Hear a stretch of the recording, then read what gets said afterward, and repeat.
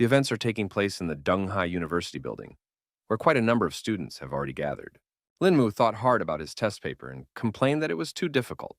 At that moment, a group of girls entered the classroom and immediately attracted attention.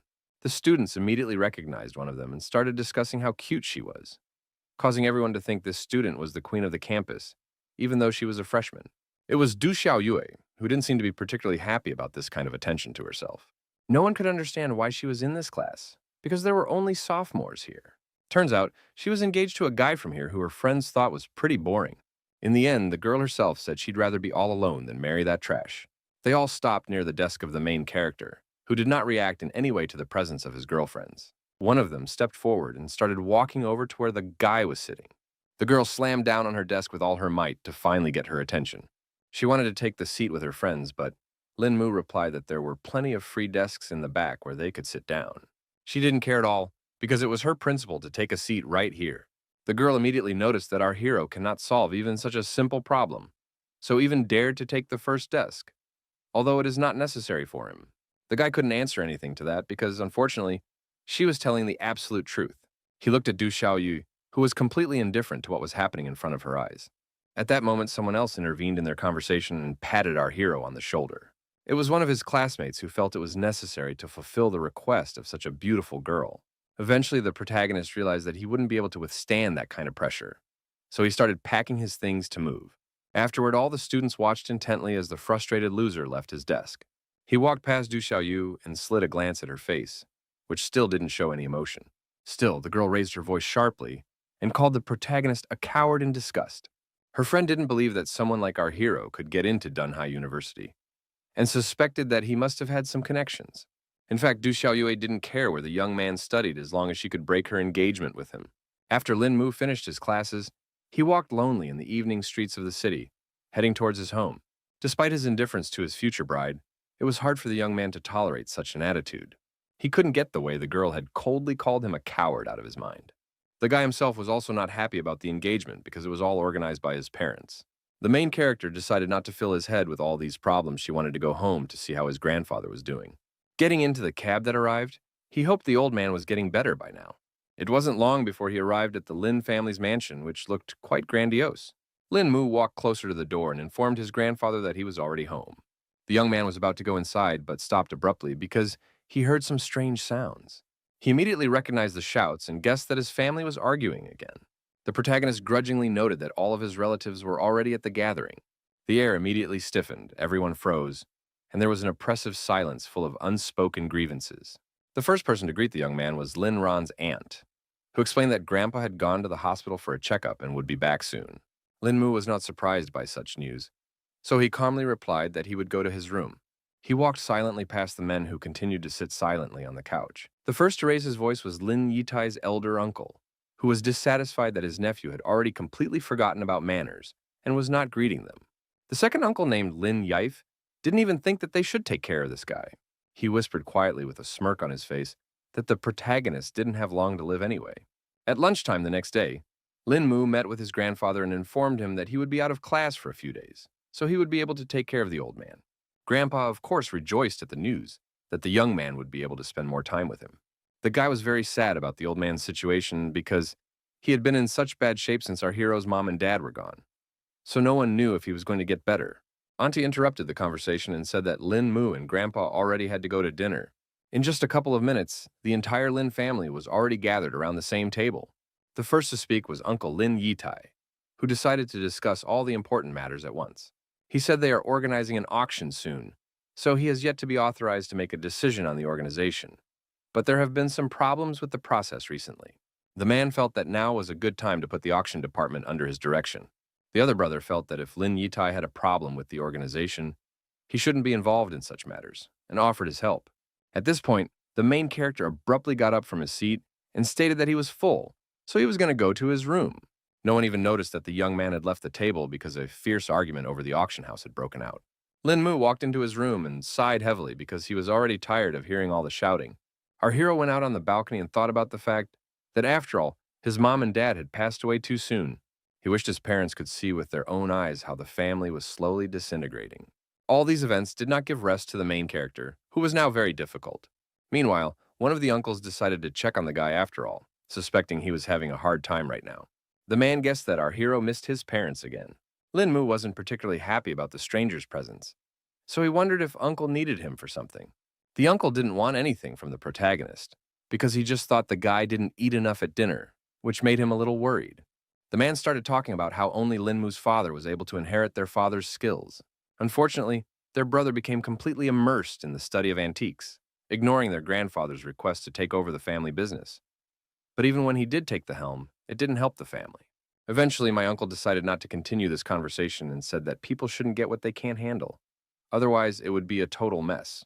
Lin Mu abruptly turned around, his brows furrowed, because he couldn't understand what he was saying those words to. Uncle didn't bother to explain anything and shoved the protagonist sharply in the back. Apparently, the main character couldn't keep his balance, so he fell over the side of the balcony. The wind whistled in his ears, and the boy watched in horror as the hard ground came faster and faster toward him. His body met the ground with a deafening crunch, a scarlet puddle instantly spreading across the asphalt. Meanwhile, the uncle was coldly watching what had happened to his nephew. He called it a small gift and help for his son to be reunited with his parents. Just a moment later, the rest of the family saw that Lin Mu had just fallen off the balcony. Now the events shift to the doctor's office, who was completely unaware of what was about to happen. The next second, an excited nurse who was just looking for Dr. Joe rushed in. The girl reported that they had a patient who had fallen from the balcony, causing the head doctor to look for Ms. Joe. The doctor realized that the situation was serious, so she informed him that she would now approach the injured person. Meanwhile, the protagonist was already in the emergency room. A good number of doctors gathered around Lin Mu, desperately trying to save his life. It was obvious from the guy's body that he was very seriously injured, causing his life to literally hang in the balance. Dr. Joe immediately inquired about the patient's condition. One of the doctors reported that the guy had fallen from the 4th floor with a lot of internal bleeding, and his colleague was very talented at acupuncture, which may have helped the victim. The girl knew one effective way, but it might be too risky. The chief physician understood the risks, but the patient needed to be saved right now. Ms. Joe obeyed her boss and immediately took up her needles. She gripped her instrument tightly and announced that she would start right away. In just a few seconds, several needles were sticking out of the protagonist's head, which was the last chance for salvation. The nurse immediately reported that the patient's condition had stabilized. Dr. Joe reported that she used needles to stimulate a state of bay, or run. But if this continued for a long time, the young man's brain would simply die, so she left the rest to her colleagues. The doctors were more likely to perform the surgery to seize the moment as soon as possible. Suddenly, they noticed that the patient's heart rate had risen sharply above normal. The head doctor immediately began to suspect that Dr. Joe's technique didn't help after all. He too shouted for his assistants to get the defibrillator ready for emergencies. Metal plates pressed against his chest, and there was the sharp sound of a 200-watt discharge. The guy's body immediately shuddered violently from such an electrifying discharge. The doctor monitored the patient's vitals, but none of this was helping. So the doctors decided to increase the charge to 300 watts. The next second, the beeping of the apparatuses sounded, announcing that Lin Mu had lost his last signs of life, so the operation was a failure. Dr. Zhou was about to take off her mask and ask her colleagues to inform the patient's guardians of his death. The nurse agreed to honor the girl's request, but still couldn't take her eyes off the patient they couldn't save. Doctors covered our hero's breathless body to further transport it to the morgue. After that, they left the operating room to take care of the rest of the issues. All the hospital staff definitely didn't suspect that at this moment, some kind of dark sphere appeared above Lin Mu's body. The next moment, a glowing spark of light appeared in the room and seemed to be looking specifically for our hero. She flew around the guy's body for a while, then entered his chest sharply. The young man's body was already cooling down, and his soul had risen above him, leaving only a lifeless shell. The unknown force was not going to let the protagonist go so easily, so it abruptly grabbed his soul. The ghostly fist clenched hard and prepared to drive a spark of life back into Lin Mu's cooling flesh. When the arm completely disappeared, the main character's body slowly flew up and now began to literally float above the operating table. Little by little, all this unknown power began to merge with Lin Mu to definitely save his life. After that, a massive mysterious ring appeared on the guy's index finger. Eventually, the fusion process ended, so for a few seconds, the young man froze in midair. The protagonist was still unaware of the mysterious and amazing events that happened to him that night. The next morning, Dr. Joe returned to her workplace and stood under the door of one of the offices. The girl's eyelids drooped heavily, her tired look betraying a sleepless night full of anxious thoughts about her patient's death. A scream pierced the air, and the doctor flinched and her eyes cleared momentarily. She immediately scrambled from her seat and ran in the direction of the screams to see what was going on. It wasn't long before Ms. Joe was already running into one of the wards where she met the frightened nurses and wondered what had happened here. It was very difficult for the girls to explain anything, so they simply replied that they had seen something very creepy. The doctor immediately looked around to see what could have happened overnight. She walked closer to the body of the main character who was still lying unconscious. It turns out that the entire hospital staff was shocked that the patient had somehow grown overnight. At that time, Dr. Joe decided to do a detailed examination of the body because it all looked too strange. Only now did she feel that the patient's body was still warm, which raised even more questions. The girl decided to check our hero's breathing with her finger to be sure of her guesses. In the end, Linmu finally woke up from his rather long sleep that might never end. Dr. Joe didn't know how to react to such a situation, so Hao was too shocked. Meanwhile, the nurses, who were now scared to death, thought the living dead had already come for them. The doctor asked her colleagues to be quiet, because they shouldn't be surprised by such things, because the patient may have experienced clinical death. The protagonist was already seated on the operating table and wondered who all these people around were. The young man looked around, his gaze sliding over unfamiliar walls, as his mind desperately clung to scraps of memories. He was desperate with his head to find any information about the events that had happened. In the end, the dazed Lin Mu realized that he didn't even remember who he was. After the guy regained consciousness, he was transferred to ICU room number 303. Dr. Joe was so shocked at the whole situation that she now did not move away from this amazing patient. The girl began to suspect that all this might have happened because the needles had damaged that point responsible for memory. She speculated that the damage done might have been so severe that they had literally forgotten their own name. The doctor asked our hero not to worry, because she was sure that sooner or later his memories would return. The girl informed him that Lin Mu could press a button and a nurse would come to him if he needed anything. Eventually, she left the protagonist alone because there were some other things she needed to take care of. Now the boy was left in complete silence and he could rest after such a hard night. He finally woke up and thought about the fact that he couldn't feel any spiritual chi in this place, and his body itself was weaker than ever. It turns out that there was already someone else in the body who had used the last bit of chi to escape and create a new body for himself.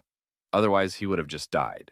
He never even thought that the greatest cultivator in the world would end things like this. The guy was very angry at the Xuantian and Yugui sects, who were too bold. So he was going to return to the cultivation world to cultivate every last one of them. Meanwhile, the Lin family mansion had already heard the latest news from the hospital as well. One of the uncles behind the incident was incredibly angry that his nephew was still not dead. His subordinate reported that the guy was alive, but didn't remember anything, which reassured the man a bit. So he asked him to take care of everything, promising to pay well. Auntie couldn't understand what was going on either, because earlier it was said that Lin Mu couldn't live after all. Apparently, the brother did not know the answers to these questions, because he only had the information that the young man had survived, but lost his memory. The woman, upon hearing this news, immediately began to hope that their nephew was now a common vegetable. Her uncle laughed a little at the fact that for her, memory loss and complete paralysis were one and the same. Auntie wondered what would become of them now and assumed they needed to change plans.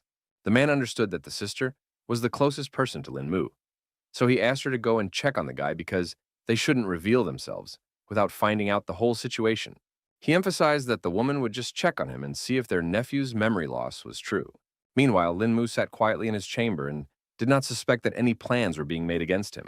The silence was interrupted by a knock on the door, and the guy immediately allowed his guests inside.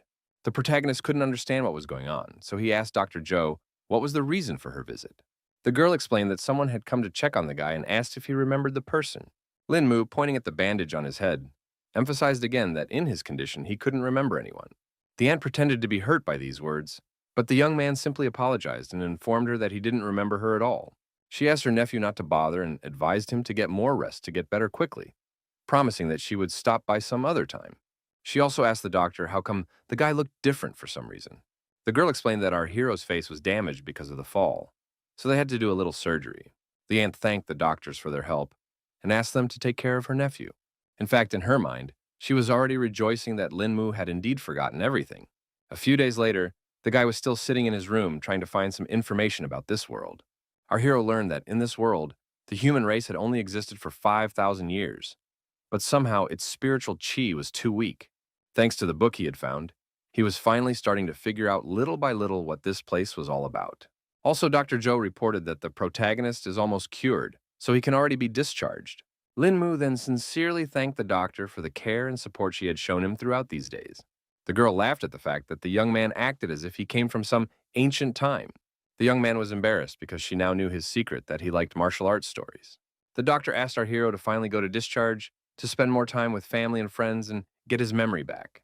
After following the doctor's instructions, Lin Mu headed towards the exit of the hospital grounds. A cab was already waiting for the young man on the road to take him to the right place. The guy was actually very surprised that there wasn't much spiritual chi in this world, but humanity had evolved a lot without it. It wasn't long before the car pulled up outside the main entrance to the high school. The protagonist felt the pockets of his pants and realized they were completely empty. The cab driver informed him that the guy needed to pay $50, but Lin Mu had no way to pay. Lin Mu explained that he had just gotten out of the hospital, causing him to have no money with him. The man was shocked by this statement because he definitely didn't expect such a thing from the students of Donghai University, where the best and richest students studied. Then he suggested that our hero call one of his friends to pay for him. The guy got really embarrassed because he didn't even know if he had any friends. The main character didn't understand what he should do because he didn't know anyone at this university at all. Suddenly, a girl appeared in the car window who seemed to recognize Lin Mu and noted that they hadn't seen each other for a long time. Lin Mu realized that this was the perfect opportunity to get out of it. So I will explain the whole situation and asked my friend to pay for the cab. The girl didn't mind helping and thought her friend was in the hospital because he was having plastic surgery. The protagonist asked her to pay first so he could get out of the car and explain the whole situation normally. They walked around the university campus together, after which Lin Mu explained how he had gotten to the hospital. The guy also mentioned that he fell from the balcony of his own house, which seemed particularly odd against the backdrop of everything else. Hearing that he didn't remember anything, the girl immediately realized that he had forgotten not only the events, but also herself. The protagonist was immediately embarrassed and apologized for the fact that he couldn't even remember his longtime girlfriend. She then inquired if the doctors had told her about some way to bring back Lin Mu's memories. The guy hadn't heard of anything like this, but he also hoped he could get his memory back. The girl noted with sadness in her voice that memory loss might not be a bad option because sometimes even she wanted to forget everything. At this moment, they met up with Du Xiaoyue, who was accompanied by her girlfriends as usual. The girl averted her gaze from the protagonist, who caused her nothing but disgust. For a split second, her gaze still fell on the guy's face, causing her to immediately notice the change in Lin Mu. Du Xiaoyu immediately thought that our hero had managed to get some plastic surgery. The young man became very embarrassed at not being the first person to notice this, and once again tried to explain the situation. A friend intervened in their conversation and decided to confirm that Lin Mu had indeed had the surgery, and remarked that he looked quite cute. Du Xiaoyu only laughed off this guy's decision and emphasized that she still wouldn't marry some lowlife even after some surgery. The guy then concluded that it seems the previous owner of the body was engaged to this woman. The protagonist immediately suggested breaking off their engagement because he was not at all against such a thing. Du Xiaoyu and the girlfriend were incredibly shocked that the guy had so abruptly made such a decision. Lin Mu confidently stated that he would never want to marry someone like this girl. Of course, the main beauty of the university tried not to give the appearance when she heard such words in her direction, and only noted that it was quite brave on the part of the young man. The guy wanted to break off the engagement completely, so the girl would never bother him again. In turn, the main character's girlfriend laughed and supported such a bold decision.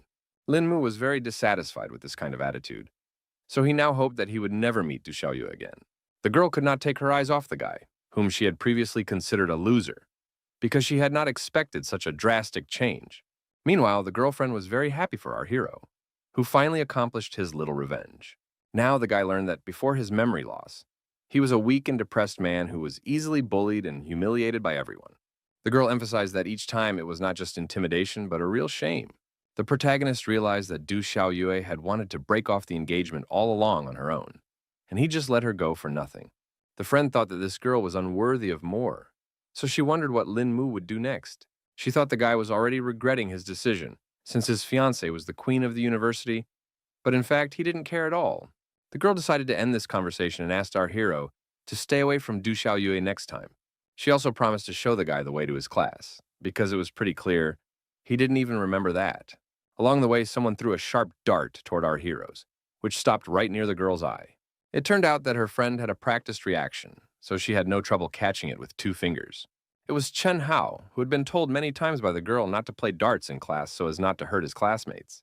The guy was really scared because he had pissed off Tang Beibei, who was also the headman, and promised that it wouldn't happen again. In turn, the girl emphasized that her classmates' skills are not that good, so he can't show off in public. She decided to use the dart she was able to catch and demonstrate how to do it properly. In the end, Tanbebe hit right into the very target with astonishing accuracy, leaving no chance of a miss. The protagonist was also surprised by this accuracy and noted that it was similar to the level of the foundation dimension. After that, the head teacher reintroduced their classmate, Lin Mu, to all the guys. She recalled that the guy was injured, causing him to lose his memory, so she asked his classmates to help him get his memories back. All the students welcomed the main character with loud applause to support him at least a little bit. The protagonist noticed that this Tang Bei wasn't such a bad person, and she was also quite popular in her class. Lin Mu's introduction was suddenly interrupted by a knock on the study door. In just a second, the teacher who was just about to teach a lesson to the students walked into the classroom. The woman with a smile on her face asked her students if she had missed anything important. Lin Mu immediately thought that it was also their classmate, who was a little late. Tang Bei immediately laughed because of her friend mistaking instructor Song Liangju for a student. The protagonist was surprised by this turn of events, and meanwhile, the teacher asked the student to go with her, since he had already returned to the university. The head teacher wasn't happy that her classmate wasn't obeying the teacher, so she shouted for him to hurry up and go with Ms. Song. Song Liangrao had already heard about what had happened to the guy, so she inquired if he was all right. Lin Mu thanked the teacher for her concern and replied that he was already fully healthy. She was pleased to hear such news from the guy, so she also added that if he needed help, he could always go to her office. The young man was grateful for the opportunity, but their conversation was interrupted by a knock on the door. It was Tan Bei who came to see if they had finished their conversation because she wanted to have lunch with our hero. Ms. Son reported that they were finished so the students could go to lunch, and she also thanked Bei for her help. The girl was happy at the praise from her teacher and felt that she should help because she was Lin Mu's classmate. Meanwhile, the protagonist, without saying a word, got up from his seat and headed for the exit. Song Liangru looked at the disciples after them and thought about the fact that it seemed that not only the guy's appearance but also his personality had changed. On the way to the cafeteria, our hero decided to talk about how his friend threw that dart so well. She must be working out a lot. Tang Bei explained that given her training at home, this simple trick came quite easily to her, and asked if the young man wanted to practice. The guy, excited by such an offer of his out of loss, replied that it would be good for him to practice. The friend decided to examine the protagonist a little more closely and immediately noted that his body was stronger than before. The changes were actually quite significant, as if Lin Mu had practiced long and hard. The girl didn't know that falling from the balcony could do such good, but the young man himself wasn't particularly happy because he actually almost died. In the end, she agreed that it certainly wouldn't be worth the death of the main character. The guy saw that his friend got really upset thinking about it, so he asked her not to take it so seriously. Then Tan Bei had an interest in finding out what our hero was going to do next after all. Lin Mu calmly replied that he had no plans due to the fact that he couldn't even remember anything from the past. The girl tried to find some silver lining in that, so she asked with a smirk if the guy had ever wanted to live his life any other way. The protagonist instantly froze in confusion, realizing that he had never attempted to answer such a deep and complex question before. Tang Bei revealed that the past Lin Mu was an introverted weakling who couldn't stand up for himself, and people like Du Xiao constantly bullied him. In turn, the current Lin Mu not only looked different, but also had a completely different personality. The girl believed that this accident was given to him by God as a chance to change himself and start his life. She suggested that the young man take the opportunity after all, since he had been blessed with such a super-powered body. The guy asked his friend in surprise what he needed to do to change his life in some way. A slight smile immediately appeared on Tang Bei's face because it seemed like she already had a clear plan lined up. She wondered if he was even once familiar with the rumor of a mysterious organization called the Dragon Protectors. The protagonist was surprised to hear such a strange name for this organization. The girl explained that she had to say something about the martial arts world before she could talk about them. She directly asked if Lin Mu believed that there were people who could kill with mere leaves.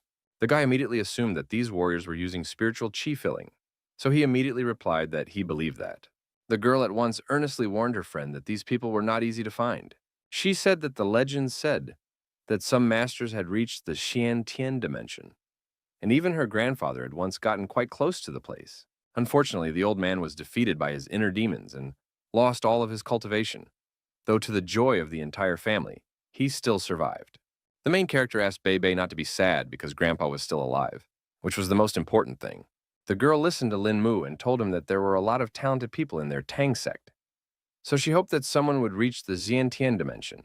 The cultivator was surprised to hear of a familiar organization and immediately thought that his girlfriend was a member of Sichuan. Tang Bei immediately laughed and poked the guy in the forehead because it was like what the protagonist thought of the Tang sect from a martial arts novel. She confirmed that their sect of poison and hidden weapon masters existed beyond the novels. At the peak of the organization, they had quite a few Shantian experts, who were quite strong warriors. Lin Mu clearly didn't expect to hear something like this, so he immediately asked a question about how powerful these people were. The girl knew everything from her grandfather, who said that all the techniques were created by these particular fighters. Our hero had already assumed that these Jian experts were equal in strength to the foundation measurement level, and asked if there were any such masters in their sect. His friend immediately emphasized that the Dragon Protectors were created by the Huaxia government for special occasions. That's why some sects send their disciples to the team to break through faster, and even Tang Bei herself coaches such a team.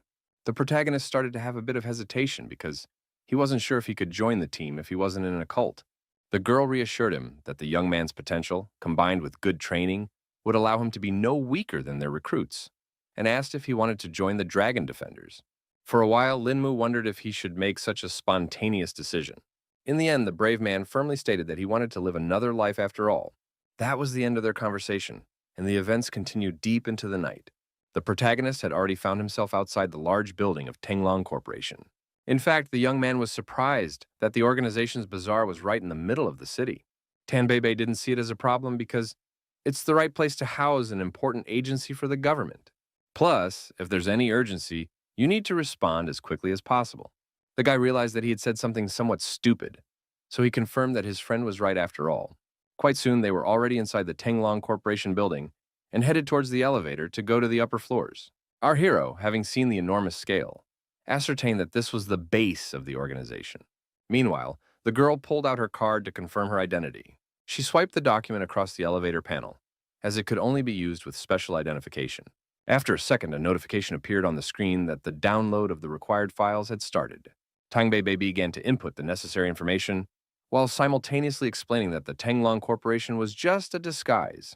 She asked the protagonist to just wait a bit to see the true extent of it. The cultivator was not yet familiar with such technology, so he was startled when the elevator began to plummet downward. A second later, the bell rang to let them know that they had already arrived at the right floor. When the elevator doors opened, Tang Bei announced that they had arrived at the Dragon Protector's base. It turned out that under the ground, there was a not insignificant room where a large number of employees of the organization worked. The girl wasted no time and immediately took her friend to the office of one of the leaders of the Dragon Defenders. The man sensed someone else's presence, so he immediately awakened from his sleep. He, surprised at the unexpected visit, immediately asked what Bei was doing here at such a late hour. Meanwhile, our hero had managed to see the glow of spiritual qi from this old man. So it looked like he had broken through the foundation dimension straight into the energy gathering dimension. But at the same time, the guy realized that this warrior was still far away from Shantian's dimension. Then Tang Bei explained to Uncle Yang that she had brought him a rare martial arts genius, a person of extraordinary talent that one would not find among thousands of masters.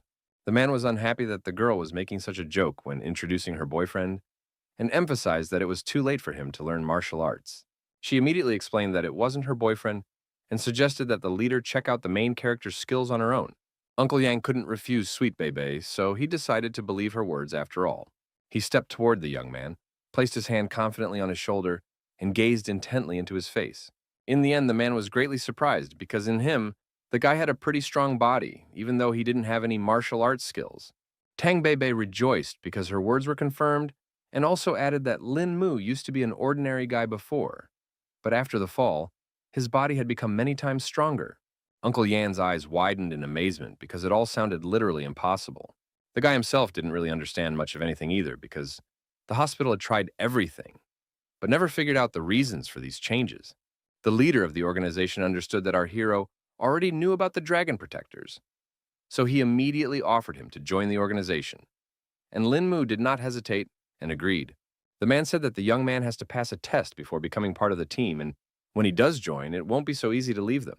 The protagonist had already heard all this from his girlfriend before coming here, so he had already made up his mind long ago and wanted to join them.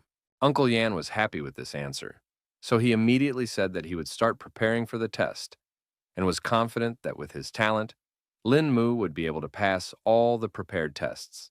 He handed the guy a book that described a breath-holding technique and asked the newcomer to burn it as soon as he read it, because leaking the information would not be tolerated. The man emphasized that our hero just needs to follow the instructions in the book, and then, after he has mastered the technique, find Uncle Yan himself. The young man also thanked the leader of the organization for the donated equipment and took the textbook firmly in his hands. Tang Bei Bei, after making sure that all the details were settled, suggested that Lin Mu's trial should begin, to which Uncle Yang gave his consent. When the boys left the office, the man laughed contentedly because he had gotten such a capable fighter. He made sure that the girl had brought him some kind of miracle, so the Dunhai branch would be getting a new expert very soon. After meeting with the leader of the Dragon Defenders, the protagonist went to the dormitory. Lin Mu sat and carefully studied the breath-holding technique so that he could join the organization as soon as possible. He was still clueless as to why Lu Shouyang's spiritual qi was such a strange comma, and speculated that it might be because the energy here was weak. At this moment, the mysterious ring reappeared on his index finger. In just a second, it completely materialized and absorbed all the energy. It appeared that this piece of jewelry was the only thing left from the cultivator's world, so he wondered when he would be able to reach the items from the storage in this ring. In the end, the guy decided to go look for information about it in the library world as soon as the sun came up. The protagonist followed his plan, and from the very morning, he was already in the right place. With a heavy stack of books in his hands, he sank down at the nearest vacant table and began flipping through the pages, searching the texts for the information he needed. The silence was suddenly broken by an extraneous sound, causing the young man to flinch and tear himself away from the book.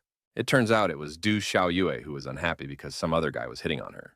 The girl coldly warned Van Don to leave her alone, adding contemptuously that his family money did not make him of any importance in her eyes. The young man still wouldn't back down because he realized that they were one culpigate and perfect for each other. Du Xiaoyue was displeased that he had such a high opinion of himself and emphasized that the Wang family would never pass on to him. After that, the girl, after making it clear that she wasn't interested at all, turned around and walked away from Wang Dong. The guy was so annoying that he kept pestering her and made fun of the fact that she was engaged to some loser from the Lin family as well. Everyone had already heard about Lin Mu being a complete lowlife, so Wang Dong felt that he couldn't be with such a beauty. It was actually quite difficult for the girl to contain her emotions being around such an unpleasant person. Meanwhile, the main character wasn't paying attention at all to what was going on between these two. Wang Dong saw that his competitor was here, so he decided to pester Lin Mu himself. The guy still continued to pretend he couldn't see or hear anything and wasn't about to take a break from his book. The bully was very pleased that our hero lacked any manners. He took a decisive step toward the young man and, looking intently into his eyes, asked him if he had a problem, since he so persistently avoided even a simple glance in his direction. Our hero didn't even know if he knew this person, so he just asked what Wang Dong wanted. Then the guy started threatening Lin Mu to hurry up and break the engagement with Du Xiaoyue.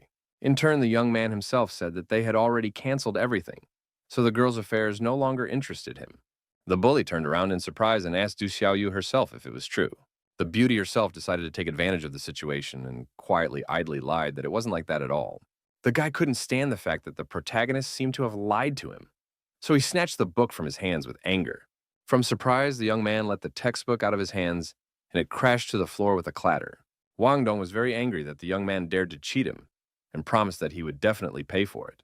Lin Mu was not at all afraid of such a development, so he just indifferently hummed in response. The protagonist did not tolerate such an attitude to himself, so he sharply grabbed the guy, who still could not get behind him. He asked with a serious look what Wang Dong was going to do in such a case. The brave man did not trifle and decided to teach the bully a lesson, who could not answer him. The bully, who was in fact a pathetic weakling, flopped clumsily to the floor. Wang Dong forcefully tried to stand up after the protagonist had taught him such a cruel lesson. Lin Mu, not satisfied with the humiliation he had already inflicted, kicked him with cold cruelty and then roughly stepped on his chest. The protagonist, after disarming his opponent, turned around to talk to Du Xiaoyue. Ono directly asked if the girl still really needed this engagement. The girl emphasized again that it was absolutely not her wish, but it was too difficult to go against the will of the old men of their families. In fact, Lin Mu hadn't even thought about the fact that Du Xiaoyue would annoy him so much before. The guy then turned to Van Don, who seemed to hear everything perfectly, and explained that, technically, they were engaged, so the guy had better stay away. Meanwhile, the bully raised his voice and asked if the main character knew who he was. The guy didn't care about this at all, so he pressed down on Wang Dong with even more force. Daredevil immediately howled in pain and now begged our hero to let him go, promising to just walk away. In the end, Lin Mu still let the kid go and immediately ordered him to disappear from his sight. The self-confident guy certainly did not tolerate such humiliation before, so silently left the library. without responding to our hero in any way. That resentment had sunk too deep, so he was already making plans on how to get back at the brave man who had acted so inappropriately. Meanwhile, there was a loud clamor around because no one expected to see such a fight in the university library. One of the students was very unhappy that someone allowed himself to make noise and fight in such a place. The main character immediately apologized and tried to lie that some student had just bumped into the table. He tried to remedy the situation and began to put the furniture back in its place. In turn, Du Xiaoyu noted that the young man had indeed changed, because he would never have done such a thing before. Lin Mu himself thought that this might be for the best, because he would have a lot less problems now. The girl, despite her dislike for her fiancé, warned him that Wang Dong was the kind of person who was eternally vengeful. The protagonist only smiled slightly upon hearing this information and thanked her for the warning. He turned next and his gaze fell on the very book the bully had snatched from his hands. A line immediately caught my eye that spoke of someone having to finish what they started in case the enemies returned. The guy thought about the fact that he had already learned the technique, so now it would be worth it to find Liu Shouyang and get something new. It is evening and the events are transferred to the Wang family home, where another scandal is already brewing. His father was unhappy that none of his subordinates were able to bring him useful information, even though he was paying well and had already been waiting for a whole week. All the staff members were saying that Lin Mu was only a weakling and a coward, but the problem was that he was somehow able to break the young master's arm. They universally reported seeing the guy like this before, when he was a completely different person. The head of the family was interested when he heard about the sudden change in their purpose. One of the subordinates said that they bribed someone from the servants at the Lin family's house, who said that after the incident, the young man lost his memory and became like this, and even stopped showing up at home. Mr. Wang was going to act decisively, so he ordered his fighters to bring this guy in no matter what. All the guards lined up in a row and unanimously accepted the order. The old man wasn't going to be afraid of some loser Lin Mu just because of his family, because he had personally wronged him. The next morning, the protagonist, not suspecting that the hunt for him had already begun, came to the university as usual. Lin Mu still began to feel the tense atmosphere around him, which suggested that something was wrong after all. Suddenly, his path was blocked by some small van that looked rather suspicious. The next moment, a group of hooligans came out of there, specifically looking for our hero. Their ringleader announced with a smirk on his face that their boss would like to invite Lin Mu over for a cup of tea. The young man didn't expect this turn of events at all, because he certainly wasn't familiar with their boss. The bandits didn't like that he kept wasting their time, so they ordered him to go with them if the guy didn't want to get beaten up. In the end, our hero agreed to the stranger's terms, because he didn't want to get into a conflict again. Now he was convinced that the Wang family really did enjoy revenge quite a bit. In fact, Lin Mu wasn't afraid at all and thought that it was even for the best because he didn't mind participating in something like this. It wasn't long before Mr. Wang was informed that the man he needed had arrived on the scene. The man, exhaling smoke from his cigar, ordered his subordinates to bring the young man to him. The guards silently turned on the spot and headed out to do their boss's bidding. A few minutes passed, and there was a knock on the door, whereupon the gentleman asked the guest to enter. It was obviously Lin Mu, accompanied by quite a number of guards. The man immediately inquired if the guy knew what he had interfered in, but the man pretended he had absolutely no idea. The head of the family then decided to give a little clue and said that Wang Dong was his son. The guy boldly suggested that the battered toddler had complained to his old man, who was now seeking revenge. The man only laughed at the boldness of our hero, because before him, no one had ever dared to speak to a distinguished gentleman in such a way. He stated that he would be more respectful to Lin Mu because of his family, so he would let the young man go as soon as he tore his tendons. The protagonist continued to stand his ground and wondered what would happen if he didn't. One of the guards put his hand on the guy's shoulder and advised him not to complicate an already difficult situation. Lin Mu didn't appreciate being treated this way, so he elbowed this Wang family subordinate. He grabbed the guard's arm about to straighten him out and emphasized that they were actually here talking, so no one should get in the way. The protagonist was so strong that he could easily throw over even the most experienced fighter. Eventually, the subordinate fell with such force that he broke the table beneath him. Mr. Wang immediately noted that the young man possessed some pretty good techniques. At the same time, he was sure that Lin Mu still wouldn't be able to cope when he was attacked by several fighters at once. The guy himself hadn't lost his fighting spirit, so the smile still held on his face. The man was incredibly angry over such insolence of the young man, so he ordered his men to tear him to pieces. Our hero asked all of his opponents to attack at once, because they didn't have much time for all this fighting. He got into a fighting stance because he wanted to deal with all the guards as quickly as possible and move on to their boss. Everyone started attacking Lin Mu, but he masterfully dealt with each opponent with a single precise strike. In 10 seconds, the protagonist had dealt with each guard and was now carefully adjusting his suit.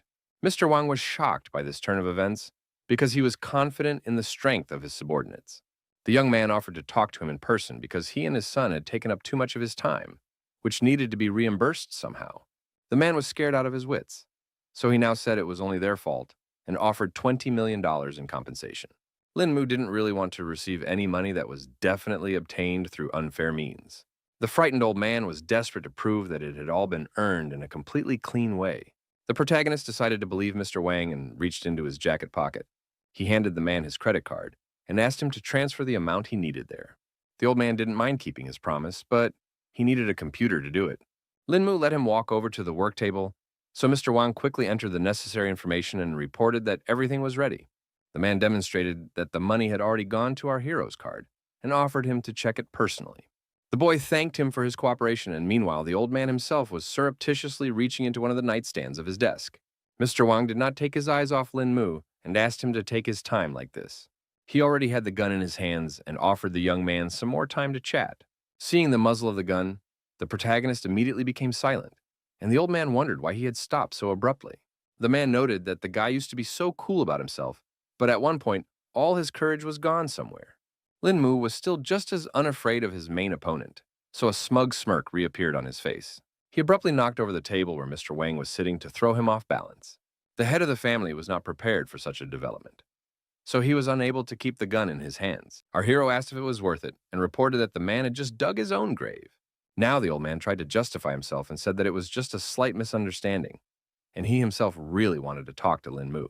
The young man was certain that trust was out of the question between them, so he wasn't even going to engage in a conversation with Mr. Wang. If he wanted to kill Mr. Wang, he would do it right now, so the guy advised him not to make him nervous. The man asked not to complicate the situation between their families and promised to fulfill any order of the young master, using all his abilities.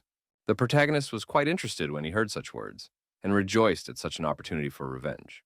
In a fit of rage, he swiftly intercepted Mr. Wang's neck, intending to teach him a harsh lesson. The young man shoved some white pill into the old man's mouth, who didn't even resist. Mr. Wang swallowed this mysterious object without the slightest hesitation. He immediately grabbed his throat and started yelling at our hero, who gave him the unknown pill. It turns out that the young man gave him a poison from martial arts novels called Han Xiaobang Budian and promised to give him an antidote every 3 months if the man behaved well. Lin Mu warned that the man might die a painful death and advised him to think carefully about his decisions. At this moment, the protagonist's phone rang, who was about to leave Mr. Wang's office. It turned out to be Tan Bei Bei, who had already managed to lose her buddy. She asked the young man to come to the base as soon as possible because there was already an assignment for him. It wasn't long before Lin Mu reached the Tanglong Corporation building, where his girlfriend was waiting for him. Most of the staff had already gathered in the hall and were whispering amongst themselves because something important seemed to have happened. The protagonist, upon meeting his acquaintance, immediately worriedly inquired about what had happened. The girl reported that their organization had recently caught the leader of a mercenary group. Because of this, his subordinates took 20 people hostage, demanding the release of their leader, but he eventually lost control of the situation. It turns out that not only have the mercenaries taken hostages, but they want to attack the Pearl Tower, so they need to be stopped immediately. Lin Mu asked if they had a plan, and the girl told him that their main objective was to rescue the hostages and help the other units. The young man immediately thought that just the two of them would only go to rescue the victims of these villains. Bebe explained that if they had enough people, the organization wouldn't call for recruits. She explained that our hero only needed to locate the hostages and then notify his elders of the location. Meanwhile, the leader of the Dragon Protectors finally turned to his subordinates to inform their next steps. With the utmost seriousness in his voice, he emphasized that this assignment was very important, so they should waste no time. Finally, he firmly ordered all the fighters to immediately move out to their missions. After that, our hero, following the order, immediately went to the West District of Donghai City. He had to jump across rooftops so no one could reveal his location. The guy started to suspect something because he felt that there were a lot of people in this place, but all the rooms were empty for some reason. Eventually, he did decide to jump off the building to get a better look at the area. Lin Mu hid near one of the windows to get a better look at what was going on inside. He could see that there were lights on inside the building, but he still couldn't make out any people. Only now did the protagonist realize what the whole problem was. The boy walked over to the hatch that was quite nearby to get a better look at this entrance. He sensed that this was where the enemies had been hiding all this time, underground. With some effort, Lin Mu lifted the heavy hatch to enter the base. Brave immediately saw the glow and found confirmation of his hunches. Beneath these trapdoors was a large staircase that led somewhere underground. All this time, a guard was standing near the entrance, looking around carefully to make sure no stranger was missed. Suddenly, the fighter heard someone's footsteps behind them, though they weren't expecting any visitors. As a result, all he saw was a pair of legs that was rapidly flying straight at his head. Lin Mu managed to masterfully produce a grab of his first opponent using his legs. The guard tried to call for someone to help him, but the guy squeezed his neck so hard it was pretty hard to do. The opponent helplessly wheezed, unable to even move as Lin Mu's iron grip tightened on his throat. The enemy helplessly collapsed to the ground like a hamstring, and Lin Mu gracefully stepped off him, landing softly beside him. The protagonist began to quickly remove the uniforms from his defeated opponent, unbuckling multiple straps and latches with honed dexterity. He quickly changed his clothes, and now he was no different from the guards here, because his uniform fit him like a uniform and his mask concealed his face. Lin Mu didn't waste any time and went to the boss room to report that they had something going on at the base and lure out the main target. A pumped-up giant immediately appeared from behind the door and inquired as to what had happened. Our hero watched the actions of the boss closely and tried to think of something to answer one of the bandits. Meanwhile, the leader was already reaching for his gun, because he was beginning to suspect that there was something wrong with this guard. Lin Mu reacted to his movements and immediately grabbed his hand to snatch his weapon. The boss was not an easy man to deal with, so he quickly regrouped and tried to hit him with his knee. In turn, the young man himself also managed to see his opponent's attack and countered in time. The bandit's leg fractured with a crack, because Lin Mu's body was much stronger than one would have guessed at first glance. The fighter let out a heartbreaking scream, after which his body twisted in unbearable pain. He fell to the ground with a thud and clutched at his broken leg, still holding the gun tightly in his other hand. The gang leader immediately pointed a gun at the protagonist and fearfully asked who he was. This guy immediately pointed a weapon at Lin Mu and demanded to give his name, but he was not intimidated and continued to remain silent. The young man realized that he couldn't deal with this thug that easily, so he hit him once more with his knee. Apparently, there was no way the bandit could block this attack due to his serious wounds and severe pain. His consciousness went out like a burned-out light bulb, and his body collapsed to the ground, finally out of the fight. The protagonist looked around and realized that all the hostages were just in this room. In the corner of the room, his gaze caught on two shabby bags without any identifying marks. The boy quickly approached the suspicious items and didn't hesitate to unzip the zipper to see what lurked inside. Turns out there was a mountain of money hiding inside them all along. Lin Mu was shocked that these people had stolen so much money, which was also all in cash. A new idea immediately popped into the guy's head because he realized that the hostages didn't know who he was yet. He zipped up the zippers, gripped the handles of his bags tightly, and raced away, realizing that now he could easily get rich. One of the girls didn't seem particularly pleased that the protagonist had done such a thing. She suspected that Lin Mu had killed the other guy just to take all the money for himself. Beauty was also quite bright, so she noticed one interesting thing right away. The girl noticed that our hero left a gun on the floor, which could have been her chansom. She skillfully performed a few somersaults and quickly grabbed the weapon in her hands. Undaunted, the brave hostage pointed her weapon at Lin Mu and ordered him not to move. Our hero only sighed heavily because now he realized that he would not be able to leave this place so easily. He immediately explained that he was not here to bully the hostages and allowed them to walk from here. The girl understood his motives, but as a police officer, she can't let the villain escape. So she ordered the guy to drop the bags and put his hands behind his head. Then Lin Mu was not confused and offered to split the loot in half, pretending that they had not seen each other in this place. The hostage still wasn't going to give up that easily, so once again she repeated her order to put the bags down or she would shoot. The protagonist realized that the jokes with this officer were short, so he threw all the money on the floor. Meanwhile, the girl turned to one of the hostages and asked him to take off his belt to tie the hands of the villain. At the same time, the young man sat down on the floor and already pretended to be resigned to his fate. Obviously, our hero had already come up with a new plan, so he was just waiting for the right moment to attack. It only took one precise movement for him to stop the man who was about to tie him up. In just a second, Lin Mu had already turned around in such a way that he was able to use the hostage as a live account. Eventually, the guy managed to knock him over in a way that knocked the officer off his feet. Without wasting a second, the experienced fighter ran up to the girl to snatch the gun from her hands. He emphasized that the hostage did not need to do that and asked her to go back to the corner and sit still. The officer realized that she had no other choice, so she complied with Lin Mu's order, who only grudgingly hummed. The protagonist realized that he had solved all the problems, so he headed for the exit again with 2 bags of money in his hands. Before finally leaving the enemy base, he decided to strip off all his uniforms. At the same time, The guard's body was still lying breathlessly at the entrance of this huge basement. A satisfied smile immediately appeared on the guy's face because he was able to successfully complete his first mission. He decided to search the territory of the base and find a suitable place to hide the found baggage. Linmu didn't hesitate to throw the bags into the well, which turned out to be a pretty good storage area. The protagonist was going to raise money after this whole operation was over. Afterward, he called Bei Bei to report that he had found something suspicious here. It wasn't long before the dragon protectors arrived on the scene and gradually removed the hostages from the bandit base. Among the victims was the policewoman who wanted to arrest Linmu for theft and didn't realize that he was standing quite nearby. The guy himself informed his partner that he would go report to headquarters to say that the hostages had been found and they could proceed with the next part of the plan. The girl herself was glad that all the people were safe now. They then put all the hostages on the bus, so the whole operation to rescue them went smoothly. For a while, Tang Bei Bei stared after the transport with the rescued people and pondered the recent events.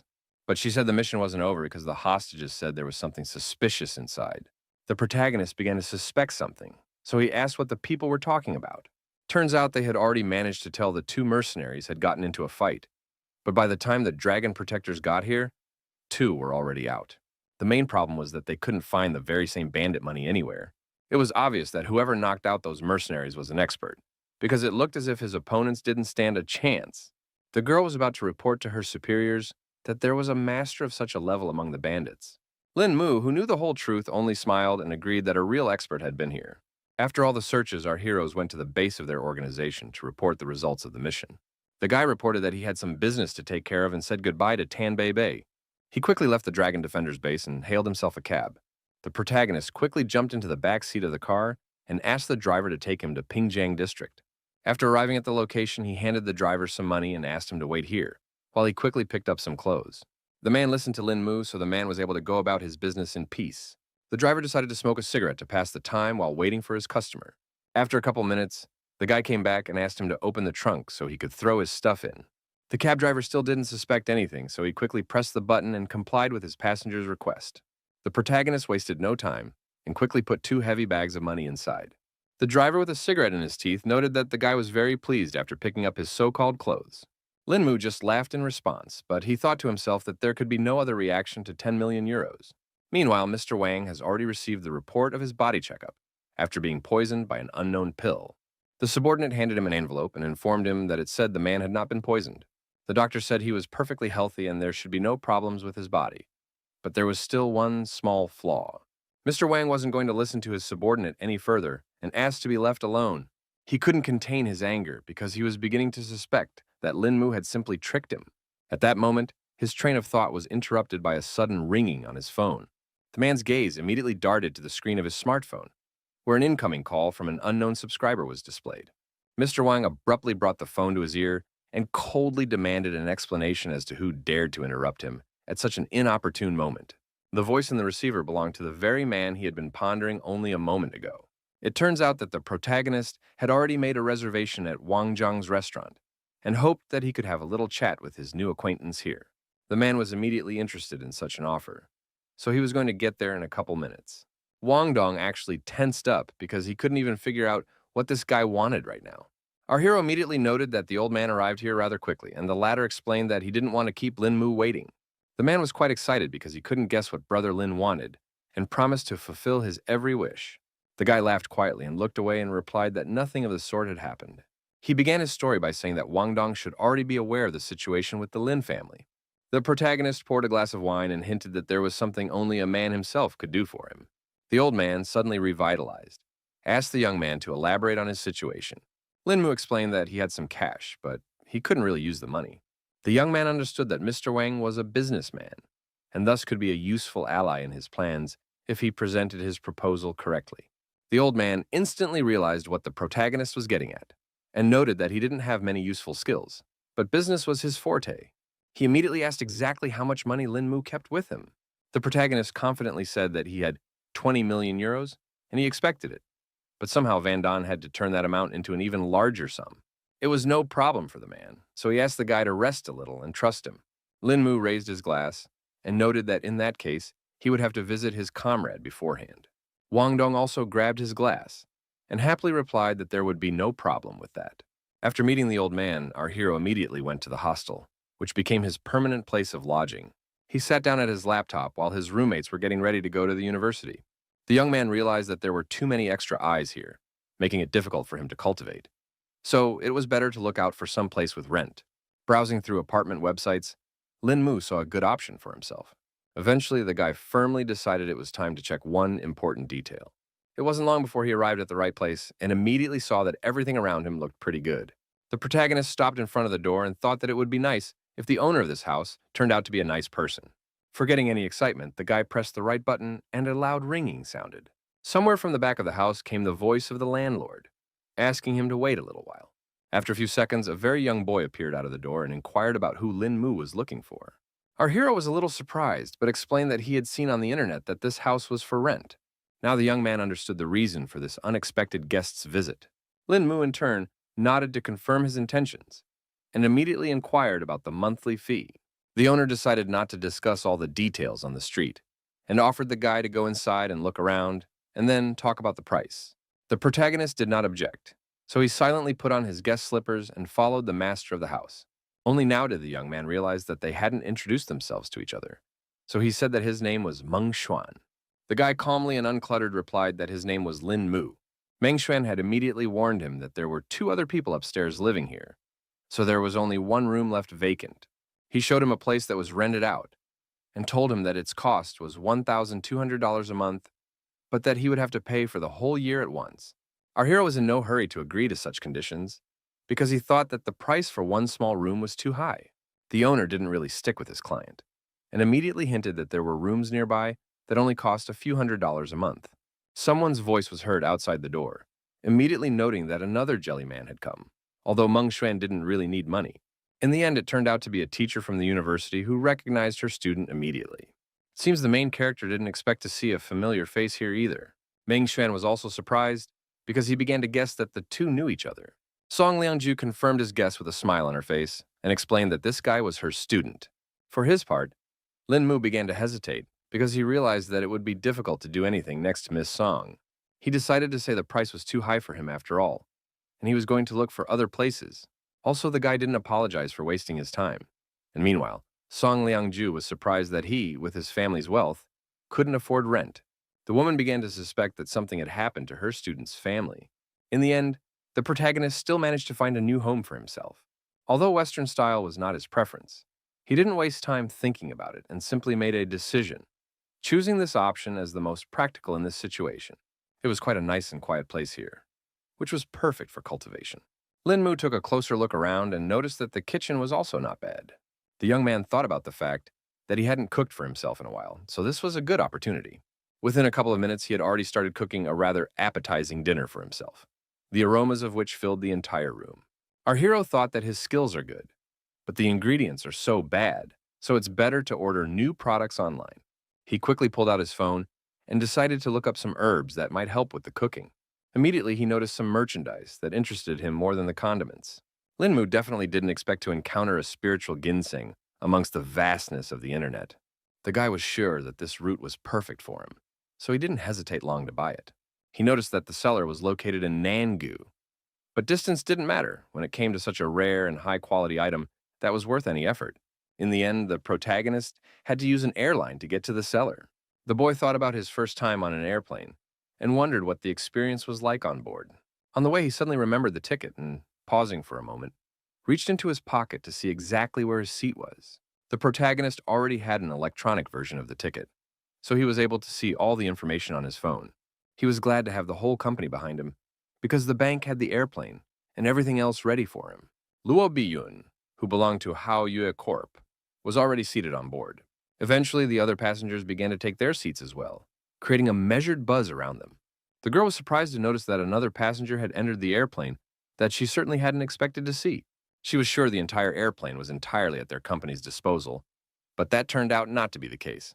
One employee said that before boarding, the airline told him they needed one more seat for a VIP. Luo Biyun still didn't understand what was going on, but she didn't object to this decision of the airline. In fact, she had no idea how important the main character was. For his part, Lin Mu decided to act as friendly as possible, so he greeted the other passengers with a smile on his face. He then sat down in the reserved seat and began to look at the functions of the built-in touchscreen. The girl was silent, but all the while she was scrutinizing the look and behavior of her unexpected guest. Her coworker offered to talk to the airline if this one didn't suit the supervisor, but she was totally cool with it, so she replied that it was fine. Luo Biyun mockingly pointed out that compared to the rest of the VIPs, there was still something interesting about our hero. Quite quickly, the plane flew to its destination and landed successfully at the airport. The first to come down from the board was Lin Mu, who wanted to take care of his business as soon as possible. The girl was surprised and a little offended that he left and didn't even speak to her. The employee wanted to give Ms. Lowe some advice, but ended up not having time to finish his sentence. The boss quickly replied that there was no need for that, because this kind of situation was not new to her. Meanwhile, the auction, which featured that most unusual plant, was already in full swing. The presenter talked about the fact that it was identified by a botanist and evaluated by professionals, so a lot of beneficial qualities were officially confirmed. That is why the starting price of this item was $15,000. The main character felt funny when he heard this amount, so now he thought that all these people didn't realize the full value of ginseng. The bidders immediately began to actively outbid each other and reached the mark of 22,000. Linmu didn't change his mind and immediately called out a bet of 44,000 to quickly win this battle. The presenter got excited when he heard such an amount and asked if there would be any other suggestions. He then began counting down to 3, and when finished, he struck his gavel, announcing the sale of this lot. He was happy to report that the plant had been sold to the young gentleman who was the protagonist. Linmu was satisfied with his success, so he quickly picked up his goods and left the hall. Also, the young man hoped that the bronze cauldron should be in place by the time he returned from the auction.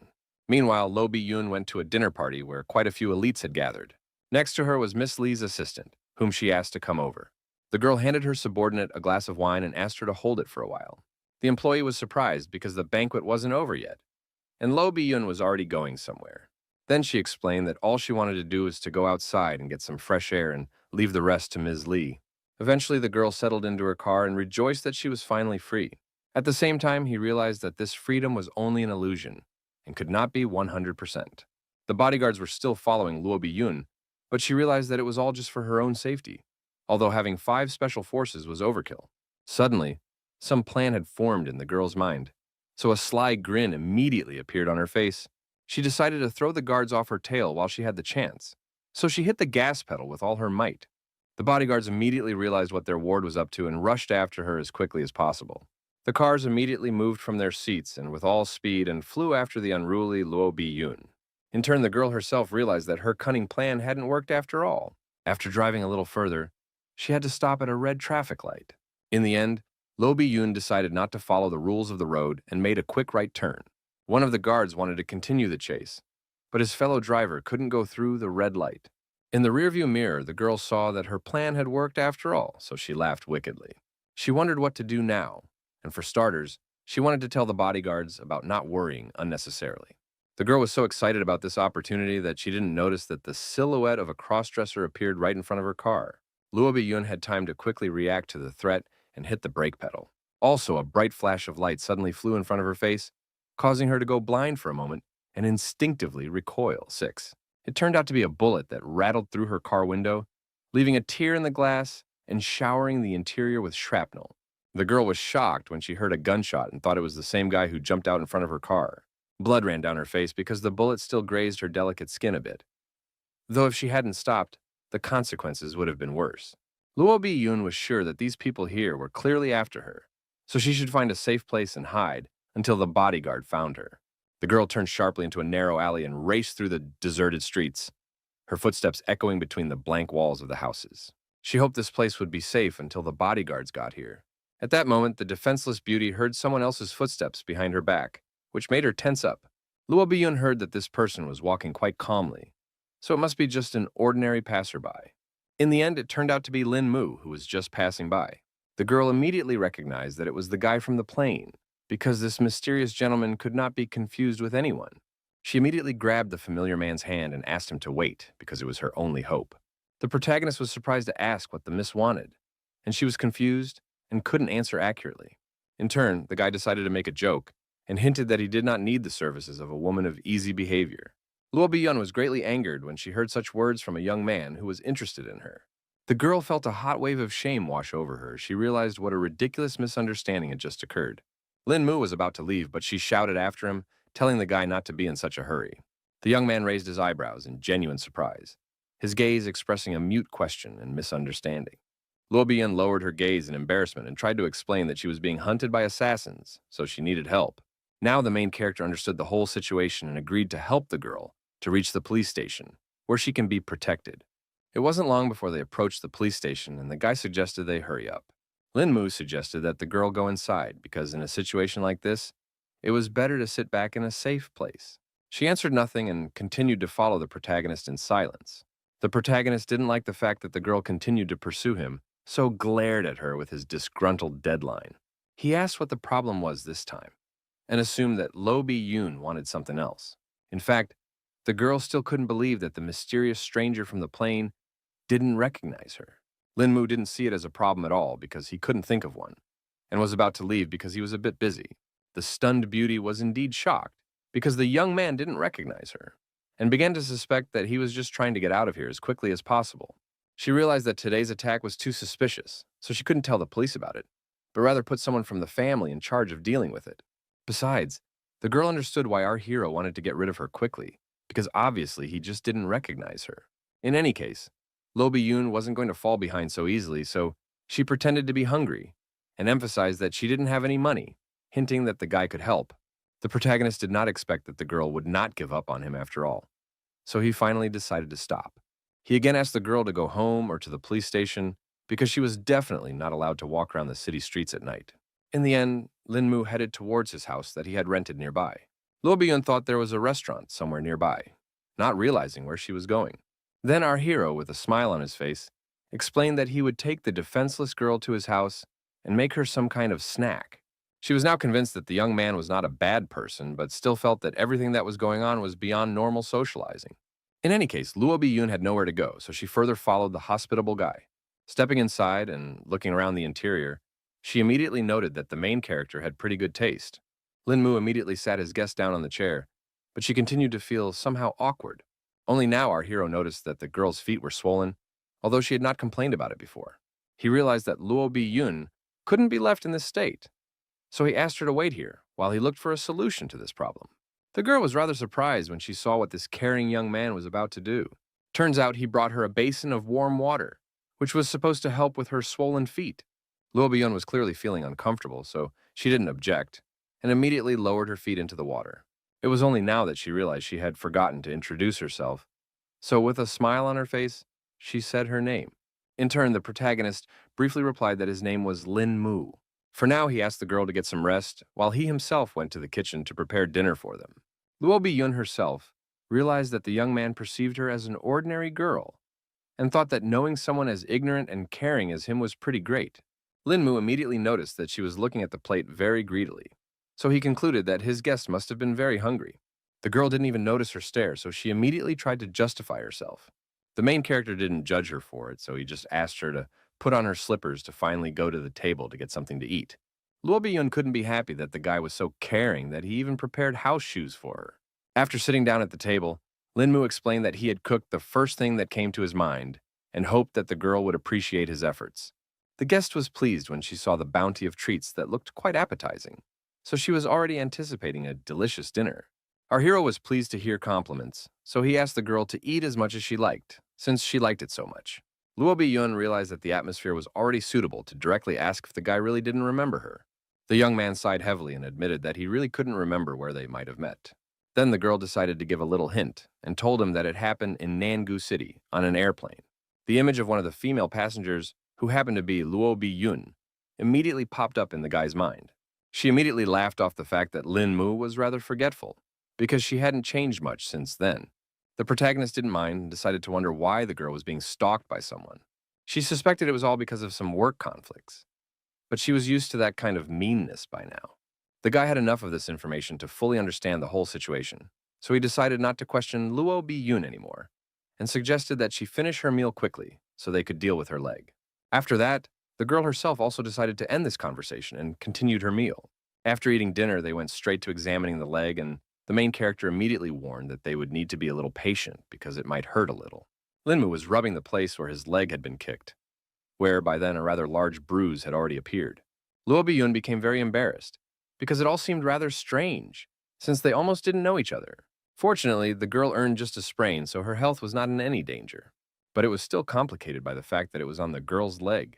If not taken care of in time, the wound might affect Luo Biyun's walking, so our hero was willing to help, but it would all be too painful. The victim had already prepared herself to endure this pain, and the guy set about treating her. She was greatly surprised because she didn't feel any pain in the end, and thought that the main character was a professional doctor. The young man was obviously only a student, but the girl was still impressed with his skills. After that, she asked if she could use Lin Mu's bathroom, because she couldn't go back to her home like this. The protagonist didn't mind helping Lo Bi-yun and asked her to wait for a while. He even decided to bring clean clothes for his guest, so he retreated to another room. The guy brought his belongings and explained that he lived alone, so there were no women's clothes here. But in any case, Luo Bi-yun had little use for what was available. The girl had not expected such hospitality at all, and thanked Lin Mu for all this help. After that, she went to the bathroom, and the main character also brought her slippers and left them by the door so she wouldn't slip. After making sure the guest had everything they needed, the guy was finally able to mind his own business for a bit. The protagonist sat down on the couch and began to consider the spiritual ginseng that he had managed to snatch at the auction. He came to the conclusion that it was about time he figured out how to use this artifact.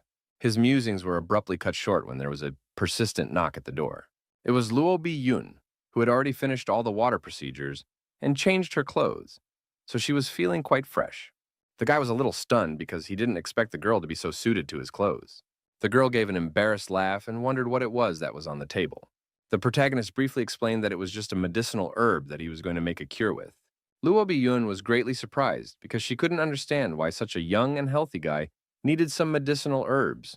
Lin Mu pretended as if he had a weak body since childhood, so he had been using different medicines all his life. The girl immediately wanted to help because she knew some pretty good doctors and suggested that the young man consult them. Apparently, he refused and explained that Chinese medicine would only worsen the situation and Western doctors would definitely not help. The guy noticed that it was already quite late, so he suggested that Luo Bi-yun stay at his house because it was quite unsafe to get home alone. She did not refuse such an offer and immediately went to the guest room, advising the protagonist to go to bed soon too, to get a good night's rest. Finally, the young man turned toward the door and said goodnight to her in a quiet, calm voice. The next day, everyone woke up early in the morning to go about their business. The protagonist quickly got up from his bed and got ready to leave the house, but noticed that there were already 2 pairs of slippers near the door. He remained standing there, slightly puzzled, not expecting the girl to leave him so suddenly and even at such an early hour. At that moment, he smelled something pleasant, so he immediately went inside to see what it was. On the table in front of him, he saw a freshly cooked breakfast, and immediately noted that all this was not a cheap treat.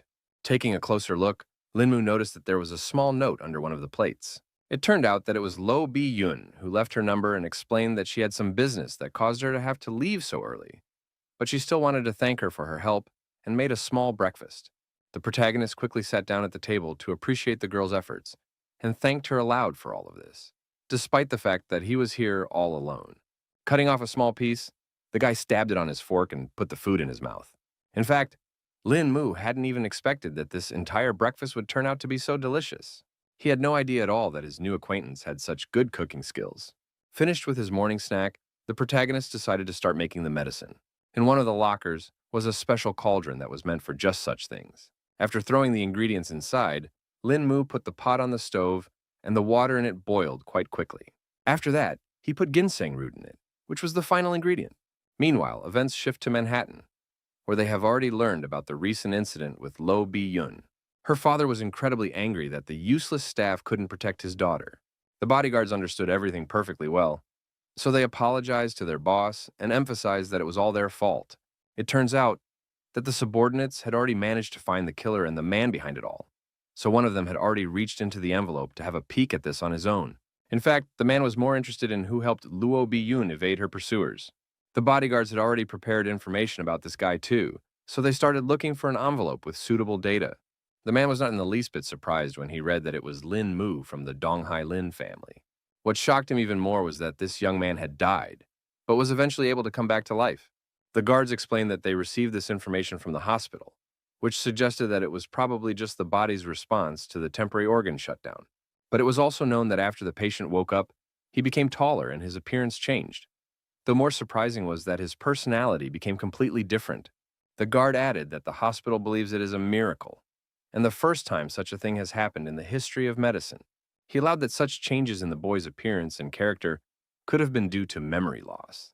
The man began to wonder about the main character's personality, so he inquired about the encounter with his daughter. The bodyguard said that they met 5 days ago when they were on the same plane to Nanhai City, and they also met on the day the girl was attacked, so it can already be said that they are friends. In the end, Father calmed down a bit because he realized that Luo Biyun was fine, but he also firmly added that from now on, he no longer wanted to hear that she was in danger. Hearing their boss's order, the guards turned around and headed towards the exit.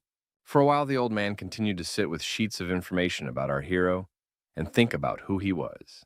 Meanwhile, the evening shadows lingered on the walls of Lin Mu's house, where events now continued to unfold. The preparation of the medicine was still going on, and the guy once again opened the lid to see how the process was going. He finally saw that the recipe had worked, and everything was ready. Our hero quickly poured the medicine into another container, where it immediately solidified.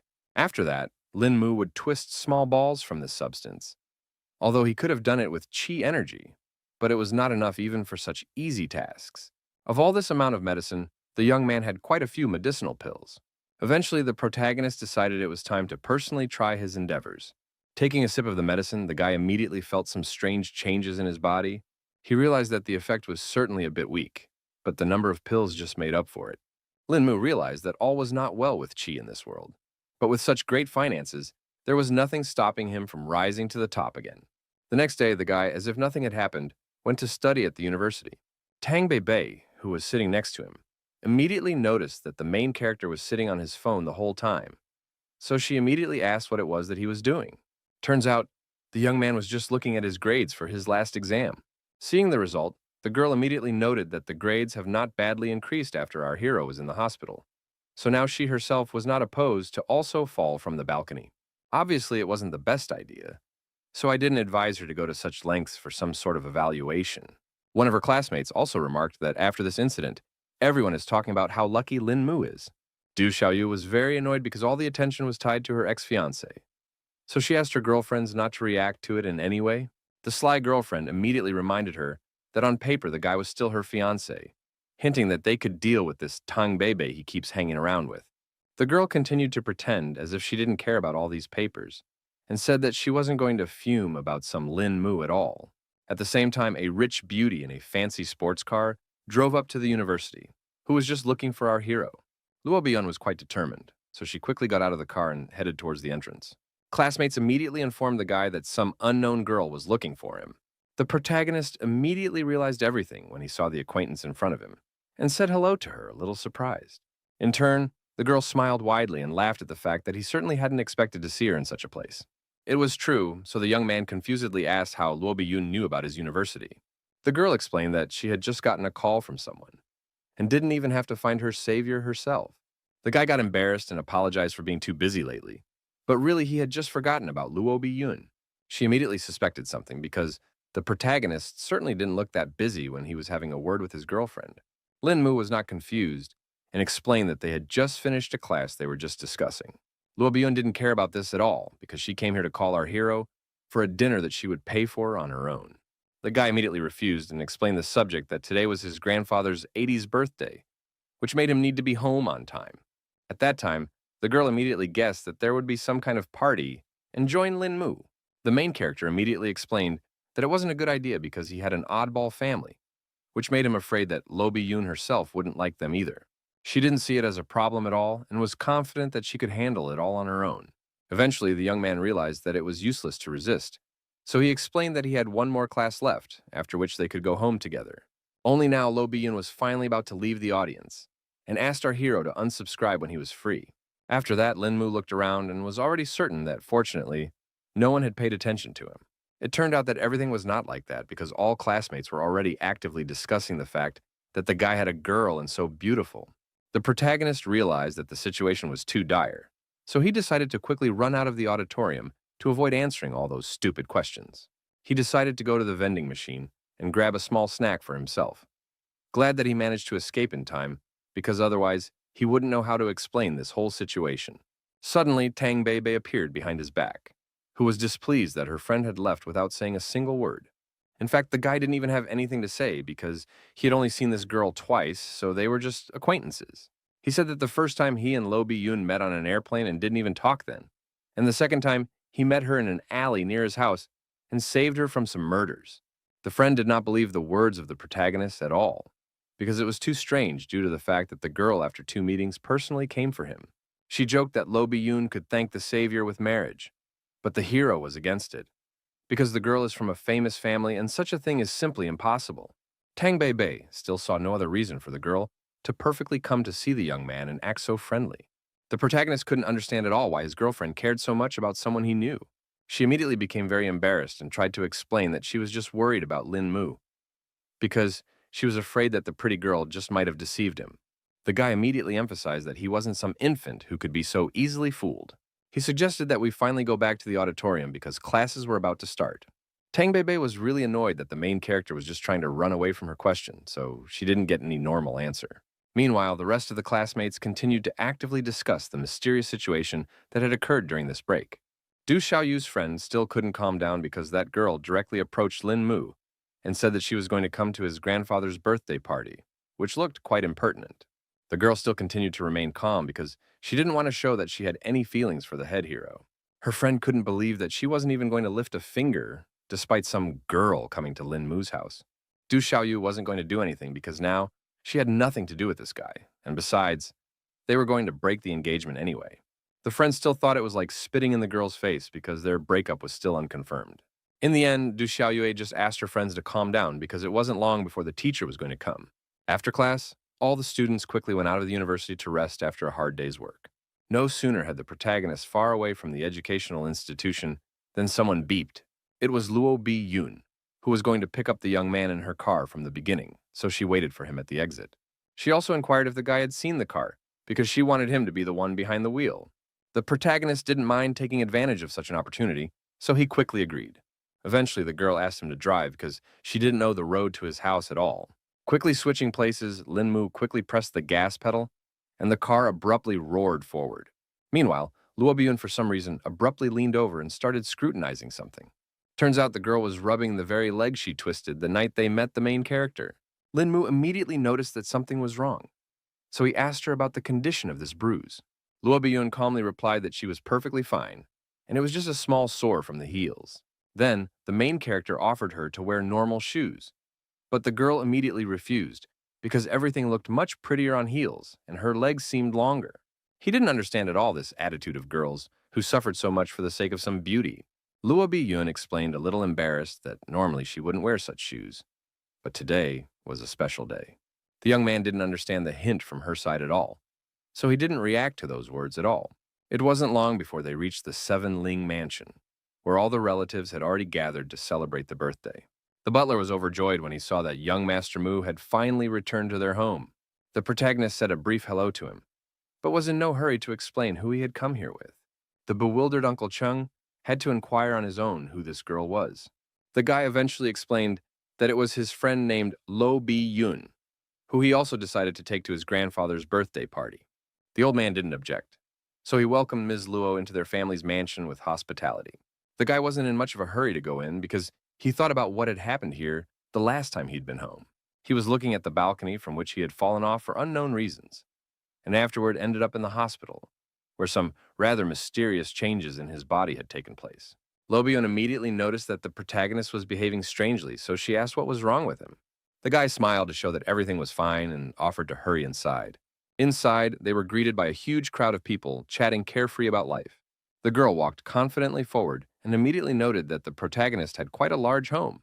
Meanwhile, the other family members had already noticed that Lin Mu hadn't come here alone, but they couldn't figure out who his companion resembled. Eventually, some of the guests began to realize that it was the Luo family's madam herself. The man tensed up when he realized that the Luo family that owned Haoyu Corp was present here, and couldn't at all assume how his nephew would meet such a person. It turned out that Du Xiaoyue was also here, who was surprised when she realized that her fiancé was with Luo Bi-yoon. The family members who wanted to get rid of the protagonist tensed up when they found out about his connection with the Lo family. They began to suspect that all their hard work would now go down the drain because of the interference of such powerful people. The first to decide to speak was the aunt, who pretended that she was glad to see her nephew. She wondered why on earth the guy had walked into their party so late. Lin Mu briefly explained that he had a class, after which he had come here as fast as he could. After the guy's explanation, the woman went straight to greeting the Luo family representative because she never thought that the girl would come to their father's 80th birthday party. Luo Biyun was embarrassed by this politeness and explained that she didn't come here as a representative of Hao Yu Corp, but as a friend of Lin Mu. The aunt explained that, regardless of any reason, their family was happy for the girl's visit. The protagonist interrupted their amiable conversations and wondered where Grandpa was because he still hadn't seen him. The woman suspected that after the incident, he had forgotten that his grandfather had been diagnosed with Alzheimer's disease, so the head of the family was no longer able to attend such events. Anyway, the guy was going to talk to his grandfather, so he left all his relatives and guests, and Luo Bi-yun followed him. One of the brothers inquired if their sister had managed to find out anything from the daughter of the owner of Hao Yu Corp. Auntie thought that this girl was definitely not that simple, so it was impossible to find anything related to her for now. The man then inquired as to what this girl had in common with their nephew, but the sister was clueless, though she was definitely sure that they were not dating. Meanwhile, the protagonist had already entered his grandfather's room and announced that he had come home.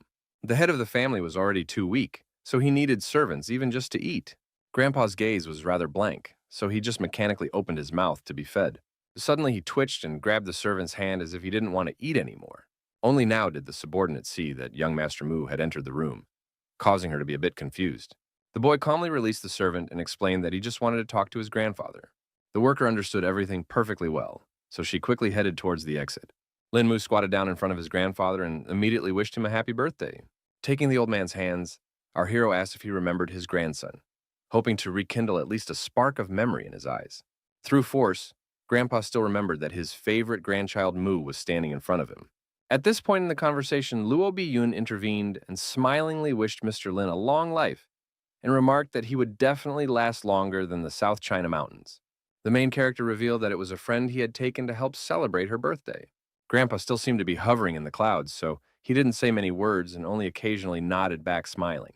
He grabbed his grandson's hand sharply again, but he also remained silent. Lin Mu understood perfectly well what the situation was, so he just continued to watch the old man. At this moment, a servant came into the room and informed the young master that the celebration was about to start, and Du Xiaoyue was waiting for him to come down. Our hero was rather surprised when he heard that name, so he hurriedly went to see what was going on and left his grandfather to the worker. She went quickly out into the hall, where his so-called bride was waiting for him, who did not seem pleased with his absence. Lin Mu finally found a moment to directly ask the girl what she was forgetting here. It turns out that Du Xiaoyu's grandfather asked her to attend the event and present a gift from them. She summoned her assistant, who held up a vase that looked very expensive, and briefly introduced the gift from the Du family. It was an authentic flower-painted vase from the period of Chinese Emperor Yongjin. All the guests immediately noticed this rare treasure and began to marvel that Old Man Du was indeed an incredible person, because a gift like this was worth at least several tens of millions. Our hero thanked their family for such a generous gesture, but refused to accept the vase because it was too expensive for their family. Du Xiaoyu irritably reminded that she was still the young man's fiancée, so it was normal for her to give such gifts. Guy thought that Ms. Du had also fallen off the balcony, because she now started talking about the engagement in complete seriousness. The girl once again emphasized that the engagement was planned by the heads of their families, so it has not yet been officially dissolved. Now the protagonist realized that he had made a serious mistake. He realized that if only he had broken off the engagement earlier, then Miss Du could have taken it easy and not come to the party. The guests were visibly shocked by such news, and immediately started discussing who could have broken off the engagement, suspecting that it was definitely not Old Man Lin who had Alzheimer's. Then the aunt intervened in this conversation and inquired what was going on here, and why the young man wanted to dissolve this union. Our hero explained without any nerves that Miss Du thinks he's too bad for her, which is why she's asked him many times to break off the engagement. Of course, Du Xiaoyu's grandfather didn't want to talk about it either, but that wasn't a problem because Lin Mu was going to personally talk to him. The girl was quite tense, but replied that it would be as her fiancé wished.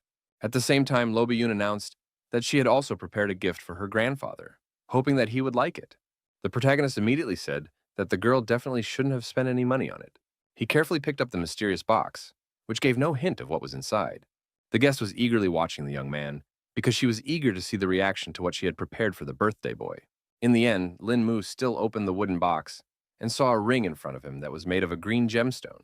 The guy's eye was trained on this sort of thing, so he immediately recognized it for what it was. The girl still decided to explain on her own and revealed that it was a ring made from the best jade called Qiyue Yang. Du Xiaoyu noted that the stone was pretty good, but in any case, they couldn't be sure that the ring was real. Luo Biyun realized that she had a keen eye that could determine the quality of the jade so easily. The girl still thought that the ring must be real because it was unlikely that anyone would dare to deceive the Luo family. Du Xiaoyu decided to finally leave her rival alone and congratulated Grandpa Lin on such an incredible gift. The protagonist, despite the tense situation, smiled and thanked the guests for being so generous.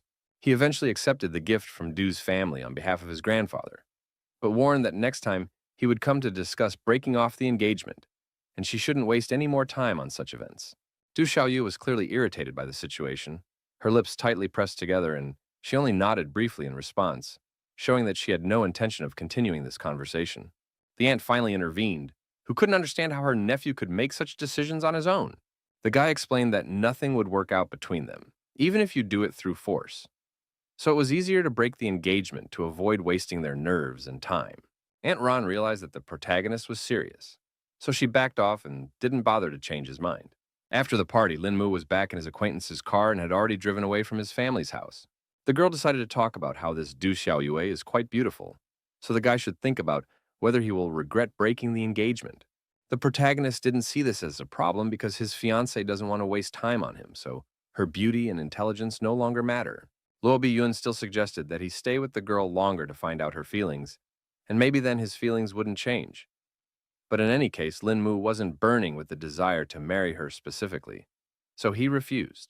Also, the lad, glancing at his companion, added that he was not the kind of man who would pursue something that did not belong to him, leaving behind what was at his fingertips. The girl laughed and noted that Lin Mu had a boneless tongue since he spoke of such things so easily. It wasn't long before she informed young Master Mu that they had arrived at the right place.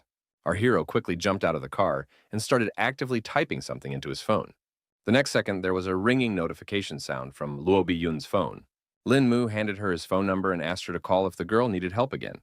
Luo Biyun said goodbye to the protagonist with a smile on her face, showing with all her appearance how much she appreciated this meeting and how happy she was about the circumstances.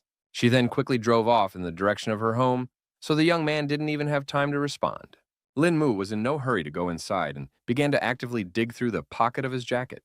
Turns out his grandfather handed him a note telling him not to worry about him, because the old man was only pretending to have Alzheimer's, so he wouldn't have to mess around with all the family members fighting over the inheritance. The protagonist did not expect that the head of their family had come up with such a cunning plan for himself. The next day, the guy immediately went to the Du family's resort to solve his main problem. He was met at the entrance to the liner by two guards who were in no particular hurry to let the stranger into their master's territory. The guy explained that he was from the Lin family, asking to be let through so he could talk to Grandpa Du. The guard immediately informed his other colleagues that the young man was alone. Eventually, they allowed our hero to pass and informed him that an elderly master was already waiting for him inside. Smiling, Lin Mu thanked the guards for the opportunity to talk to their inflammation. He quickly walked up the steps that led to the Du family's huge liner. There were already quite a few people resting by the pool. Among them was Grandpa Du himself, whom the guy was looking for. The old man, who was lounging on a chaise-longue and sunbathing, said hello to the protagonist and wondered why he was looking for him. Lin Mu was going to state everything briefly, so he immediately asked if the master was close to his granddaughter Du Xiaoyue. Grandpa immediately tensed up because he thought something had happened to the girl. The young man tried to calm him down because nothing much was going on and told him directly that she just wasn't very happy with the engagement. Mr. Du accounts that it was quite normal for children to quarrel, so he asked Lin Mu not to take it all seriously. The protagonist still thought that they were simple people, so if Du Xiaoyue didn't want it, he wasn't going to waste her time anymore. One of the Du family was displeased with the kid's audacity, since he decided to make such a cocky decision on his own. Grandfather immediately intervened in this conflict and ordered the man to shut up and not speak to Lin Mu in such a tone. All the guests on the liner immediately fell silent, because they did not expect the head of the family to be so tough. In the end, the old man once again questioned whether the boy had really come here specifically to break off the engagement. The protagonist confidently confirmed his intentions and emphasized that after this, he and Du Xiaoyue would become mere strangers. Mr. Du, realizing the futility of further resistance, sighed heavily and finally agreed to dissolve the alliance. The guy thanked him for the opportunity and promised to take all the blame, so he was about to leave so as not to take up any more of the old man's time. He quickly turned around and dryly said goodbye to the entire Du family, who definitely didn't expect this turn of events. No one could understand why the master had let this breakup happen so quietly, and they were afraid that rumors about it would spread quickly. Was unhappy that someone was trying to oppose his decision because it definitely didn't concern the ordinary family members. And besides, he would know about all their dealings with the Luo family. The man believed that the Luo family was much stronger than the Lin family, so if Xiao Yue married any of them, it would help their family quite a bit. Mr. Du himself also understood all of this, so when the engagement had already been broken off, there was no point in hiding anything. Meanwhile, the protagonist went downtown, after meeting his former father-in-law. In the middle of a busy street, Lin Mu was lucky enough to meet his teacher, Miss Song. The young man was happy about this coincidence, so he decided to help the teacher carry her bags. The girl rejoiced at this sudden good fortune, and was not averse to handing over the burden to her apprentice. Lin Mu immediately noticed that she was carrying some sort of gift, so he decided to inquire about who was having a birthday. It turned out that Song Liangju herself was having the celebration, so the protagonist thought she was going to celebrate alone. The teacher dismissed his speculation because she wanted to get together with her neighbors, so she invited our hero to this celebration as well. The young man didn't seem to have expected such a suggestion from Ms. Song at all, so he was confused and didn't know how to answer. Suddenly, Li Guanzhui, who was accompanied by his bodyguards, intervened in their conversation. He couldn't understand how Song Liangju could be so bored on her birthday, so he suggested that she throw a real celebration. The girl calmly replied that there was no need for that, because she had already found herself some people to celebrate the day with. Li Guangyu suspected she was talking about her friend Zixi, so he offered to take her along, and added that birthdays are very important in Korea. Song Liangju wasn't going to fall for his silly tricks, because she was Chinese, and she wasn't interested in Korean traditions. At that moment, she turned around and saw that one of the guards had already blocked her way. The girl tensed up when she saw such maneuvers, and asked Li Guanzhui what it all meant. Her acquaintance only grinned enigmatically, leaving this agitated question unanswered. He had been searching for Song Liangru for a very long time, and had put a lot of effort into it. So now he couldn't understand why she wouldn't give him any chance. It was hard for the guy to believe that she was going to choose some weakling over him. The protagonist was outraged that he was also involved in this fight, even though it didn't concern him in any way. And Song Liangru herself said that compared to Lin Mu, Li Guangju was just trash. The cocky suitor wasn't going to give up anyway, because the only reason he was putting up with all this was because he liked the girl. He asked our hero not to dream of any relationship because it's as if Song Liangju will just dump him as soon as she no longer needs him. The girl was unhappy that her acquaintance was behaving so inappropriately and asked him to stop slandering her. The guy didn't see any problem at all with her words because he was sure that she would definitely ditch Lin Mu sooner or later. Song Liangru asked her acquaintance to leave amicably because otherwise she wouldn't let him get away with such a prank. Li Guangju stood with an arrogant grin because he was sure that the girl definitely couldn't beat him. The girl could not stand it and tried to hit her acquaintance, but he managed to dodge in time. The young man liked that kind of fervor, so he suggested that the beauty try again so he could give her a couple tips. Now the main character realized that it's not so easy to be a good guy, because he just helped to carry things, and in the end he already got into some trouble. One of the bodyguards decided that they didn't need to waste any more time on some weakling and attacked Lin Mu. The protagonist expected such a development, so he carefully watched the movements of his opponent. Eventually the guy managed to react in time, so he successfully punched his opponent right in the face. Even such an experienced fighter could not resist the strength of our hero, so he fell to the floor without strength. His comrade flew after him as well, whom Lin Mu also neutralized with one precise strike. In the end, the young man remained unharmed, while all his opponents were lying helplessly on the ground. Song Liangrao didn't expect to see such a turn of events, so she fearfully asked if our hero was fine. The protagonist began to tell with a smile that he saw the two men surround him, but after blinking once, he had already witnessed these fighters lying on the ground. The guy lied that he must have been rescued by some master, but Mrs. Song had a hard time believing it because she didn't see anyone nearby. In any case, she was happy for Lin Mu being fine, so any details didn't bother her. At this moment, the bald bodyguard tried to stand up and report that the person who beat them up was definitely the young man himself. Our hero did not want to reveal his skills, so with all his might he stepped on the hand of the defeated opponent, so that he did not say too much. Meanwhile, Song Liangju asked the guy to hurry up and leave this place because her mood had gotten really bad because of all these people. In turn, Li Guangju wasn't going to let them go so easily because Lin Mu dared to injure his men. The girl was sure that his bodyguards were injured through no fault of their own, so she suggested that her acquaintance look for the master who had done all this to them. The guy despised professionals because they only knew how to hide like rats and wanted to see if he could find someone to save them again. The protagonist felt that the situation was starting to heat up, so he tensely looked at Li Guangju, who was in no way able to keep up with them. Song Liangju sensed this tension and immediately stopped her disciple because his potential opponent was too dangerous, as he had already won many taekwondo competitions and was quite strong. Meanwhile, Li Guangzhu kept trying to hurt our hero, calling him a lowlife who can only hide behind his skirt. The protagonist couldn't afford to stand on the sidelines because that way he would lose his dignity. So he was going to play a little game with his opponent. He turned to Li Guangyu with confidence in his voice and offered to see what he was capable of. The guy himself was glad that Lin Mu had the courage to accept such a challenge.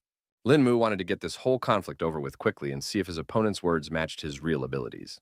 Li Guangzhu didn't wait any longer and accelerated sharply to suddenly attack our hero. He felt that now the protagonist should just beg for mercy, because Lin Mu simply wouldn't be able to resist his incredible strength. Song Liangru realized that there was no way she could help her student, so she remained standing back and simply asked him to be careful. The guy could already see that his opponent was not at all like some other weakling.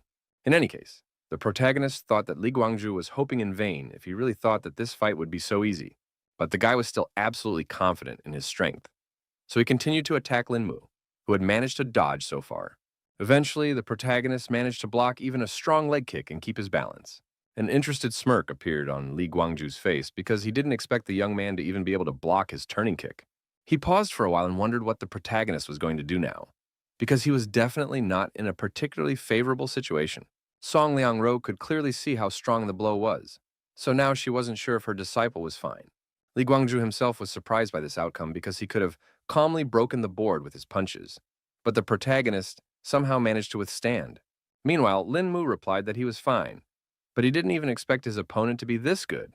The teacher noticed that the young man was holding up quite well, so she asked him when he had managed to become so strong, and he told her that it was after he was discharged, when he realized his weakness. Li Guangzhu decided to take advantage of the guy being distracted by the conversation and tried to attack him a second time. It seems that the protagonist had long been prepared for this turn of events, so he put his two hands forward. His opponent immediately noticed this maneuver on his part and thought the guy would try to grab his leg. He simply couldn't let Lin Mu do something like this. So a solution to the problem had to be found right here and now. The guy in flight changed his attacking foot, trying to attack the protagonist from the side he didn't have time to defend. Song Liangro was not too scared because she thought that Lin Mu had come to an end. The guy actually had a very good reaction, so even in such a desperate situation, he managed to dodge. Eventually, he managed to put his plan into action and successfully grabbed his overconfident opponent's leg. Lin Mu was very angry at this guy, so he decided to teach him a lesson for being so impertinent. He twisted Song Liangru's foot with all his might and then heard a rather unpleasant crunch, feeling this unbearable pain. Even such a strong fighter shrilly screamed. Lastly, the protagonist advised Li Guangzhu not to try to make moves he couldn't do, because it would only make him look like a complete fool. Those were his last words, after which he walked over to Ms. Sleep, and together they walked away from the humiliated weakling. When they were back on the main street, the teacher admitted that she had not expected this turn of events. She marveled that Lin Mu had gotten so strong in just a few months, and our hero said it was all just for his health. Song Liangru had been haunted by the feeling that she was talking to a completely different person the entire time, adding that the guy had only gotten better. She immediately remembered that her roommate was also very good at martial arts. The protagonist guessed that Ms. Song was talking about Zixi, who Li Guangzhu had mentioned earlier. Then the teacher decided to reveal that her friend has been practicing since she was a child. So she uses the sword as if it were an extension of her arm. The guy realized that she was quite good, so he inquired about what such professionals did. But Song Liangzhu didn't know any details. In the end, she herself suggested that Lin Mu have tea together because the neighbor was just at home. The protagonist declined because he still had some business to attend to and wished them a good time. The guy said goodbye and was about to leave, but Song Liangru lastly told him to make sure to stop by next time. Lin Mu was calmly walking through the streets of the city when he heard the sounds of a chase behind him. It turns out that some thief had dared to steal a bag in broad daylight and was now trying to escape prosecution. The villain wasn't going to give up so easily, so he yelled for everyone to disperse and give him his way. He tried to quickly run across the road, in the middle of which a police car had just stopped. A female law enforcement officer immediately jumped out of the car and attempted to apprehend the man who was so desperately trying to flee the scene of his crime. The thief tried to jump over the fence, but in the end his foot slipped unsuccessfully. As a result, he fell to the ground and dropped with a clatter the very bag he was so eager to steal. The policewoman immediately jumped over the fence so as not to miss the opportunity to capture the villain. She emphasized in a cold, stern voice that any resistance was futile. The thief unhappily clucked his tongue because he realized he had no more avenue of retreat. Eventually, the man pulled a knife from his pocket and began threatening the girl who tried to restrain him. The police officer ordered him to stop resisting because assaulting an officer is a serious offense. The man thought he wasn't a thief until he was caught, so he could do whatever he wanted. But backup was on the way, so it would be hard for him to evade the police. The officer said that if he did surrender voluntarily, she would pretend that the offender had not assaulted her. The girl wasn't going to give up so easily anyway, so the girl could only dream of such a thing. She realized that the situation with this intruder was too complicated, so he was leaving her no other choice. The policewoman was about to apprehend the bandit, but he started waving his knife at her to stop her from approaching. The girl acted quite professionally, so she quickly grabbed the thief by the arm and immobilized him. As she pawed and laid the man on the ground, she emphasized that he had a choice before that. She asked why the whole situation was made more complicated, because now the violator had earned himself another non-compliance with the law. Suddenly, someone else put his foot down on the policewoman and emphasized that it was better for the woman to stay out of these matters. The police officer then immediately realized that someone had come to the aid of the bandit. She had pretty good physical fitness, so she managed to dodge in time. Now the policewoman understood that it was this gangster organization that had it all together. One of the men said that there are some things you should just turn a blind eye to, so a girl better not seriously look for trouble on her day off. She, as a police officer, was outraged by this sort of thing because she couldn't just let criminals go. The bandit was annoyed that the girl was so stubborn, so he decided to deal with her. The policewoman was able to dodge the first blow, and then realized something was wrong. She stumbled helplessly against the fence and realized she had nowhere else to dodge. Meanwhile, the bandit had already pulled out a knife and rushed towards the girl to finish her off sooner. At this point, someone stopped the villain and pointed out that everyone makes mistakes, so you should forgive them if possible. It turned out to be the protagonist who felt that there was no need to resort to sacrifice during a routine robbery. In the end, the bandit agreed with him and decided to forgive the girl this time, emphasizing that she should stay out of other people's business next time. Lin Mu was glad that he had solved this problem so easily.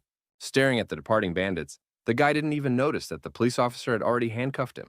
The protagonist couldn't understand at all what it was all about, and the girl explained that he needed to fully realize what he had just done. The guy still didn't see the problem either because all he wanted to do was help a cop who was in trouble. In turn, the girl absolutely refused to believe that Lin Mu was not familiar with these criminals. The protagonist was annoyed by this attitude towards him because he really saw these people for the first time, but still didn't trust because the bandits obeyed him so easily. Lin Mu still didn't understand anything because he was sure that the bandits had only left because they wouldn't be able to defeat him in a fight. The policewoman was not at all sure that the young man could defeat 3 robbers, so she was still going to take him to the station and write a report to clear up the whole situation. The guy began to realize that the situation was quite serious, so he got nervous because he still had a considerable amount of important plans left, which were literally destroyed in a second. At that moment, another police car pulled up beside them, from where another officer got out and immediately recognized Officer Wang. The young man realized that she was the one calling for backup and saw that his colleague had managed to handle the perpetrator herself. Then the girl explained that it wasn't the same robber, but there were suspicions that this particular guy might have been an acquaintance of the bandits. The officer agreed to help her and take the perpetrator to the station himself, and Ms. Wang herself was to return to the office. At this point, the policewoman was a little embarrassed because she still needed help getting into the car because she had managed to twist her ankle during the contraction. Putting our hero in the car, the guy quickly rushed to help his coworker. He immediately noted that the girl was rather clumsy, tried to explain that things had accidentally gotten out of hand. Suddenly, Ms. Wang froze in place because she saw something shocking. It turned out that Lin Mu had managed to get out of the handcuffs, so he was no longer in the car. Now the police officers began to doubt that the protagonist was an ordinary man. In turn, the guy himself was thinking that he shouldn't have been prying after all, when he heard someone call out to him. The protagonist was greatly surprised because he saw that it was Ms. Sleep, who should have been home a long time ago. The girl explained that she had forgotten to buy some condiments, so she went out to get them, and suggested that Lin Mu take a walk together and then come over to visit with her friend. In the end, he agreed because it was the best choice for hiding from the police. Pretty soon, they had already gone to the store and returned home, where Zixi was already waiting for them, surprised that they had managed so easily. One of the girls remarked that Song Liangju had found such a cool seasoning and asked what the name of this beautiful young man was. Another friend asked Zixi not to be so persistent because she might scare away such a handsome man. The main character said hello and said with a smile that he was glad to have this meeting. The girls couldn't wait any longer, so they asked their friend to introduce them as soon as possible, before she finally introduced Lin Mu, briefly calling him her disciple. Zixi guessed that this young man was the teacher's favorite since she had invited him home. Song Liangru then revealed that this guy had helped her teach Li Guangyu a lesson, so she called him over to thank him for such a favor. One of the girls was surprised by this fact because she still didn't know that Lin Guanzhui had taken up again.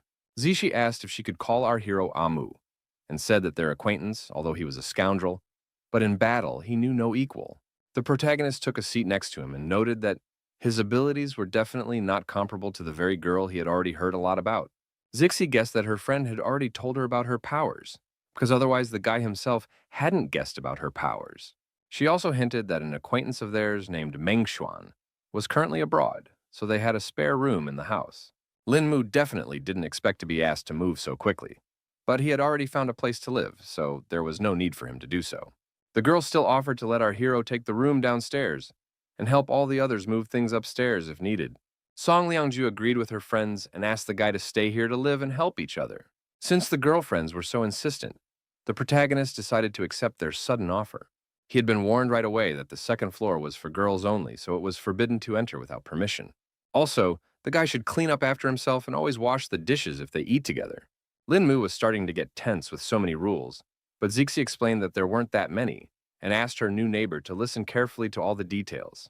Eventually, the girl finished listing all the rules and suggested we finally get to the celebration. Everyone remembered that they had gathered at this place to celebrate Song Liangju's birthday. 2 days later, the guy had already realized that it was pretty difficult with girls, and going shopping already seemed like a hassle. After a while, the protagonist was finally able to pack all the packages into the trunk of his car. At this moment, someone behind his back rejoiced at such an unexpected encounter. So Lin Mu turned around in surprise. Turns out it was the same policewoman who was already jingling the handcuffs in her hands. The young man noted confusedly that he really hadn't expected to meet the officer. At this point, the protagonist found a way to get away from the police officer and pretended that there was something amazing behind her back. The policewoman was very inattentive and fell for such a stupid ploy from Lin Mu. It turned out that the guy had already disappeared somewhere, so the girl shouted indignantly to the whole street. At the last second, she noticed the protagonist trying to flee the scene on his bike. The policewoman quickly sat down in her squad car and set off in pursuit of Lin Mu, who was driving quite fast. For her part, Song Liangru couldn't understand where Lin Mu had disappeared to so suddenly. At that moment, a cute couple was walking down the sidewalk, completely unaware of what was in store for them. A girl was walking with her lover and carelessly telling some life story when someone whizzed by nearby. She couldn't figure out what it was, and then she noticed that her ice cream had gone somewhere. They further witnessed a police car chasing this unknown object at full speed. The guy couldn't understand at all what was going on, because he had never witnessed a bicycle being chased by the police before. Meanwhile, the protagonist was highly annoyed that this female police officer was so stubborn and restless. He also realized that at this rate, the tires on his vehicle wouldn't last long. Lin Mu realized that he needed to look for alternative ways to retreat, and saw an inconspicuous alley nearby that was suitable for this. It turned out that the policewoman was closely following the young man's actions, so she reacted in time and swerved. A smirk immediately appeared on the girl's face because she was sure that the guy would definitely not be able to hide from her. The protagonist did not suspect at all that his plan had failed, and calmly walked down the street, rejoicing that he had managed to escape from this madwoman. Within a second, he heard a distinctive click and felt the cold metal of the handcuffs around his wrists. The young man directly admitted that the officer really got to him, because she had been chasing him for such a long time. The police officer herself did not see this as a problem, because she merely wanted to bring the escaped felon to the station. Our hero was still trying to prove that he hadn't done anything illegal, and yelled that there was a robbery going on right behind the officer's back. The girl wasn't going to fall for Lin Mu's tricks a second time, but he spoke in complete seriousness. She promised that the young man would be a corpse if he fooled her again, but she still believed it because she heard a noise and shouting nearby. The police officer asked the protagonist to wait here while she checked to see what was going on. Obviously, the protagonist was not going to obey the girl, so he immediately tried to get out of the handcuffs.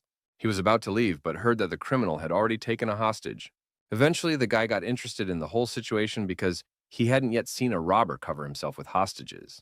A considerable number of people had already gathered in the shopping center, not knowing what to do in such a situation, and the robber threatened to shoot the defenseless man he managed to grab. As the protagonist got closer, he saw that the robber had captured a policeman, but people in the crowd told him that he used to have a little girl in his hands, with whom this brave girl had switched. Lin Mu was surprised because he didn't expect that the officer had such a good heart that she sacrificed herself for the child. The policewoman continued to keep her cool and ordered Lan Zedong to stop because he was already surrounded.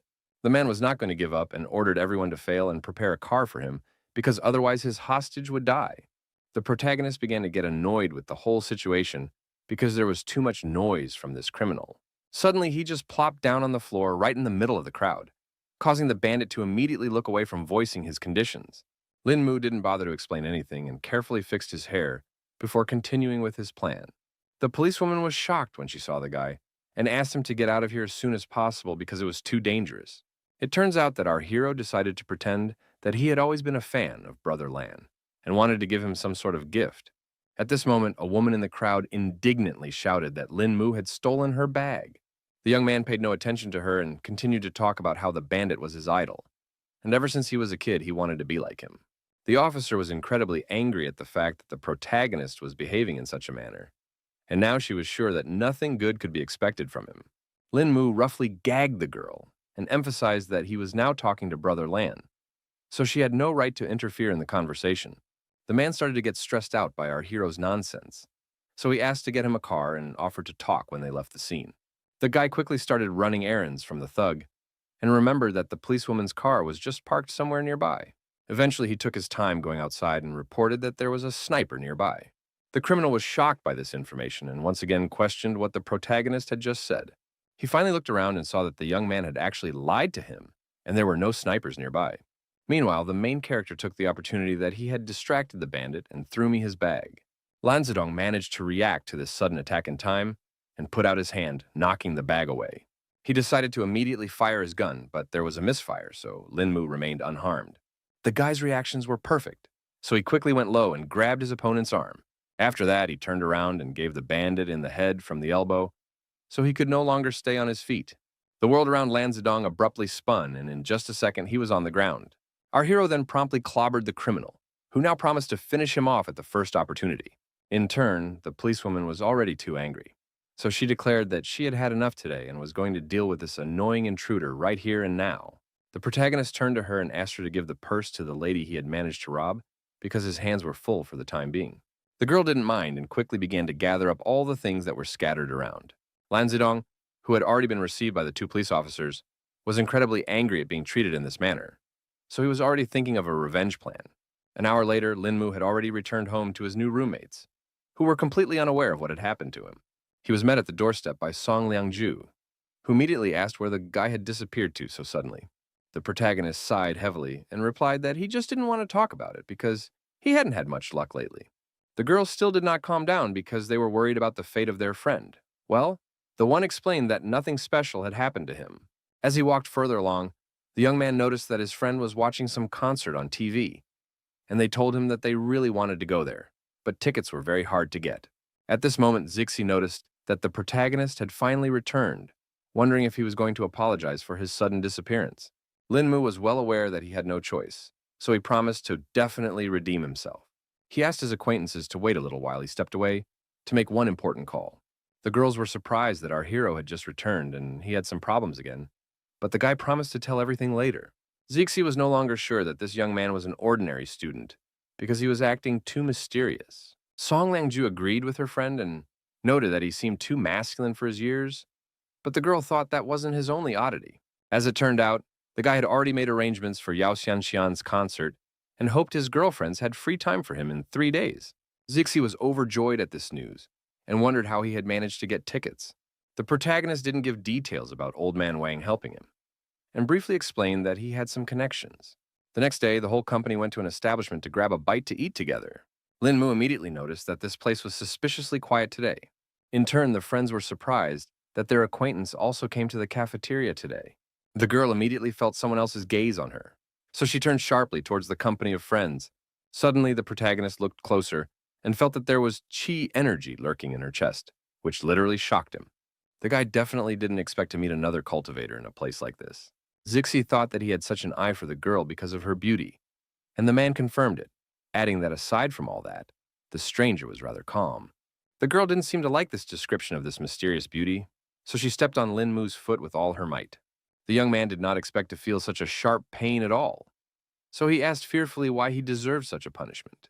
Zixi irritably explained that it was as if our hero's eyes were already starting to pop out, and asked him to hurry up and get them something to eat. Lin Mu began to guess that this girl had somehow hurt his friend, but she didn't want to say anything.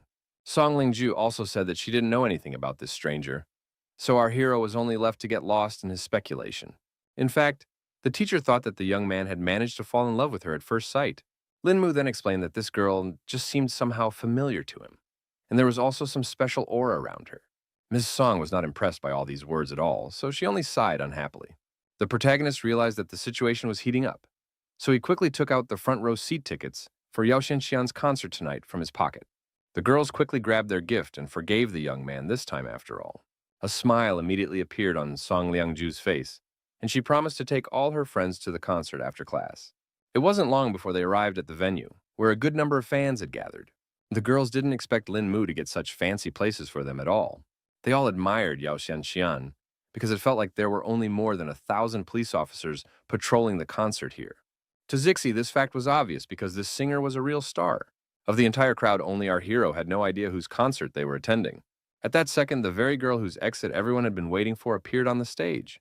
She greeted all her fans with a smile and said that she was very happy to perform here in Dunhai.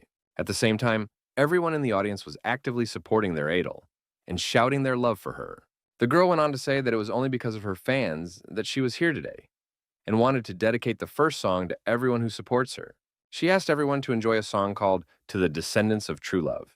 3 hours later, the concert was still going on, so the singer looked pretty tired already. But the next part of the performance promised to be even more fun. Yao Shenxian announced that she wanted to invite someone from the audience to help with the performance. She asked the organizers to point the spotlight at someone she could call on stage. Of course, Zixi began to actively wave her hands to dedicate just to their company. She saw that the light was gradually heading in their direction, and she was already glad that this person little turned out to be it. After a second, Yao Shenxian asked for the spotlight to stop because she saw the right person. In the end, it turned out that this lucky guy was the main character who definitely did not expect this turn of events. The singer happily greeted her audience and invited the happy fan to run to her stage as soon as possible. Zixi couldn't understand at all why her acquaintance was still sitting in his seat and didn't seem to be in a hurry to go on stage at all. Linmu himself didn't understand why he had to go anywhere, and then his friend explained that he had become a lucky man and could now sing with Yao Shenxian. The boy was surprised at this news and still didn't want to go anywhere because he couldn't sing at all. The girl then warned him that he would just set the artiste up if he didn't go. Linmu didn't care about this fact at all, but Zixi also didn't insist and said that the decision was up to the young man himself. Meanwhile, Yao Shenxian turned to the guy in white again and asked why he didn't want to sing with her. The main character explained that he was too shy to go on stage and also couldn't sing, so he wanted such a happy opportunity to go to someone else. Fans immediately started shouting that the guy had said everything beautifully, and now wanted their own opportunity to sing with Xianxian. The girl decided to get behind Lin Mu and choose a new viewer for this interactive. A second later, the spotlight illuminated another spectator, who was delighted that he had been chosen. This guy ran to the stage with all his legs and very soon sang his favorite song in a duet with Yao Shenxian. At the end, they hugged tightly, and the girl thanked her viewer for such strong support. After that, the girl thanked all her fans again, and the hall erupted in wild applause and squeals. That was the end of the concert, so all our heroes left the hall and were happy that everything had gone so cool. At the same time, Zixi was very unhappy that the guy took away her chance to go on stage and make this night finally perfect. Meanwhile, some two guards appeared behind Linmu's back and directly addressed him. One of the bodyguards reported that their mistress would like to meet the protagonist. The young man was surprised to hear such a request and wondered who the lady was. The guard didn't hide anything and directly explained that Miss Yao Shanxian had asked for this. Then our hero was even more surprised and wondered the reason for this. But the bodyguards themselves also knew nothing and just followed their mistress's orders. In the end, Linmu decided to leave and asked his girlfriends to go home without him. Song Langro smiled softly and gave her consent, but asked the guy to return home in one piece. Zixi added a request for the young man not to forget about his girlfriends after meeting Yao Shenxian herself. The protagonist, with firmness and confidence in his voice, asked the guards to take him to their mistress. 5 minutes later, the guy was already in the right place, and Yao Shenxian called out that the door to her room was open. The girl was just changing her clothes after the concert and was surprised that Lin Mu had come so quickly. The shocked young man froze on the spot because he did not expect to see the singer in such a form. Eventually, he quickly closed the doors behind him and apologized for walking in at such an inopportune moment. Yao Shenxian said that there was no problem with that and explained that she had mistaken our hero for a servant. She quickly got dressed and asked Lin Mu, who still hadn't said a single word, to go inside. The guy in slight bewilderment immediately asked what Ms. Yao came here for. The girl wondered why he didn't go on stage, then assuming he was afraid she would bite him. The protagonist didn't immediately answer her question and asked the singer to sit a little more modestly because he couldn't have a normal conversation with her. Yoshinkian laughed from the fact that the guy looked like a true gentleman, but it turned out that he could become a wild beast at any moment. Linmu apologized and was about to leave since the girl didn't have anything else to say. The girl was not going to let our hero go, so she got up from her chair and ran after him. The echo of her heels echoed around the room as she moved closer and closer to the young man. It turned out that the singer decided to smack the main character on the cheek, which was quite a strange act. After that, the girl abruptly stepped back, and the stunned Lin Mu asked if she was all right. Yao Shenxian laughed sweetly and explained that the guy just started killing so early, even though she just wanted to chat with him. The confused protagonist, who had a lipstick mark on his cheek, couldn't understand what a real celebrity could talk to an ordinary young man about. The girl explained that he was the first man to turn her down, which made him an interesting person to her. Linmu actually admitted that she was very attractive, but emphasized that not every man fell for it. This unusual behavior of the guy greatly hurt Yao Shenxian's self-esteem, who showed interest in him because of this. The protagonist was sorry if he had hurt the girl's feelings in any way, and apologized for all his words. In any case, Linmu had no intention of lingering here and quickly headed towards the exit. The girl did not delay our hero any longer, and was glad even that she had at least managed to get his name. Meanwhile, the young man quickly went to the restroom to wash off the lipstick residue that could have raised quite a few questions. He realized that there was no way he would have been able to explain what had happened anyway if someone he knew had caught him. The guy wanted to get home as soon as possible because his roommates would get angry again because of his long absence. So he decided to call himself a cab. The protagonist calmly left the room and headed towards the exit to meet his driver. At that moment, he heard some suspicious rustling behind his back and immediately felt that someone was following him. The mysterious stranger didn't bother to explain anything and asked Lin Mu to turn around quietly so that everything would go smoothly. The young man was well aware that he'd better not take any chances, so he raised his hands and offered to talk peacefully and not to turn to forceful methods. The mercenary immediately said that he usually tells the whole truth to a man who's about to die. But now it was different because he had lost that desire after seeing the face of the protagonist. In just a moment, the fighter had already bare his sharp blades that were hidden in his palm. Sufficiently accelerated, he threw them towards Lin Mu, who still continued to stand with his hands raised. The young man himself didn't expect at all that throwing knives would be used against him. At the same time, he didn't panic because his skills were enough to dodge such an attack. Lin Mu finally managed to catch these knives without any problems, so he asked who had sent this mercenary over. The mysterious stranger immediately picked up on the fact that the guy wasn't that bad, so he decided to back off for now and take his life a little later. The protagonist wasn't going to let him go without even finding out some information. He quickly made the decision to use those very same throwing knives and made one crisp throw. In the end, all the blades simply hit the ground because the mercenary was able to react to this attack in time. The stranger ordered our hero to keep standing still because otherwise he would definitely show how confident he was in his abilities. Lin Mu was also not one to be timid, so he suggested that his opponent come when he was fully confident in his success. The mercenary silently left, and the guy thought about the fact that this fighter was no weaker than him, so the man who hired him must have forked out a fortune for such an assassin. In addition to that, the young man noticed that this man didn't even put in his full strength, so it would be very difficult to deal with him alone. Our hero decided not to dwell on this, because his main goal was to become stronger, which will definitely help him cope with such a problem. For now, he came to the conclusion that he should just head home and meet his roommates. Lin Mu thought that he had acted very cautiously before, so now he didn't understand why he had attracted the attention of the assassins. Suddenly, the guy felt some unusual sensation, as if there was something strange somewhere in the crowd. He looked around and saw the same girl he had met in the cafeteria the other day and realized that this aura was coming from her. In turn, the beauty herself also recognized the protagonist and immediately remembered where they managed to see each other. At this moment, she too felt some strong energy flow through her body. The girl couldn't understand why her frosty chi was so excited and suspected that it had something to do with Lin Mu. The protagonist immediately noticed that there was something wrong with her, so he wondered if the stranger was okay because she didn't look very healthy. The guy gently held her back and immediately thought that now was the right moment to take a chance and asked the girl about chi energy. The beauty herself strongly disliked the fact that Lin Mu allowed himself to touch her, so she abruptly yanked his hand away and asked what he wanted. She abruptly turned around and began to clean up, and the young man couldn't figure out what he had done wrong. The guy also didn't want to let this mysterious stranger go so easily because he wanted to get to the bottom of it.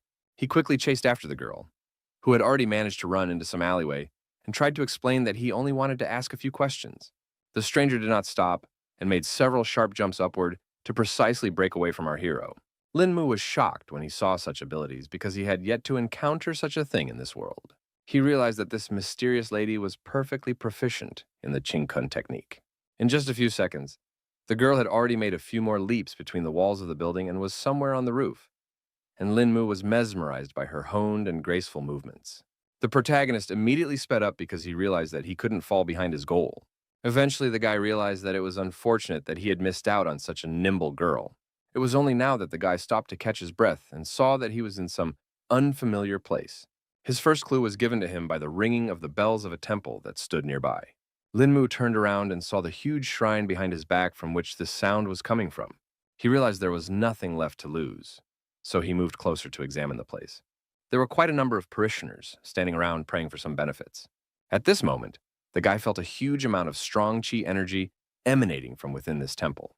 He saw that there was an old man sitting in the middle of the shrine meditating, and he marveled even more at the place. The protagonist instantly felt the Buddhist's golden aura that filled the entire space around him. It was quite hard for the young man to believe what was happening, so he even began to doubt his eyes that saw that glowing aura. The first to speak was the old man himself, who explained that this was the site of the Buddha's temple. The protagonist could not understand at all what happened, because this man literally instantly appeared in front of him. The old man noted that the guy had been standing there for an hour, which made him decide to ask what he could do to help a visitor to their temple. Linmu greeted the great monk in their reply and explained that he was just a little lost in thought. At the same time, the guy was thinking about the fact that this kind old man had the aura of a non-mortal, and was surprised that this was the energy that would attract him. The monk, sensing that our hero had a good heart, asked him not to worry and to follow him. The young man realized that this was the perfect opportunity to learn new details, so he didn't resist and followed the old man. He decided to ask the monk what this place was, and the monk told him that this was where he meditated for Buddhist enlightenment. The protagonist was surprised that he was able to get to a place like this, so everything around him felt like some kind of dream. The guy even managed to see the real appearance of the legendary Buddha, which was definitely not possible for an ordinary person. Meanwhile, the saint decided to approach Linmu and directly told him that the latter had heavy sins lying on his soul, but there was some set of techniques that could help in his cultivation. Linmu was very happy to have this opportunity, so he thanked the Buddha. A second later, a bright flash appeared in Amitabh's fingers that held his immensely powerful energy. The next moment, that clot of holy power crashed right into the forehead of the protagonist. The great monarch himself did not expect at all that the Buddha would decide to bestow his great power on this young man. Of course, the old man did not question the deeds of the great Buddha Amitabha, so he continued to pray to him. Now the events are brought a day forward and continue in the same powerful temple. It turned out that the protagonist fell asleep right within the walls of this shrine, and is now terrified to wake up from a strange dream. Linmu thought that all these events had just woken him up, and was now even more stunned. At the same time, he felt a fierce headache and realized that it definitely arose from cognition and spiritual energy. Stepping outside, the young man realized that it was already morning, and concluded that he had been in this place all night. The great monarch immediately appeared behind him and greeted his guest. Linmu immediately bowed low and thanked the master for such a generous gift. The old man explained that kindness has no limits, and hoped the young man would treasure the knowledge he had received from the Buddha. The protagonist recognized that he has learned a lot, so he will definitely use the skills he has learned. At noon, he was at Dunhai University, where the class in which students were to study derivatives had already begun. The guy himself was very distracted because he couldn't stop thinking about the fact that the temple he had been to yesterday was known for its seals that ward off bad luck. He also now agreed that kindness and respect for everyone, it turns out, is not gratuitous. However, unfortunately, the technique obtained was still too powerful for the young man because he didn't have enough spiritual chi energy for it yet. At the same time, our hero was sure that this knowledge would still definitely be useful to him. He had already managed to reach the spirit accumulation stage, and it was much faster than he had expected, because it was expected to take a year or more. Thanks to the chi that the young man had when he was reborn, he didn't have to exert any effort to pass the foundation formation realm. Now, after obtaining this technique, Linmu immediately jumped to the spirit accumulation stage, causing everything to go as normal. Moving to the spirit gathering stage, a warrior would already become several times stronger than he was at the peak of the foundation formation realm, so the guy was already excited. The protagonist was so pleased with his good fortune that he couldn't contain his emotions and chuckled quietly. It was only now that the young man realized that he was actually sitting on a steam, so he should at least restrain himself a little. The teacher noticed the fact that Lin Mu was laughing from his subject for some reason, but the guy didn't bother to explain anything and just apologized for his behavior. After class, the guy went outside and hit the wall with all his might to blow off some steam. Our hero was angry with himself because he was now happy about even some small thing, which definitely didn't match the name of the strongest cultivator. At this moment, some strange feeling that was already familiar to him came over Lin Mu again. The young man immediately guessed that it must have been the same girl. Eventually, he started looking for her among the crowd and saw a familiar silhouette on the busy street. The protagonist concluded that after reaching the spirit gathering stage, he could easily sense her presence from such a distance, and was certain that there was definitely something wrong with this beauty. The girl herself was unhappy about this encounter because she thought that Lin Mu was purposely pursuing her. The guy decided to explain everything peacefully and to start by getting to know the mysterious stranger he was interested in. Our hero said that for some unknown reason, when he and the girl got close, their chi reacted strangely to each other and asked if she wanted to find out the cause of this phenomenon herself. The beauty was in no hurry to introduce herself and noted that the young man was as ignorant as she was. But she also realized that it was no good if things continued like this. She asked Lin Mu to follow her to a quiet place where they could check what was causing their chi to react like this. They had to walk through the woods for half an hour, and then the girl reported that they were already there. The protagonist stopped as if on cue and asked what they were going to do now, but his companion had no ideas either. The guy decided to crouch down on the ground and try to connect their chi to see what could come out of it. The beauty herself had no other plans, so she agreed to the young man's proposal. She crouched down next to her and began to meditate, focusing on her breath to connect her energy with the main character's aura. Lin Mu instantly felt their chi interacting much more strongly than expected. The girl also noted this oddity because her ice ki was now much purer than usual. In turn, our hero felt that not only her partner's aura was being cleansed, but his own as well. At the same time, the guy couldn't figure out what technique the girl was practicing because there was something cool about it. After a while, they stopped meditating, feeling that their chi had indeed become purer. The girl with a smile on her face immediately noted that her frosty chi now seemed so strong. Only now did Lin Mu realize why her aura felt so cold, and he assumed that something more awaited them because this kind of fusion practice could help them both. The partner suggested trying it again and asked the guy to release more chi energy this time.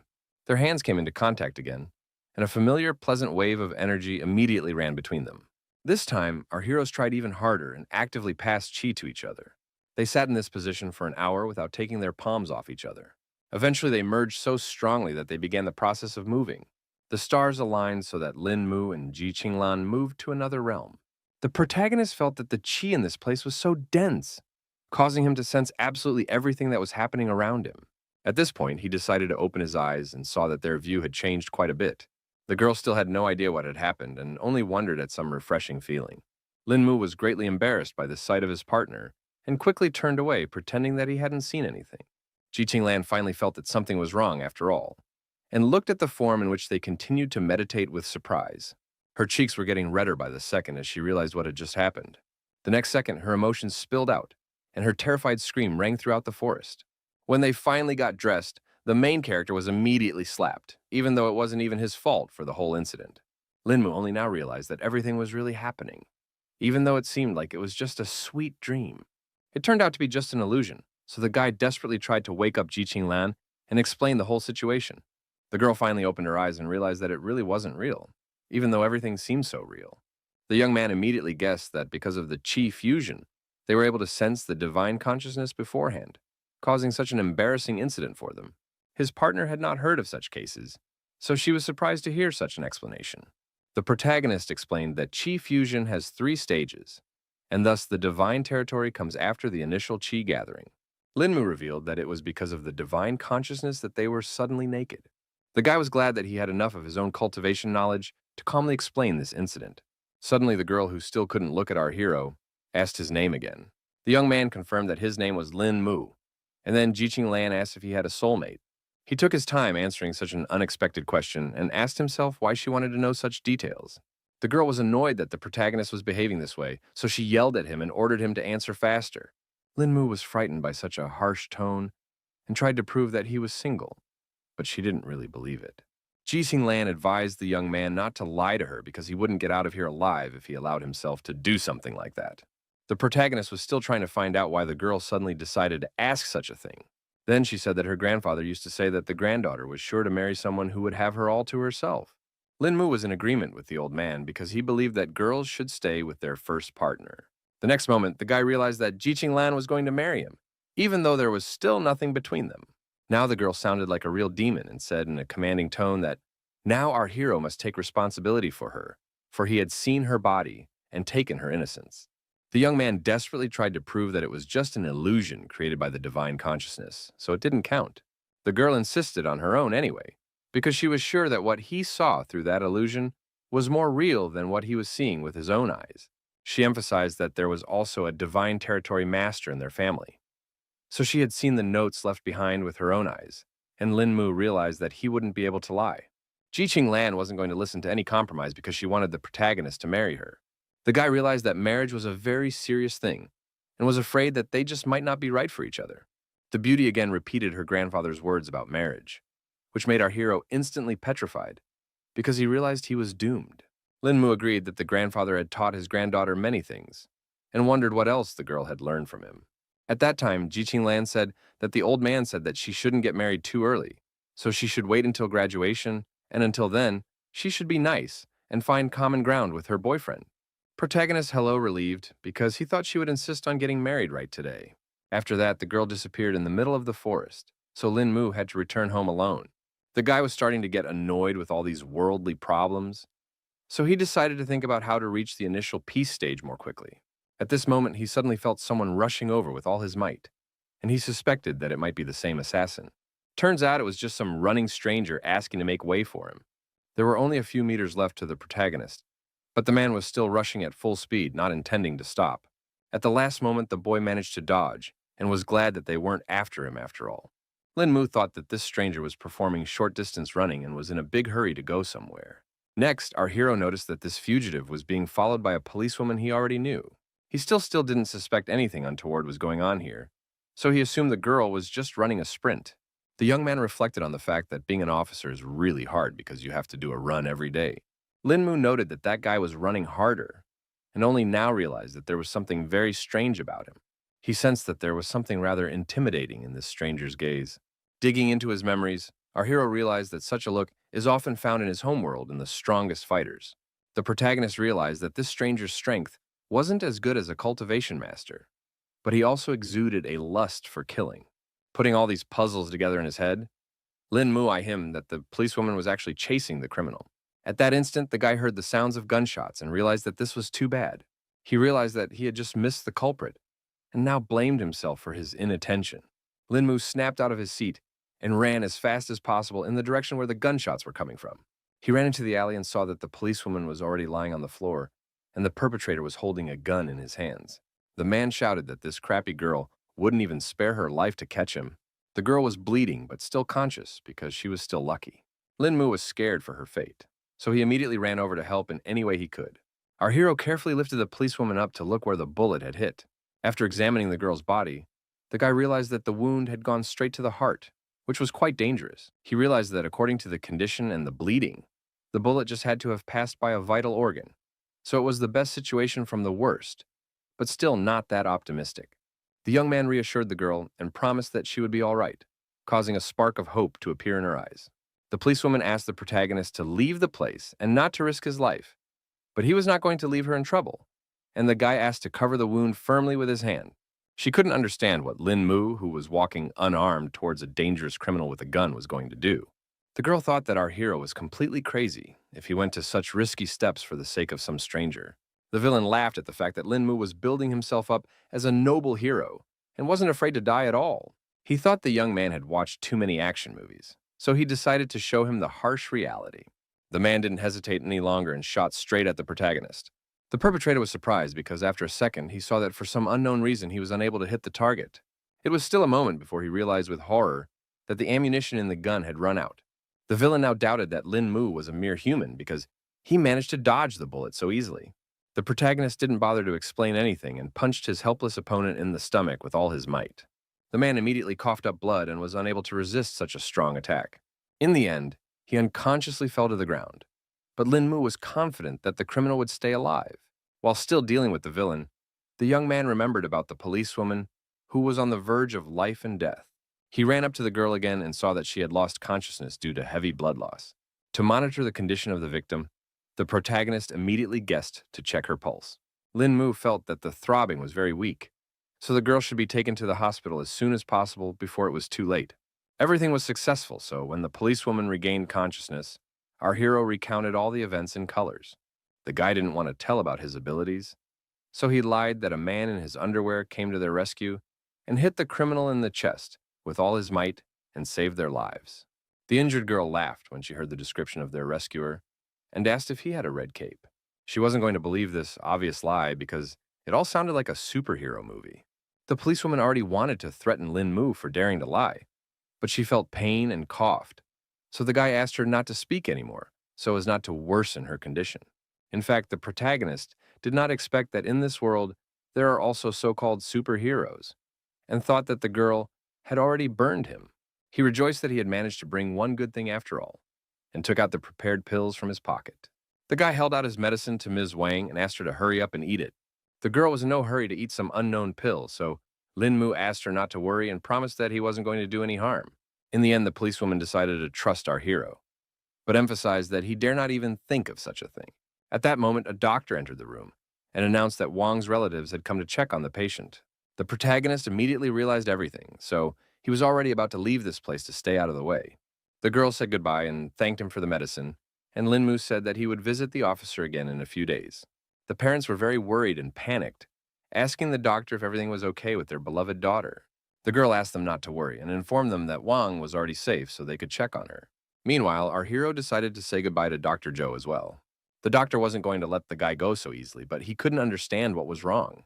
It turns out that the girl had managed to see that he had given the patient some medicine. So now, she wanted to know what it was. She thought it was outrageous because, seriously, ill patients shouldn't be allowed to eat anything. The protagonist asked Dr. Joe not to worry about it and lied that it was just vitamin C.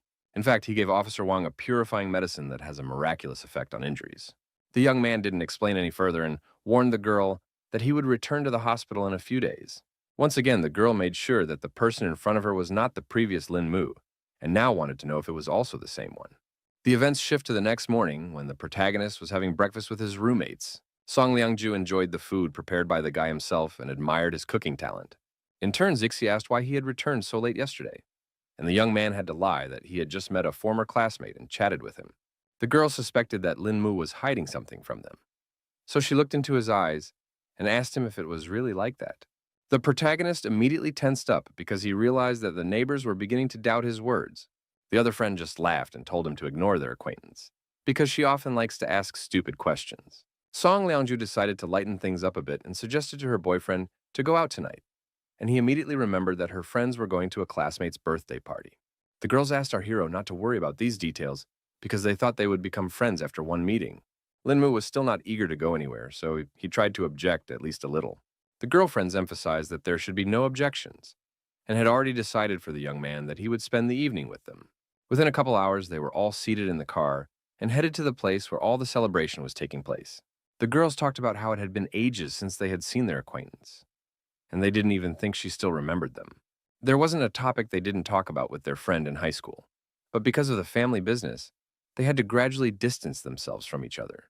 Song Liang Rao realized that there was nothing she could do about it because they were simply in completely different worlds.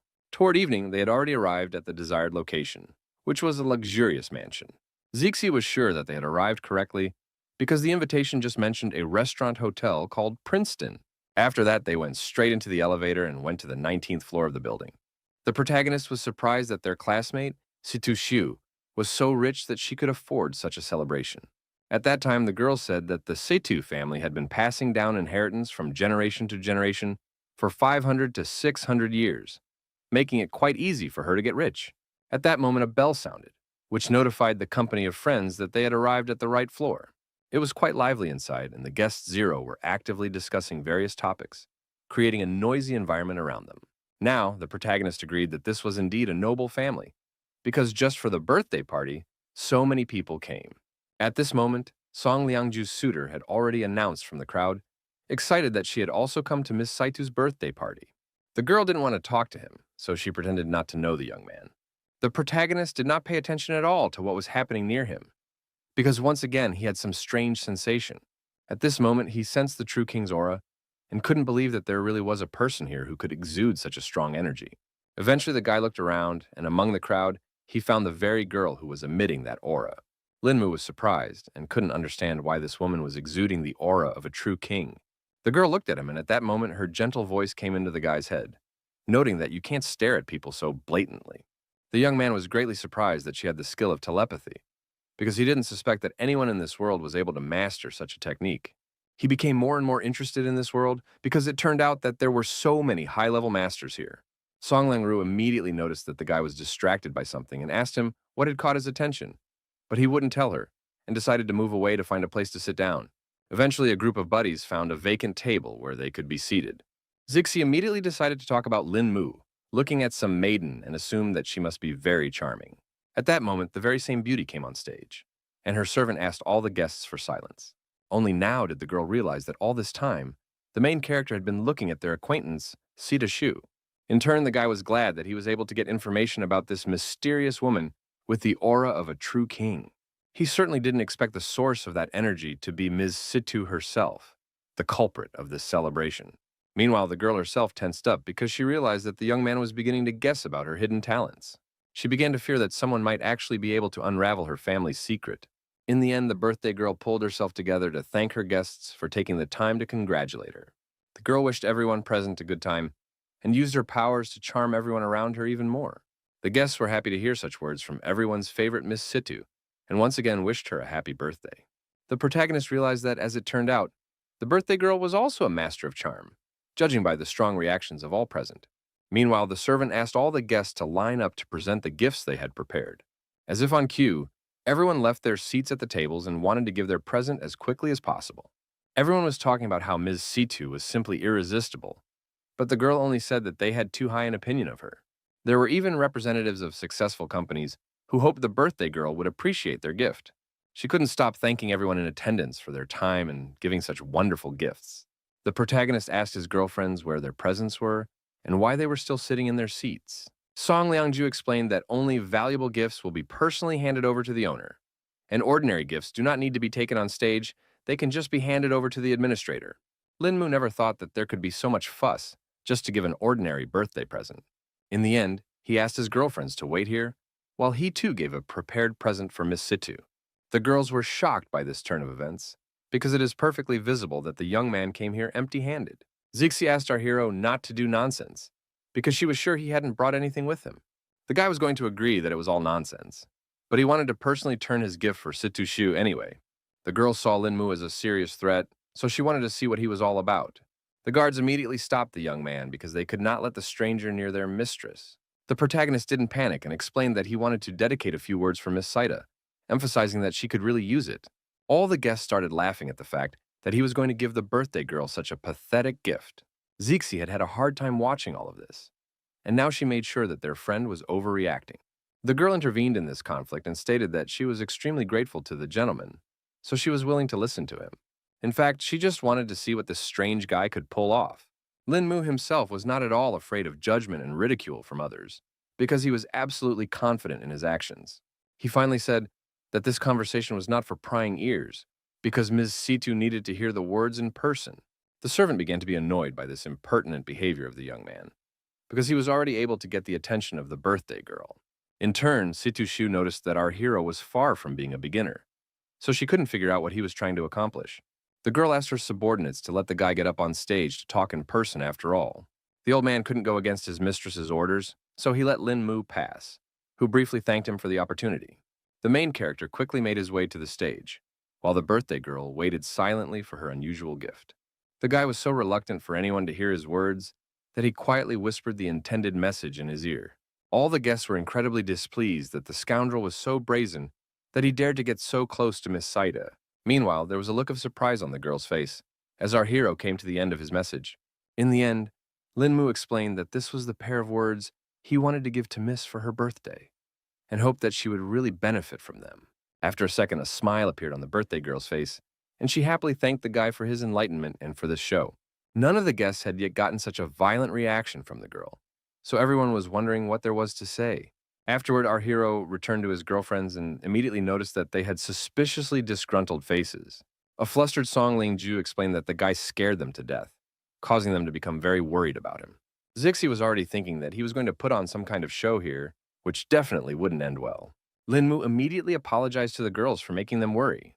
At this point, the birthday girl herself came up to them and said hello to all her friends. Situ Shu immediately noted that this guy who was able to surprise her with his present was their buddy, so she immediately asked to introduce our hero. Linmu immediately stood up from his seat to get to know the girl better. After that, they both folded their hands in a welcoming gesture and exchanged pleasantries. Zixi couldn't understand why they were doing this and joked that her friends were portraying martial artists from the movies. The main character didn't even know how to respond to that, because it was literally true. So he blanched for a few seconds. The girl just laughed off the joke and noted that her friend remained just as funny. After saying goodbye to her friends, she went straight to the Saitu family estate, where she met up with her father. The old man turned to his daughter and immediately asked if she had a good time at her holiday banquet. The girl replied briefly that all had gone well and went straight to the subject she wished to discuss with the head of the family. She hugged her father and confessed that she no longer wanted to study in Kyoto and asked him to bring her back to Dunhai because she wanted to go to the local university. The old man couldn't understand what had happened, because earlier the daughter herself had insisted on going to university in Kyoto. Situ Shu looked at him and replied that she just wanted to stay with her dad in Dunhai. This answer touched the father, so he no longer doubted his daughter's decision. He hugged the girl tightly and laughed out loud because she really made him happy with those words. It turns out that Shushu was doing all this just to meet Lin Mu, who was the only one I could point out her 4 flaws. Meanwhile, events shift to the karate gym where the training was just taking place. A man named Liushin Xiaojiro informed his partners that he was going to assault them. He gave a martial shout and swung around to deliver his first crushing blow. Even though the other guys were in full defense, it was still hard for them to hold back such a strong attack. The man's partners were flying in different directions because they simply couldn't stay on their feet. In the next second, Liushin Xiaojiro swung his leg and declared that he wasn't done with this fight yet. The guys didn't expect things to turn out this way, so they didn't even react in time to their president's actions. The blow hit 2 fighters at once, who managed to block it at the last moment. The man was not at all pleased that they had come down from so slight a blow. The guys had nothing else to do but simply apologize to the president for their weakness. Liushin Xiaojiro didn't stand aside and helped the disciples stand up to continue their training. All the guys didn't mind and got ready for the next exercise. The man also announced in the most serious tone possible that it was already time to visit one person. Meanwhile, the main character did not suspect anything at all and continued to live his usual student life. At one of the breaks, the guy had already met his new acquaintance and was very surprised to see her at his university. The guys joked that it had turned cold around because that ice girl Ji Qinglan had come here. It turned out that she was just looking for Lin Mu and wanted to talk to him about some important topic. The guy couldn't understand what had happened and why his acquaintance wanted to step away somewhere. Ji Qinglan was annoyed that the young man kept asking some stupid questions, so she just took him under her arm and pulled him aside. She emphasized that she was not going to eat our hero, so she asked him to go quietly with her. Meanwhile, the other disciples thought that the ice lady knew how to love after all, and couldn't believe that Lin Mu was able to win another beauty. Eventually, the guys accepted the fact that he was born so cool he could do whatever he wanted. Parallel to the students' conversation, the protagonist was already trying to find out from his acquaintance what it was about this case that required so much caution. The girl explained that her father wanted to meet Lin Mu, so he would go to their house tonight. The young man tensed when he heard such unexpected news, and immediately wondered what it was all for. Ji Qinglan embarrassedly explained that she told her dad about the incident, after which he said that he wanted to meet his future son-in-law. The protagonist was not happy that she was so quick to tell her relatives about the incident because they had agreed to wait. The girl immediately started yelling at him because she thought that Lin Mu had already changed his mind about marrying her. The young man still wasn't in a hurry to agree because he felt that he couldn't just pass. They were distracted from their rather tense conversation by some stranger who was just looking for Mr. Lin Mu. After this sudden encounter, the protagonist was walking backwards so fast that the girl couldn't keep up with him. She said that this Luchin Xiaojiro had never lost at Tokyo University, so she was worried that the guy just couldn't handle such an opponent. But that only fueled his interest. After our hero had been to the temple, he didn't have a worthy opponent to try out his new powers, so he hoped that this Xiaojiro wouldn't disappoint him. Now the events go back half an hour, when the young man met his new rival. Liushin Xiaojiro introduced himself as the president of the Tokyo University Karate Club and asked Mr. Lin Mu to fight him. The girl was angry that their conversation had been interrupted, and she emphasized that she didn't care at all whether he was Xiaojiro or Xiaojuro. The guy apologized to her, but he still insisted on a duel and was about to threaten Lin Mu if he didn't agree. Ji Qinglan was very serious, so she asked what he was going to do to her fiancé. At this moment, Lin Mu himself intervened, blocking his acquaintance's path, and replied that he was accepting the challenge. The president of the karate club then thanked the young man for the opportunity and informed him that he would be waiting for him at the school stadium at 6 o'clock tonight.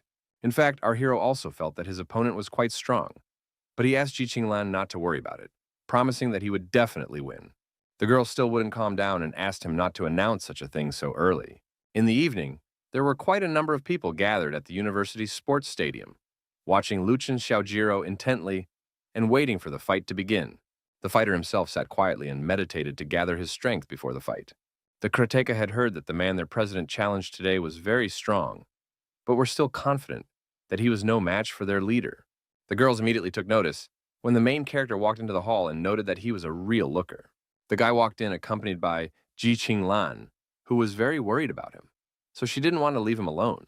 Lin Mu felt uncomfortable because he couldn't understand why everyone around him was staring at him so intently.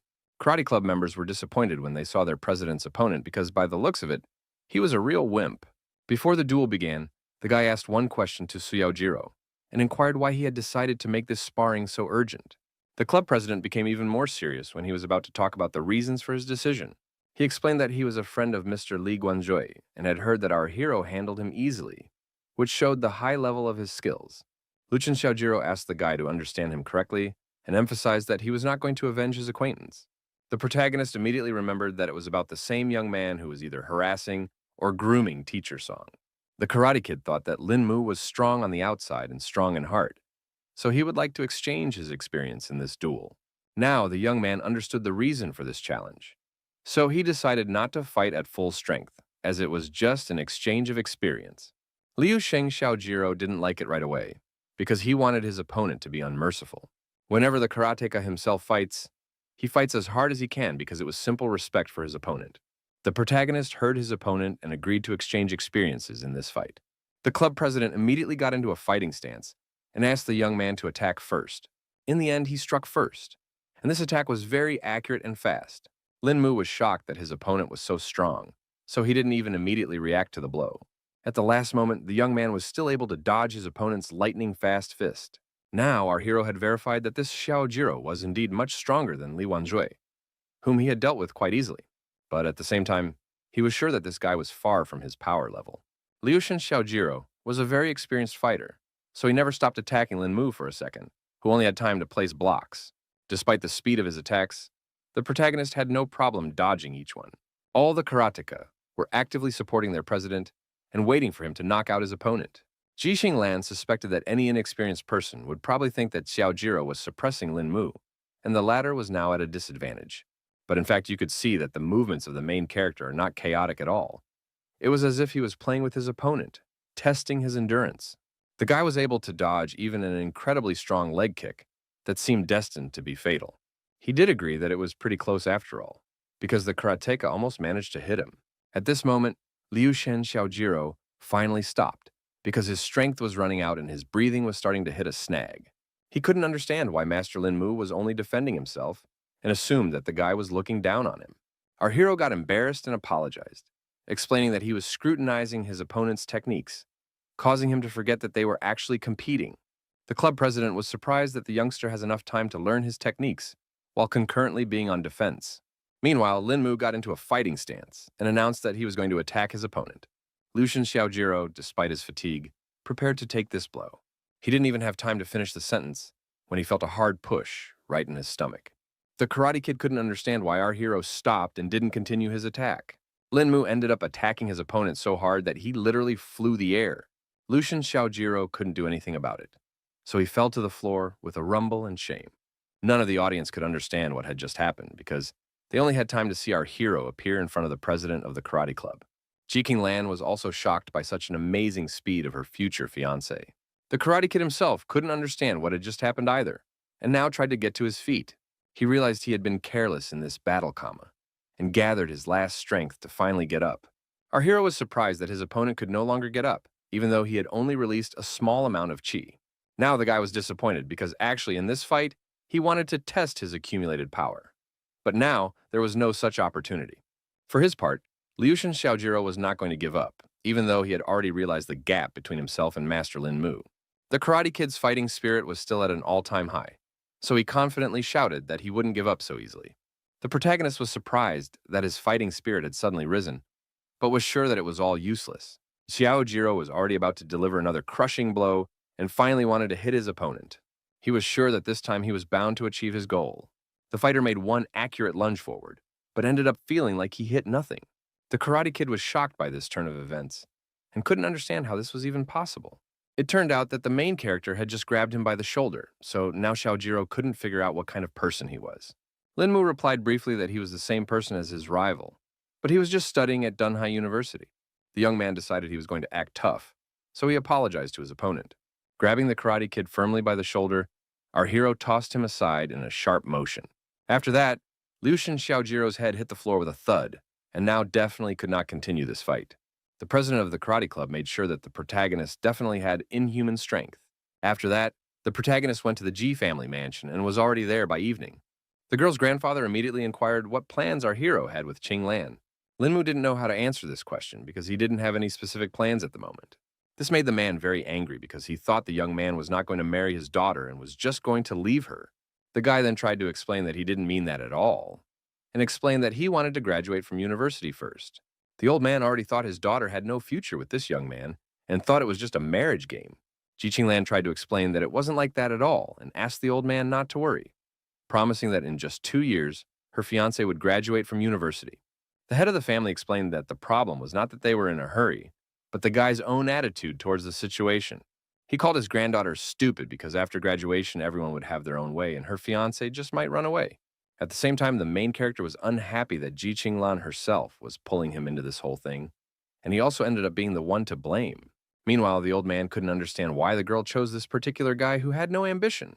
The granddaughter was desperately trying to explain to her grandfather that her fiancé was not like that at all. Mr. G could no longer listen to the girl, and finally declared that he would not consent to this marriage. At this point, the main character decided to intervene in the conversation after all, apologizing for it. He confirmed that he has no plans, and he's not going to make excuses because his own future is still actively being planned. The guy realized that by coming here today, he had caused everyone a lot of inconvenience, which was all his fault, and promised that it wouldn't happen again. After making this statement, Lin Mu quickly headed towards the exit and said goodbye to the G family. The girl did not appreciate this development at all, so she asked the groom to wait. The grandfather emphasized with the utmost seriousness in his voice that this guy was not going to be anything outstanding, and asked his granddaughter to just trust him. Ji Qinglan didn't listen to the old man and still begged the protagonist not to leave. Eventually, she couldn't stand it and cried because Grandpa didn't understand her feelings at all. The girl ran out of the hall, but the old man still continued to be indifferently silent. His son finally raised his voice because he thought the last sentence was too harsh after all. The head of the family realized that although the Lin family was strong, it was no match for their bloodline, and explained that he only wanted to check whether the young man really loved his granddaughter or was looking for gain. If the groom had ulterior motives, he would have made concessions, but in the end he couldn't handle even that little pressure. The man still felt that Lin Mu was understandable because no one would be thrilled to be spoken to like this. The old man still believed that this guy couldn't be changed anymore, so even if he married Qing Lan, he still wouldn't join their family. Eventually, the man accepted that his father's stubborn nature could not be changed, so he decided to leave things as they were for the time being. He himself thought that Lin Mu was a good kid, so he hoped that the young man's arrogance would eventually subside. Meanwhile, our hero thought about the fact that there were so many different situations in Suixian's world, but they never made him feel guilty, so he didn't expect that he would actually get angry today. Other than that, he started to feel his chi starting to weaken, but he eventually wrote it off to the fact that the original energy of this body was incredibly weak. The guy couldn't understand what it was about this G family that they dared to look down on him, and came to the conclusion that he didn't need to be so reserved next time. The main character suddenly stopped because he encountered something on the way to his house. Turns out some guy ran out at him, holding his head and begging Six to save him. Lin Mu immediately thought about the fact that this fatty seemed very familiar to him. After a few seconds, he remembered that this was the same Xing Weilong who had cheated men and molested women at the university. The guy immediately wondered what could have happened to a rugged bully in the middle of the night. The frightened bully tried to catch his breath and rejoiced that he was able to meet his acquaintance. It turned out that he was being chased by a horde of angry bandits who wanted to take his life right here and now. The protagonist was even more surprised when he learned the details of the situation. Xing Weilong panicked a lot and begged his classmate to save him because otherwise he would definitely die this night at the hands of bandits. The bandits said they only want the fat man, so the protagonist must get out of their way if he doesn't want to die with him. The classmate had already heard that our hero was able to defeat Liu Shen. This gangster gang was definitely not a problem for him. The guy was excited about this opportunity because he was just in a bad mood today. So he could blow off steam on these bullies. The bandits didn't expect this kid to act this way. They thought he'd had enough of life. Lin Mu explained that it was his classmate, so he had to help sort out the problems and just couldn't stand by. Eventually, the gangsters decided that they needed to end this pointless chatter, and their leader ordered the two students to be caught for him. They advised the young man not to be so ignorant and arrogant, and agreed to help the protagonist if he wanted to die so badly. Lin Mu felt that bullies of this level would not give him any trouble, so he was not worried at all about the outcome of this fight. Xing Weilong still asked the guy to be careful because these guys kill people without even blinking. Such information only fueled the interest of the protagonist, who was looking for a worthy opponent for himself. The young man stepped forward confidently and prepared to teach the bullies a cruel lesson that they would remember for a long time. He wanted to beat them half to death because he was sure that only then they would be able to understand something.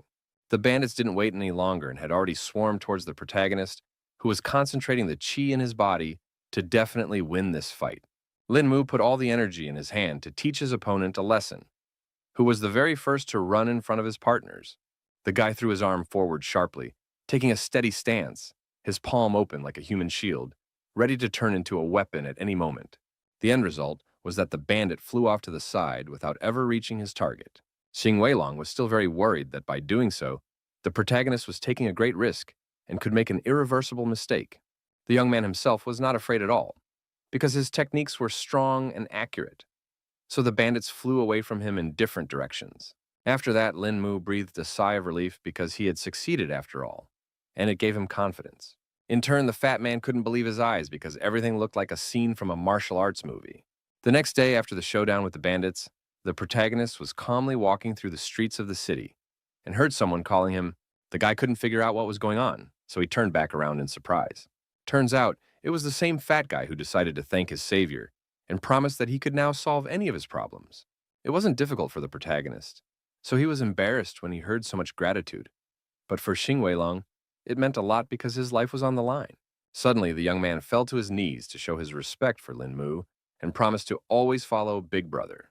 The guy asked his classmate to stand up because it was too much and asked why those people were chasing him that night.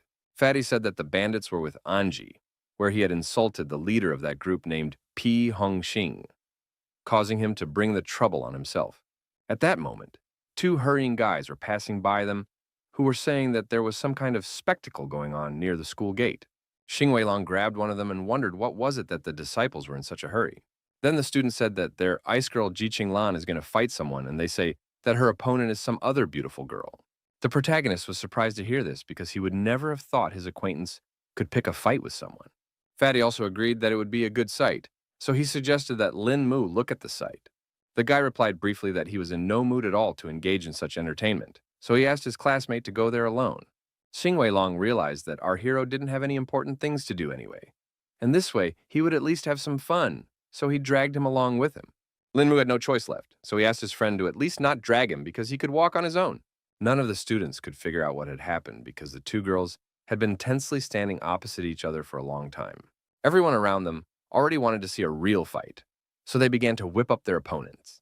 At this moment, the protagonist and his escort, in the form of Xin Weilong, began to make their way through the crowd. In the end, Lin Mu saw that Ji Qinglan's opponent was the familiar Sister Situ. The girl herself also didn't seem to expect to meet the protagonist here, so she turned around sharply when she heard a familiar voice. The guy immediately inquired why his acquaintance had come to this university. Situ Shu completely forgot about her rival in a couple of seconds, because she wanted to say hello to our hero. Everyone around was shocked when they realized that even this girl was familiar with the protagonist and couldn't understand why he was familiar with all the beauties around. Ji Qinglan immediately approached the guy and asked him to be careful because she didn't trust her rival at all. It turns out that Situ Shu was asking about Lin Mu's whereabouts, causing the girl to suspect that she had some kind of score to settle with him. Ms. Saitu herself noted that our hero is a great success among women, since he is protected by such beauties. The guy tried to explain to Qinglan that they were acquainted with this girl, who wasn't a bad person at all. Meanwhile, Xing Weilong began to disperse all the gawkers and shouted to them that there was nothing more to see here. Now they could talk normally, and the protagonist inquired why Sister Situ had come to Dunhai University. The girl told me that she had just transferred here from her past Kyoto University. Ji King Lan had heard that Kyoto University was the best university in China, so she couldn't understand why she would turn down such a prestigious institution and enroll here. Situ Shu bluntly replied that she wanted to become classmates with Lin Mu and ask him for some advice. The next day, all the guys of the university have already learned about the new beauty, who recently transferred to them. They were looking at Situ Shu's photo and speculated that their university beauty's position could easily change because she had a worthy rival. Meanwhile, all of our heroes' neighbors, having met their old acquaintance, gathered in the dining room and discussed where that strange girl could have come from. Song Liangru told them that Situ Shu's rival was Ji Qinglan, who was known as the Snow Queen at the university. Hearing such a nickname, the girl immediately assumed that this beauty, apparently very arrogant and indifferent. Maybe that was true, but for the main character, Ji Qinglan tried to be nice and even brought a bento for him to eat together. Lin Mu thanked her for taking such care, but informed her that he wouldn't be able to eat that much food. Zixi pointed out that the girl only treated her lover like this, and she would have frozen the others on the spot. Now Situ Shu realized that this beauty was her friend's rival in love with Lin Mu. The girl was greatly embarrassed when she heard such an assumption and asked not to say such nonsense. The other girlfriends also started convincing that there was no reason why they could like the main character. But it all didn't sound particularly convincing. Situ Shu laughed with this reaction from the girls and told them not to worry because she was just kidding. Meanwhile, Lin Mu was approached again by some stranger who was looking for him. Ji Qinglan immediately became angry because someone dared to interrupt their conversation. The man apologized for the interruption in their meal and explained that their master wanted to discuss something with Mr. Lin. The guy immediately noticed that the stranger was big, but didn't look like someone looking for a fight, so he calmly asked who their boss was. Ji Qinglan wondered why Master didn't come here himself to talk to Lin Mu. The protagonist tried to calm her down and asked her not to bother people, and if there was really something serious there, he would deal with all the problems quickly. The guards nodded politely, thanking him for his cooperation, and invited him to follow them in. The girl asked Lin Mu to be more careful, and he couldn't believe that she still didn't trust his skills. The bodyguards led our hero to the car and asked him to wait a minute until they reported his arrival. They told their master the whole situation, and he asked the young man to get into his car. The man immediately asked if Lin Mu remembered him after their last meeting. The protagonist immediately remembered that it was the father of a policewoman named Wang. The gentleman immediately noted that the young one had a pretty good memory, because the young man was able to memorize him after one brief encounter. The man immediately decided to cut to the chase, and emphasized that this time, all hope was only on Lin Mu. The guy immediately emphasized that Van was his friend, so he didn't mind helping with her problems and asked what her condition was. The father reported that his daughter's rehabilitation went well, and asked our hero to stop by for a visit if he had time to do so. Lin Mu was only happy to have this opportunity, and promised that he would definitely drop by their family in a few days. Eventually, the lad inquired as to what the old man had sought him out for this time. The man realized that there was no point in dragging the rubber any longer, so he decided to move on to explaining the whole situation. He finished his story when they had already arrived at the right place, and emphasized that things were serious because otherwise he wouldn't have looked for Lin Mu. The protagonist started to worry because he agreed to help, but wasn't a doctor to look into the problem in detail. The old man didn't see it as a problem at all, so he asked the young man to put his best foot forward and ask if he needed anything, promising that they would get everything that existed in this world. Already sitting in the chamber were the agitated military men who couldn't raise why their acquaintance still hadn't shown up. They rejoiced when you saw that Mr. Wang had finally arrived on the scene. The man asked with concern in his voice how their leader was feeling right now. The soldiers reported that their head was still in a coma and that probably didn't bode well.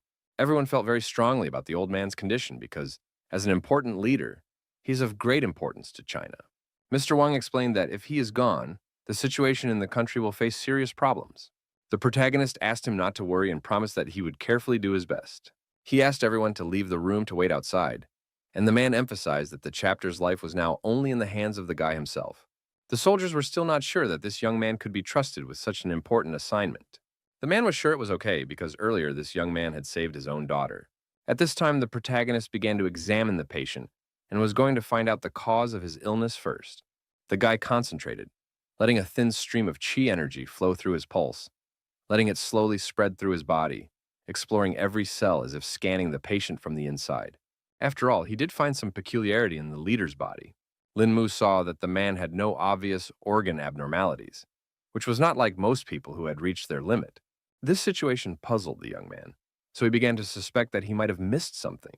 The protagonist didn't give up and decided to try again, but this time he channeled more of his energy into the patient's body. He concentrated all his attention on it to notice exactly what the main problem was. In the end, the guy finally managed to feel that the old man had a heart condition. Turns out there was too much dirt in the right atrial artery, and it had been there for a long time, leading to a long-term lack of oxygen in the body and a massive failure. Linmu now calmed down because it was just a matter of time before a relieved smile appeared on his face. He would be sure that if one directly used qi, one could quickly cure the heart. The soldiers who waited under the door weren't sure if the head could survive all this after all. It was at this point that the protagonist came out of the room and said that the leader was fine and would wake up very soon. Everyone, of course, rejoiced at the news, but they did not expect the problem to be solved so quickly. The man still didn't calm down and asked Lin Mu how much longer their head would last. Our hero explained that the root of the disease had been eliminated, but the body of the elderly was already depleted, so if his energy was dead, he would last about half a year. Now, the events are moved forward 3 days after the guy managed to save the leader of the country. The old man had already taken his workplace and was outraged at what had happened during his absence. Commander-in-Chief Duan Fusheng was greatly displeased that his opponents had already started to act, even though he hadn't even died yet. Mr. Wang listened to all of this and asked the teacher not to get hot, because he definitely shouldn't be nervous. Then the old man calmed down and thought that he needed to live at least a few years to deal with the situation, but at the same time realized that he didn't have that much time. The man tried to reassure the leader and assured him that he was past the hardships of his illness. The commander-in-chief asked not to calm him down because he felt the state of his body very well and was sure that he would not be able to pass this test to the end. Other than that, he admired the fact that the person who had saved him was a youth and wondered if Lin Mu would come to visit him today. Mr. Wang said that everything had already been done for this meeting, so the guy would arrive here soon. It was at that moment that the doorbell rang, and the assistant announced that the guest had arrived. The man rose from his seat, greeting the protagonist, and noted with slight irony that they had just talked about him and he had already appeared as if he sensed it. Afterward, he happily introduced the youngster who had saved the commander-in-chief's life. Lin Mu immediately bowed his head respectfully and introduced himself to the leader. Duan Fusheng asked the guy to hurry up and sit down so that they could talk about all the events that had happened in the past few days. The old man also added that our hero wasn't a soldier, so he could safely call him just Grandpa Duan. The commander-in-chief joked that if it wasn't for Lin Mu's help, that old bag of bones would definitely not have lived to see today. The young man was embarrassed because he thought that Grandpa Duan was exaggerating since the treatment was not difficult for him. And moreover, he was still unable to eliminate the hearth. In turn, Duan Fusheng thought that our hero was too humble because he had literally managed to save his life, which was already very good. He explained that at that age, you don't take some things seriously anymore. So for him, death is no longer scary. The protagonist looked at the old man with sincere respect, admiring his innate wisdom and ability to perceive life so broadly that even the thought of death caused him neither fear nor excitement. At this moment, Mr. Wang reported that the food was already ready, so he suggested to continue the conversation already at the table. The leader immediately stated that they should have fun today and offered to have a couple sips to cheer themselves up. But Sleep One Wang, that he had just recovered, is already taking up alcohol. In the evening, Miss Situ also came to her house and continued her investigation about the protagonist. The aide reported that there were new advances today regarding Saitu Shu's order. The girl rejoiced at such news and gathered herself to listen attentively to her subordinate. The aide reported that Lin Mu arrived at the War Ministry in the afternoon, where he was brought by military vehicles and stayed there for 3 hours. Situ Shu immediately wanted to know why he had stayed in the ministry for so long, but that was unknown to anyone. The girl was very angry with her subordinate and ordered her to quickly get to work and find out what was going on within those walls. The assistant didn't object and bowed and went to do her task. Situ Shu herself began to freak out because the protagonist turned out to be such a mysterious person. The thought of why the protagonist visited the War Ministry was now constantly rolling around in the girl's head, giving her no rest. The next day, all the students gathered outside Dunhai University because they saw some suitor with a bouquet of flowers. No one could figure out who it was standing at the gate so early in the morning, but everyone suspected he was looking for their university's flower. Everyone was already waiting to see some kind of spectacle and expected it to be hot right now. But this guy's sweetheart still hadn't arrived. Next, the students saw the latest model Lamborghini stopped near the entrance and couldn't even guess who it was. It turned out to be Situ Shu, who had yet to realize what was happening at the university gates. Seeing the huge crowd, the girl couldn't understand why everyone was gathered at the entrance so early today. The guy, noticing the girl he wanted, instantly became animated, clutched the bouquet tighter, and rushed towards her. Situ Seo was greatly surprised when she realized that it was her acquaintance named Yan Lanshi. She couldn't understand how he ended up here. The guy explained that he couldn't leave the girl and hoped she would like these oriental blue roses. She was very pleased with the attention from her suitor and thanked him for such a sudden gift. The young man wondered why Saitu Shu suddenly switched to Dunhai University and didn't even warn him about this decision. The girl lied that she just wanted to come to Dunhai to spend more time with her parents. In fact, Yan Lanshi wasn't going to believe it from the beginning, and Zitu Shu couldn't understand what he was getting at. He could bet it was because of one guy, and he turned around because the man was just walking nearby. The girl opened her eyes wide. Her lips parted for a moment in surprise, for her acquaintance had just pointed out the real reason for her transition. Just at that moment, the protagonist was walking down the street, and his new associate Xing Wei Long was walking beside him. The guy pointed out that there was a very intimate conversation between Situ Shu and this guy at her birthday party, and asked what it was that he said to her.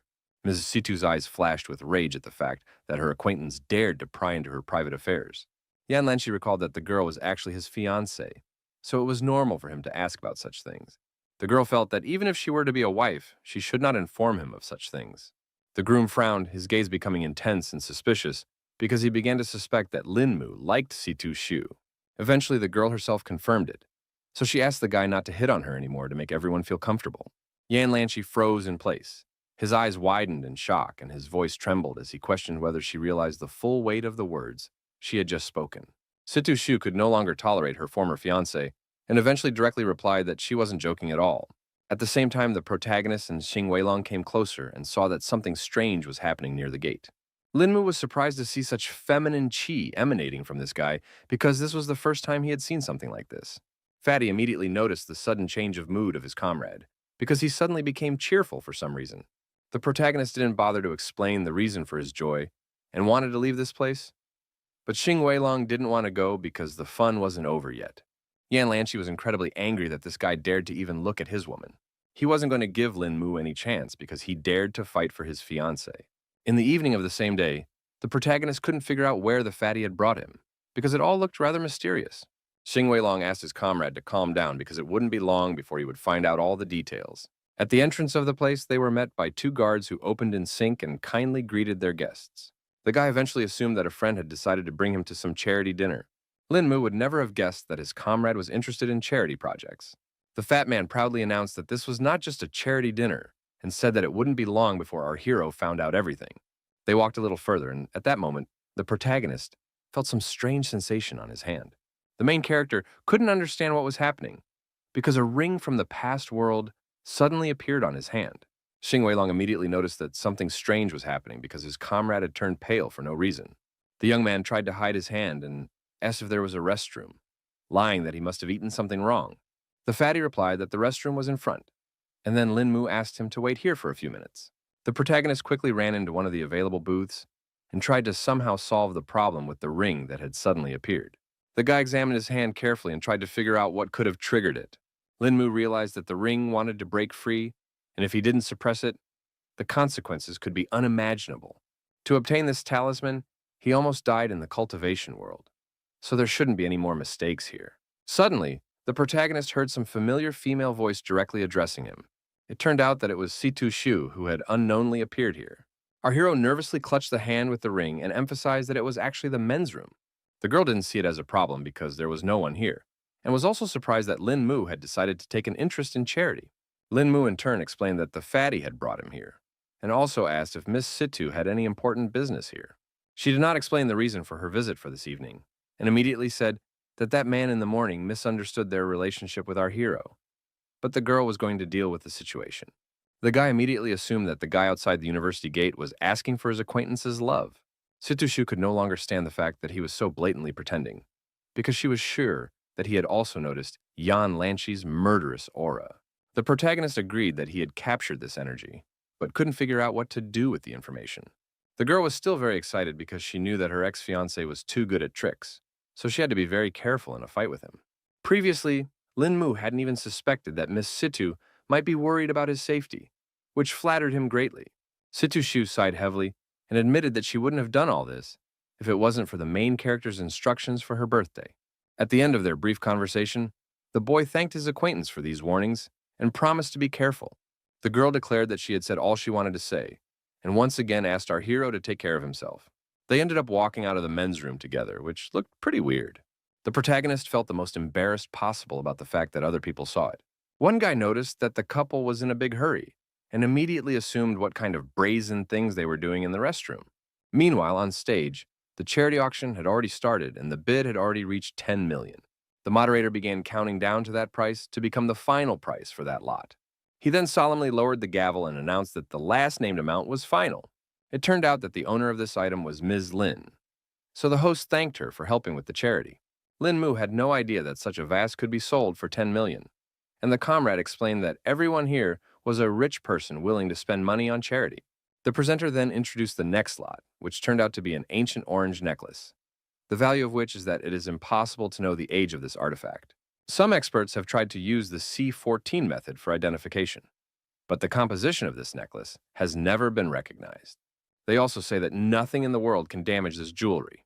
The main character froze, scrutinizing the item, his eyebrows shifting in deep thoughtfulness, while Xing Weilong didn't really believe this information. The guy noticed that his ring's reaction had gotten even stronger since the necklace had appeared. Lin Mu began to suspect that there might be some connection between the two pieces of jewelry. The first to bid was a gentleman who was willing to buy the necklace for 5 million. Xing Weilong was surprised that someone was willing to pay such a huge sum, and our hero was still sure that the prices would still rise. The host saw that Mr. Liu was the first to offer the first bid and asked if anyone else wanted to fight over the lot. The next to enter the fray was a girl who offered 6 million for the necklace. In just a couple of seconds, the price had already risen to 15 million and wasn't going to stop. The fight for the artifact was also still not leaving Mr. Liu, who eventually raised the bid to 20 million. The presenter immediately turned to the other participants and asked if anyone had more to offer.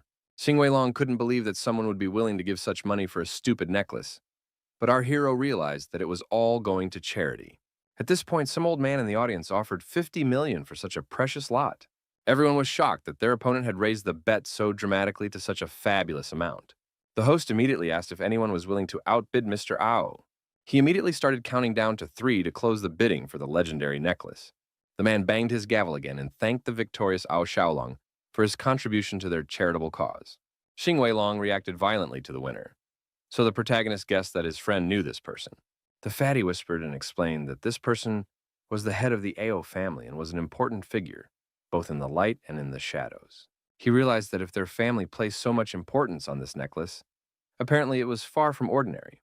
The protagonist only now remembered that there are 6 other treasures in the Cultivation World, similar to his ring, and they are known as the ancient armor of immortality.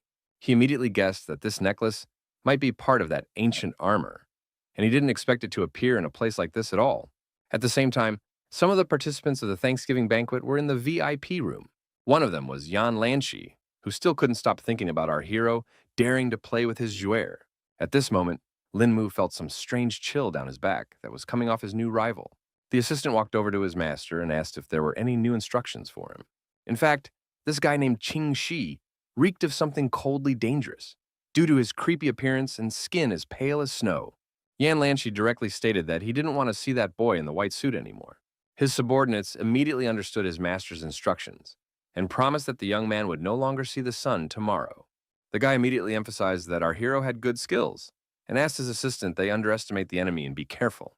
Qing Shi asked his master not to worry because he had never lost a battle yet.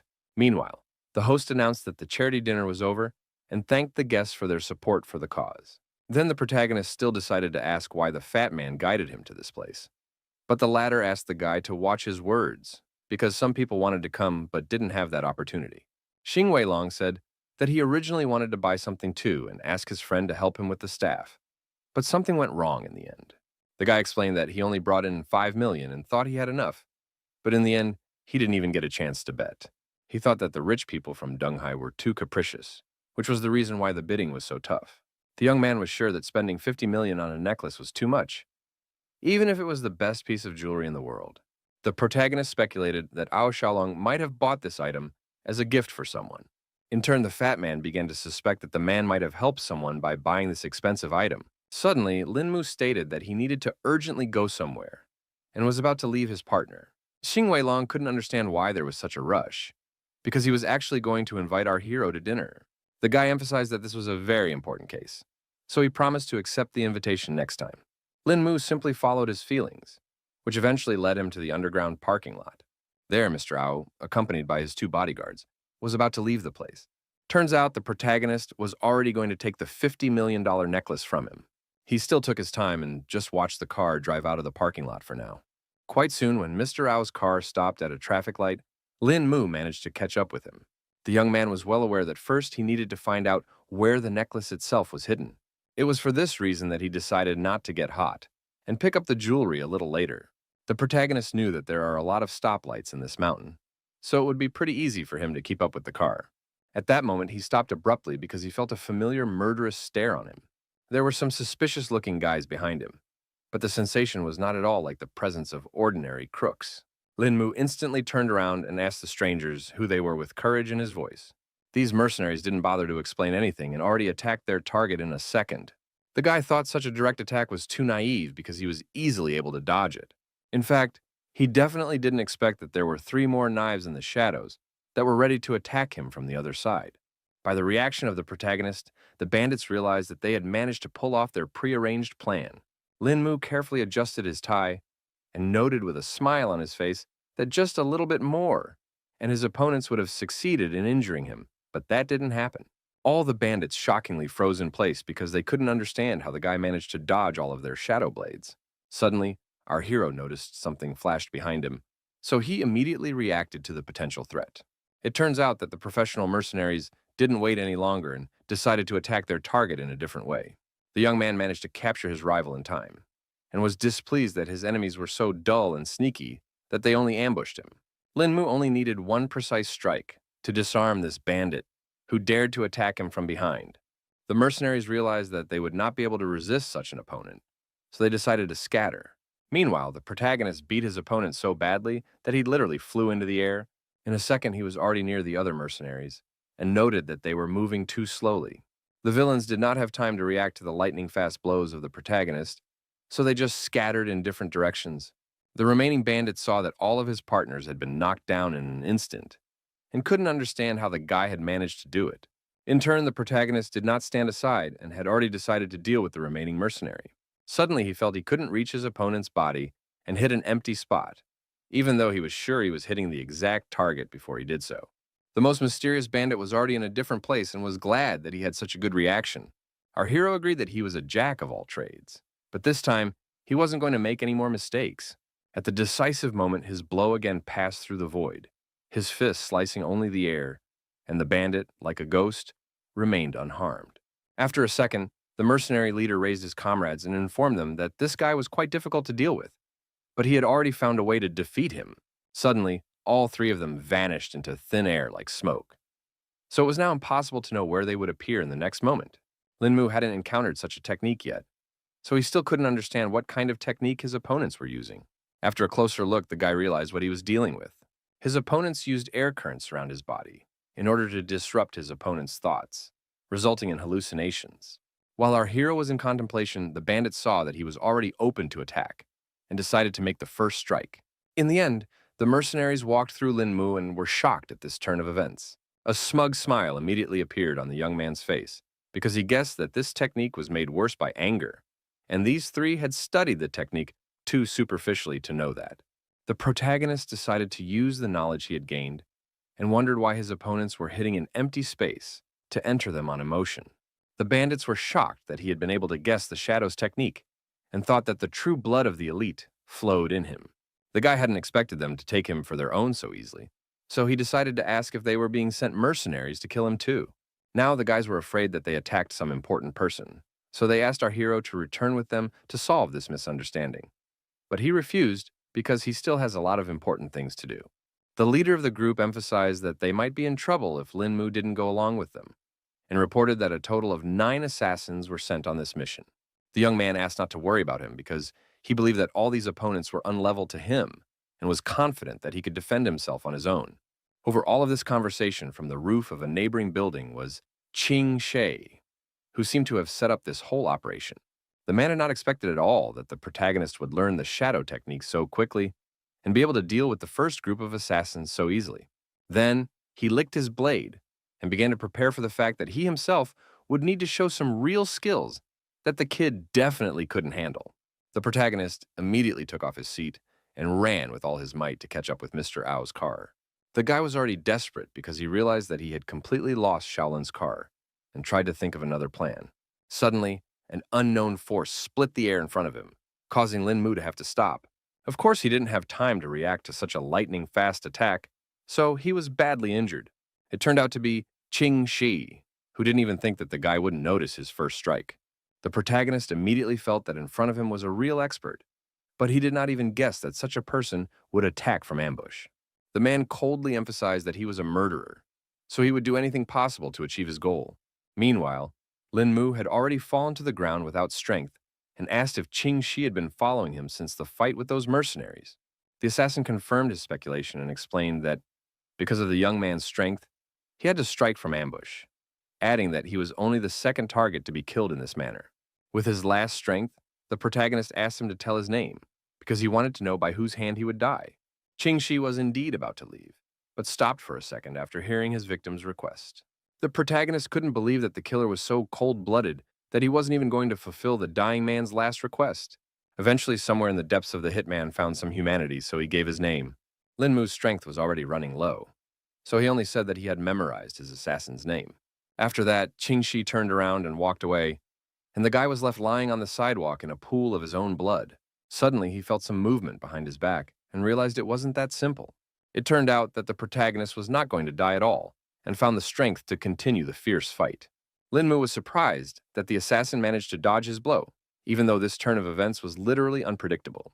He was sure that the attack was as stealthy as possible, and because of that, he couldn't figure out how he could sense it and react in time. In turn, Qing Shi was shocked that our hero was only pretending to be dead, even though he had received an accurate stabbing. Meanwhile, the guy wasted no time and re-attacked his opponent, who again managed to dodge. Lin Mu now began to feel that the mercenary had also perfected in the spiritual realm, and was a master who had opened the middle and lower dantian. Despite this level of strength, the protagonist was not afraid and decided that he would definitely not lose in this fight. Our hero shouted at the top of his voice that the only person who should die here and now was Qing Shi himself. The assassin even started to panic a bit because the guy was injured so badly, but his punches were still very strong. In the next instant, Lin Mu still managed to break through his opponent's defense and shorten the distance as much as possible. He concentrated all the chi energy in his hand to make this strike fatal to the assassin. Qing Shi was unable to resist such precision and speed, so he only cried out in pain. The protagonist put all of his power into the blow, so his opponent simply bent in half, scarlet spatters splashed from his mouth, and his eyes widened in shock. In the end, Qing Shi collapsed to the ground without strength because even such a master could not resist Lin Mu. He was still able to talk for a while, so he asked the guy who he really was. The brave warrior himself was also holding on with his last strength, so with a trembling voice, he asked his defeated opponent to remember that he had been killed by Lin Mu. Qing Shi still couldn't understand how things had turned out this way, because he was definitely sure that his knife had hit our hero. As he stepped away from the killer, the young man began to feel that the poison that was on the knife had already penetrated his heart and lungs. He couldn't believe that after going through such a fight, he would end up right here in the middle of the street. Eventually, the strength left Lin Mu's body, and he slumped to the ground without strength, regretting that he was not prepared for such a serious fight. His eyelids grew heavy and began to slowly close, but at the last moment the guy managed to see someone's feet right in front of his face. The events continue into the night of the same day, only now Lin Mu has entered the temple. Someone still managed to save Lin Mu, who had now regained consciousness but was still not feeling particularly well. At that moment, the girl who saved him was just praying for her late master. 10 years ago, when Yunair was very young, she accidentally injured an old man, causing him to pass away. Before his death, the old man said that saving the terminally ill was the main task of a healer. So if there was a chance to save the girl, he was ready to die without regrets. He asked his student to go on living and save more people who would need her help. The girl tearfully recalled how the master had adopted her, after which she had contracted a strange disease from which the old man himself had saved her. Each time after the operation, the master had aged little by little and sacrificed himself for Yunair's life. Now she was going to use a technique that would take a lot of work to master because it was quite difficult to control. The girl opened the box, which contained a set of needles and a note thanking her for living up to her title as a divine medic. Yunair continued to live her vocation, so she couldn't let our hero have any problems. She methodically inserted needles into his body, her fingers moving with surgical precision, and asked the guy not to give up and hold on to his life. Lin Mu's consciousness swam, the world around him blurred into murky patches, and a hoarse, painful groan escaped from his chest. The girl was very nervous because this secret technique consumes a lot of energy, and if things continued like this, she might not even survive. Dr. Zhou tried to cheer herself up to save the protagonist after all, but it was all too difficult for her. At that moment, she remembered that the master had treated her like a daughter since their first meeting and had saved her at the cost of his life. It was for this reason that the girl decided that once she had made a firm decision, it was too late to chicken out. She finally went to her master and asked for some strength to finish this technique. Zhou Xiun remembered how the old man had taught her precision in acupuncture and calmly continued to stick needles into her patient's body. She also kept the thought in her mind that each shot required skillful speed. Other than that, there was no way you could ever dwell on an acupuncture point for more than half a second, because otherwise, the healer would simply lose all his labors. The girl was still trying to reassure herself with the belief that she was bound to succeed. She kept sticking them in after the learned pattern, but our hero was still lurching with discomfort as well. At this moment, Dr. Zhou noticed that the black color on Lin Mu's face was disappearing, showing the success of her technique. The girl was a little distracted by the guy's improving condition, and because of that, she rushed, so the next needle just flew out of her hand. She immediately thought of the master's phrase that if the acupuncture process was interrupted, the patient would simply die. There was no way she was going to let the protagonist die, so she decided to use her powers to support his condition. Zhou Xian gently injected her energy inside Lin Mu's body and tried to capture his yang. All of this was giving the girl quite a hard time, so her breathing was getting heavier and heavier. In the end, she plopped down on the bed without strength because she still managed to save the protagonist, who was now completely safe. At this time, Situ Shu was resting peacefully in her house, but her sleep was interrupted by a sudden phone call.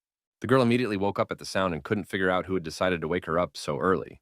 She was quite sleepy, but she immediately realized that it was Lian Zhu, who seemed to have some important information to impart. Miss Situ immediately woke up when she heard the news that Lin Mu had disappeared for 3 days now. She realized the gravity of the situation and asked her assistant to keep looking for news about the protagonist. It turns out that the girl had planned that her cultivation improvement in the future would only depend on this young man, so she simply couldn't let anything happen to him. That was why she tried to calm down a bit and think about what could have happened to Lin Mu. In the end, Xu Shu came to the conclusion that her suitor, Yan Lanxi, could be behind the missing guy. So she decided to call him right away. With fury in her voice, she asked without any clarification if her ex-fiancé had anything to do with Lin Mu's disappearance. It turns out that all these days the protagonist spent with Dr. Zhou, who at the cost of her strength saved his life. All this time the healer lay unconscious, recovering her life energy. Suddenly, Zhou Xiun, who was certain of her death, opened her eyes and immediately thought that she had entered heaven. She rose abruptly from the bed, her eyes darting around the familiar outline of the room. And it wasn't until consciousness finally cleared and a warm relief spilled over her body that she was able to move on. The girl immediately went to look for Lin Mu and thought that he had already left her house. It turned out that the protagonist was still here and had only gone outside to do some meditation to restore qi. The boy was greatly relieved when he heard the voice of his savior, who also had to fight for life. In fact, Zhou Xiun didn't think that he would recover so quickly, but was happy that he was already feeling much better. The girl herself still didn't seem to be feeling well, because after only a few words, she started coughing violently. The protagonist immediately ran over and picked up Dr. Zhou, who kept pretending that she was fine. He asked the girl not to worry unnecessarily and informed her that his body was already fine. Lin Mu sat down next to him at the table and thanked Dr. Zhou for saving him from the bottom of his heart, promising that he would definitely repay her for her help in the future. The girl emphasized that as a real doctor, she had to save and treat the wounded, so she did not ask for any payment in return. The protagonist decided to wonder how she managed to get rid of the poison in his body, because he was literally certain of his doom. Then she told me that the guy had been saved by an acupuncture method described in a secret book by her master, who had been able to save countless people with the help of needles. In turn, the girl had only superficially learned the teacher's technique, making it too difficult for her to use the method. At this moment, Lin Mu noticed that her skin color didn't look great, so he asked Dr. Zhou to behave a little more calmly and not rush anywhere. The girl explained that she just had a weak body, which made our hero get even more worried and wondered if there was any way to help her somehow. Then Zhou Xiun told the story of how the master had saved her from a serious illness by spending all his life force on her. The protagonist couldn't understand what disease could make her teacher so helpless, if even the girl herself with superficial knowledge was able to use the secret technique. Eventually, the doctor couldn't take the strain, causing her head to spin and her skin to break out in a cold sweat. In a second, she had already fallen unconscious on the table, and the protagonist, frightened for his savior, immediately jumped up to her. He quickly picked the girl up in his arms and was about to carry her inside the house, suspecting that she had indeed expended too much energy to save him and even spit on her own life. After putting Jo Shiun on the bed, the protagonist decided to look around a bit. The protagonist noticed that the room was very clean, which demonstrated the cleanliness of his acquaintance. The next moment, he noticed that there were some strange bricks on one of the walls that stood out from the main interior. The guy immediately thought someone had done it on purpose because the bricks were not reinforced. Linmu carefully pushed back one of the blocks and saw that there was something hidden between the walls. The young man was greatly surprised to see that there were some papers hidden in this strange hiding place. Eventually, he guessed that they were letters from the master for his apprentice. The old man wrote that his real name was Mu Genqing, and all this time, he was trying to teach the girl his family's secret acupuncture technique that balanced yin and yang in the patient's body. As a young man, he traveled the world helping the sick and needy, but once offended a mysterious organization that tried to steal the family's secret equipment, and he had to hide it on Dunhai. When Jo Shun got sick, the old man had already been injured by the enemies, so he temporarily blocked her meridians to extend her life for 10 years. But if no one cured her in that time, she would die. Master hoped that he would find someone who could use this powerful yang extracting technique to save his disciple. But he also warned that without having a sufficient level of cultivation, this treatment method could not be used. Linmu was well aware that he should give Dr. Zhou these letters as soon as possible. For now, he was immersed in his thoughts that such a powerful technique could only be used with a high level of cultivation. The protagonist spent his time at the home of Zhou Shiyun, who lay unconscious until the evening. Eventually, the girl finally woke up and again couldn't understand what had happened to her. Lin Mu was sitting next to her bed, so he immediately inquired about Zhou Shiyun's condition, who seemed to be starting to feel better. The guy immediately showed her those very letters, and the doctor began to guess what they were. He suggested to his acquaintance that she study the letters more closely and see for herself what she thought. Tears immediately appeared in the girl's eyes because it was too hard for her to remember her teacher and read his real story. Joshun didn't expect that the teacher was so gracious to her that even after death he wanted to take care of his student, and she didn't even know how to repay it. Through her tears, she asked Lin Mu where he had managed to find such precious letters for her. The young man then explained that he had found this hiding place in the wall during his little cleaning session. The girl now understood everything and began to regret that she hadn't met someone gifted enough to learn the technique. Our hero hinted that he himself might have been the man the old man wrote about in the letter. Joshun asked not to be fooled because she believed that despite the guy's talents, he definitely couldn't cultivate directly and didn't have a good foundation for this technique. The young man was confident in his abilities, so he asked the girl not to worry, but Ta couldn't understand what he meant. He was sure that the doctor knew a bit about cultivation, so he demonstrated his skills so she could see his power level. The girl was shocked because not every master could concentrate chi energy in their fingertips. After successfully using the technique, they went outside and Zhou Xiun couldn't stop talking about how our hero was quite secretive. So she didn't believe that he would be able to save her. In turn, the guy suggested that there was a chance of curing the disease could be cured even without reaching the highest level of cultivation. The protagonist was certain that as long as there was hope for survival, no one would give up so easily, and the master's letters made them realize how precious life was. Meanwhile, the girl thought about the fact that earlier she was going to save a couple more people and then, consider, completely fulfill her mission. But the unexpected news about her illness changed all plans. Linmu emphasized that all good things were sure to return and reminded him that she had saved his life this time. So he responded in kind. After that, Zhou Xiun remembered the old man's words that saving one's life was saving oneself. Memories of her teacher's warm hand stroking her head and his voice telling her about the vocation of a doctor immediately popped into her mind. Anyway, our hero thanked his savior and was now going to go home, because apparently everyone had lost sight of him. The girl understood everything perfectly well, because she herself had to return to the hospital. So she offered to say goodbye right here and now. Half an hour later, Lin Mu had already crossed the bridge that led to his house. The guy pondered that there were such powerful techniques in this world, and guessed that the creator of yang extraction had a deep understanding of the human body, so no one could surpass this master. At that moment, he saw that a large number of people had gathered on the embankment and were looking excitedly at the water for some reason. Turns out some car had gone off into the water, So everyone was actively talking about how the driver was definitely not going to do well in this situation. Everyone was sure that the sports car was very dear to the owner, but no one would have thought that she would ironically die in such a place. The guy started to get a little worried because the victim could be his acquaintance, so he asked those standing nearby what had happened here. A man who had already swam to try to help explained that some girl had flown off the bridge, but underwater it was too difficult for him to break the windows. The protagonist realized that he couldn't stand by, so he confidently headed towards the water. Everyone warned Linmu that it was useless and it was better to wait for the rescuers, but he couldn't waste time. The guy was going to go down and try it anyway, because if you wait for the rescuers to arrive, only the car would be saved in the end. He didn't even bother to undress and quickly jumped into the water, despite all the risks to his own life. In an instant, he felt the coolness of the water and plunged to the bottom to find the victim. Our hero was glad that it was fairly shallow here, and looked carefully around to find the car. Eventually, he did manage to locate a red sports car, which immediately gave him hope. Mentally, Linmu asked the girl to hold on a little longer while he swam to her. It turned out that the young man's fears were justified and his acquaintance was behind the wheel. Luo Biyun was already unconscious after such a long time underwater, so she didn't even fight for her life.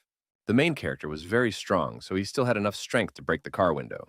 The guy agreed that the glass was very strong, suggesting that it might have been bulletproof. So it was no surprise that the average person couldn't break it. For Linmu, such an obstacle was nothing, so in a second, the window shards flew in different directions. In this way, the young man managed to pull Lo Biyun out of the car and give her a chance to be rescued. Our hero realized that his acquaintance was about to die, so he needed to transfer some energy to her as quickly as possible. The brave hero bent down and his lips touched the girl's pale lips to keep her from dying. The events are moved to a couple of minutes ago, when Lo Biyun fell into the water and began to think about what people live for out of hopelessness. She supposed everyone had different goals, and many wanted to glorify their family or create a profitable business. The water increasingly filled the interior of the car, and the girl realized that she had no chance of rescue, so she could not hold back the tears in her eyes.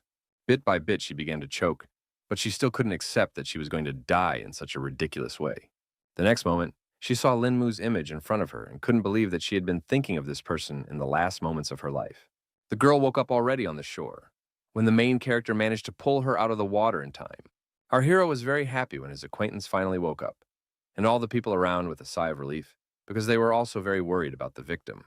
The girl couldn't understand what was going on around her, so she thought that she had already died, and Lin Mu was caught in the heavens with her. The young man calmly asked his acquaintance not to say such nonsense, and explained that he had managed to save her. Suddenly, Lo Biyun threw herself into the main character's arms because she had missed him for so long. Lin Mu was well aware that the girl needed support after such stress, so he tried to calm her down and explain that everything was already fine. Clinging to the guy even tighter, she decided to ask how he had managed to find the car at the bottom of the river. Then our hero told the story of how he saw this crowd of people gathered around the drowned car and asked how his acquaintance had gone into the water. The girl herself couldn't understand the reasons why this incident happened, because her car was suddenly out of control, which sounded rather suspicious. Lin Mu decided to take Luo Biyu to change her wet clothes and asked her to take her time if she still hadn't recovered.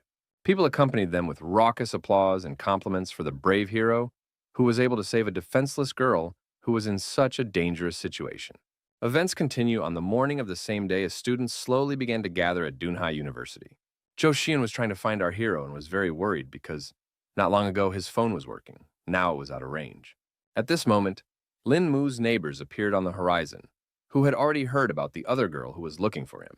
Dr. Zhou confirmed it and guessed that her savior's friends were in front of her. Song Liangju asked what the stranger was looking for the guy for, and immediately told her that he hadn't returned home for several days, so even his friends didn't know where he was. The girl confessed that these few days I was at her house and left only this morning. Obviously, all the girlfriends were shocked when they found out that their neighbor had been at some hottie's house all these days. Zhou Xian immediately said that a few days ago, the guy was seriously injured, so the girl saved him and left him with her for a few days to rest and recover his strength. Zixi was even more frightened when she heard that Lin Mu had managed to get into some kind of trouble. The girl revealed that she had already heard that the main character had been attacked by an assassin named Qing Shi. Now, for the neighbors, everything fell into place, because the young man never disappeared without saying goodbye. Zhou Xian still wasn't calm about the fact that the young man still hadn't shown up, and was afraid that something had happened to him on the way to the university. Meanwhile, at Mr. Yang's house, they had already received new information from the spy.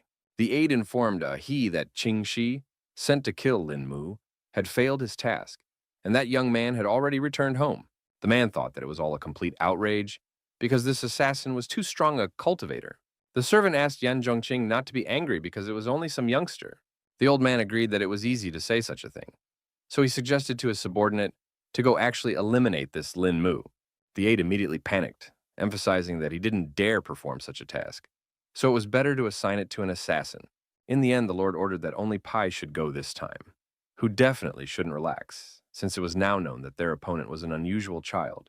Meanwhile, the guy stepped over the threshold of the house, and the girls immediately froze when they saw their mysteriously missing neighbor. Lin Mu, of course, apologized to the girls and explained that he had a few things going on these days. Zishi was very unhappy that our hero had returned home and didn't even say a word about it, and said that they were all very worried about him. The girls also confirmed that they had been looking for the guy the whole time, while he quietly returned home in the meantime. Song Liangru immediately stood up for her disciple and reminded her friend that his wounds had just healed. Lin Mu was immediately very surprised because he couldn't understand how the girls knew about his injuries. At that time, the neighbors said that they had already met Sister Zhou, who told them about the whole situation. Zixi got really pissed off and couldn't hold her emotions in anymore, because she couldn't understand what kind of relationship the guy had with this girl.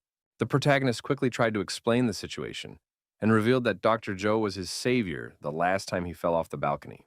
The girl was still reluctant to believe that Lin Mu had lived with her for so many days, and nothing had happened between them in the end. Their conversation was abruptly cut short when the protagonist's phone buzzed in his pants pocket. The guy asked his girlfriend not to say things like that about him and apologized for having to take that call.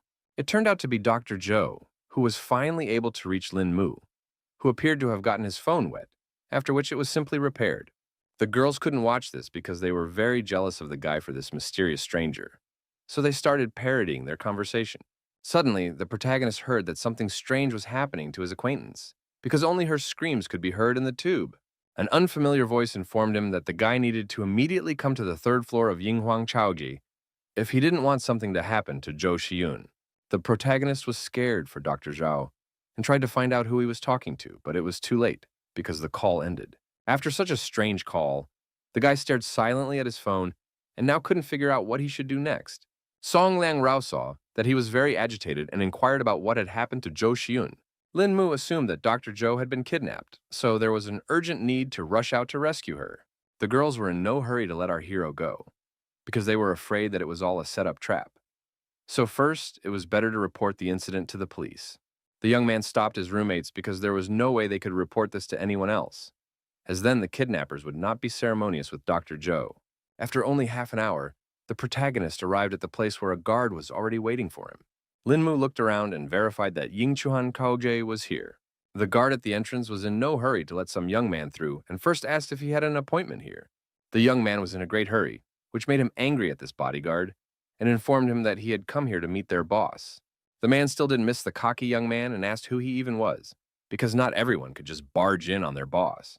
Then our hero decided to demonstrate his strength and grabbed the guard by the arm, explaining that the boss himself asked to come here. Eventually, the bodyguard had to take our hero to his boss, not understanding where this strange guy even came from. He knocked gently on the boss's office door and announced that he had a visitor. Inside, our hero was waiting for the massive figure of a bald bandit, which immediately caught his eye against the background of a fragile bound doctoress. The girl's eyes were full of fear, for she feared not only for her life, but for the safety of the young man himself. Lin Mu was now certain that his acquaintance had indeed been kidnapped, so the situation was very serious. The guy didn't care at all what the kidnappers' goals were, so he asked the bandits to let Zhou Xiyun go first, after which they could talk. The leader of the group rejoiced when he finally saw this famous, insufferable person, which turned out to be an ordinary good-looking kid.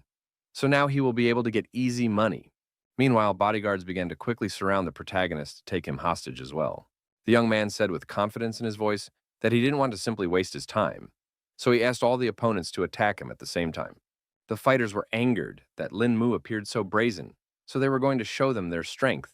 Before the head of the guard could finish, he heard muffled blows, which caused him to freeze on the spot, because he had not expected such a rapid development of the event. It turned out that everyone who dared to attack the protagonist was already lying helplessly around him and screaming in pain. The remaining guards were incredibly startled by this turn, and didn't even have time to consider what Lin Mu had just done. The leader of the bandits was also confused, but quickly ordered his subordinates to pile on their main target. The protagonist despised his weak opponents who didn't even know how to behave in battle, so he disparagingly called them a herd of sheep. At the same time, Pai advised Lin Mu not to get so cocky because it was obvious that he wouldn't be able to stand up against a whole bunch of experienced fighters. After a few seconds, the bandits came close to the protagonist and began to attack him from all sides, not giving him a chance to escape. The guy decided to use the shadow technique he managed to learn during his last fight.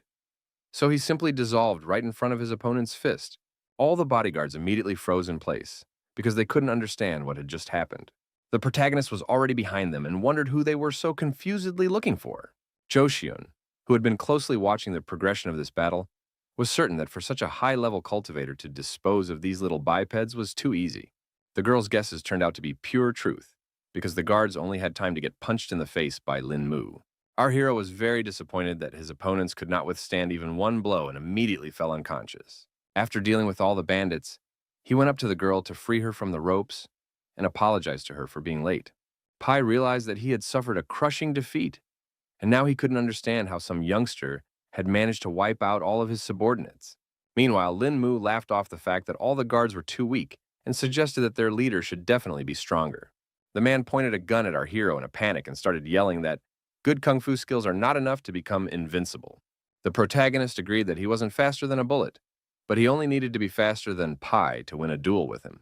The bandit was pissed off that Lin Mu was so stubborn, so he didn't want to wait any longer and pulled the trigger of his gun. The guy quickly backed up his words with actions and lightning-fast pressure on his opponent's arm, causing him to shoot downward and hit his own leg. Pai definitely didn't expect this development, so he confusedly cried out in sharp pain. The man resigned himself to the fact that he had lost this fight and asked what kind of person Lin Mu was. The protagonist recalled that the bandit himself had ordered him to come here, so it was strange that he didn't recognize who his target was. Pai was afraid that the young man might do some terrible things to him, so she asked him to let him go and promised to pay him back for sure. For his part, Lin Mu emphasized with a smirk on his face that he definitely didn't need anyone to pay him. The guy didn't want to wait, so he instantly made the man pay for everything he'd done. Our hero used chi energy to completely erase Pai's memory and make him a fool. The girl who had been watching from the side the entire time wondered what Lin Mu had just done to the bandit. The young man explained that he was merely using a bit of yin to seal the man's yang. At this moment, some other people had already entered the hall, noting that everything here was quite lively. It appeared that it was already some other leader accompanied by his subordinates, who agreed that Lin Mu was really strong since he was able to overpower so many people. The protagonist tensed up when he saw some more strangers, so he immediately wondered who the man was. The man did not hide his identity and introduced himself as Shen Zhuguang, a friend of the owner of the place, complaining that Lin Mu was interfering with his work. The young man immediately recognized the name because he had heard that this person was Wang Shiking's boss and also the head of the Municipal Public Security Bureau.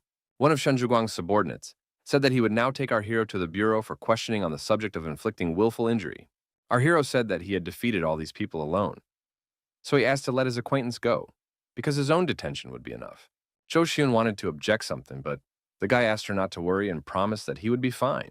The man then firmly stated that he was the one in charge of the case, so the guy couldn't order him around and ordered his subordinates to grab everyone in the room.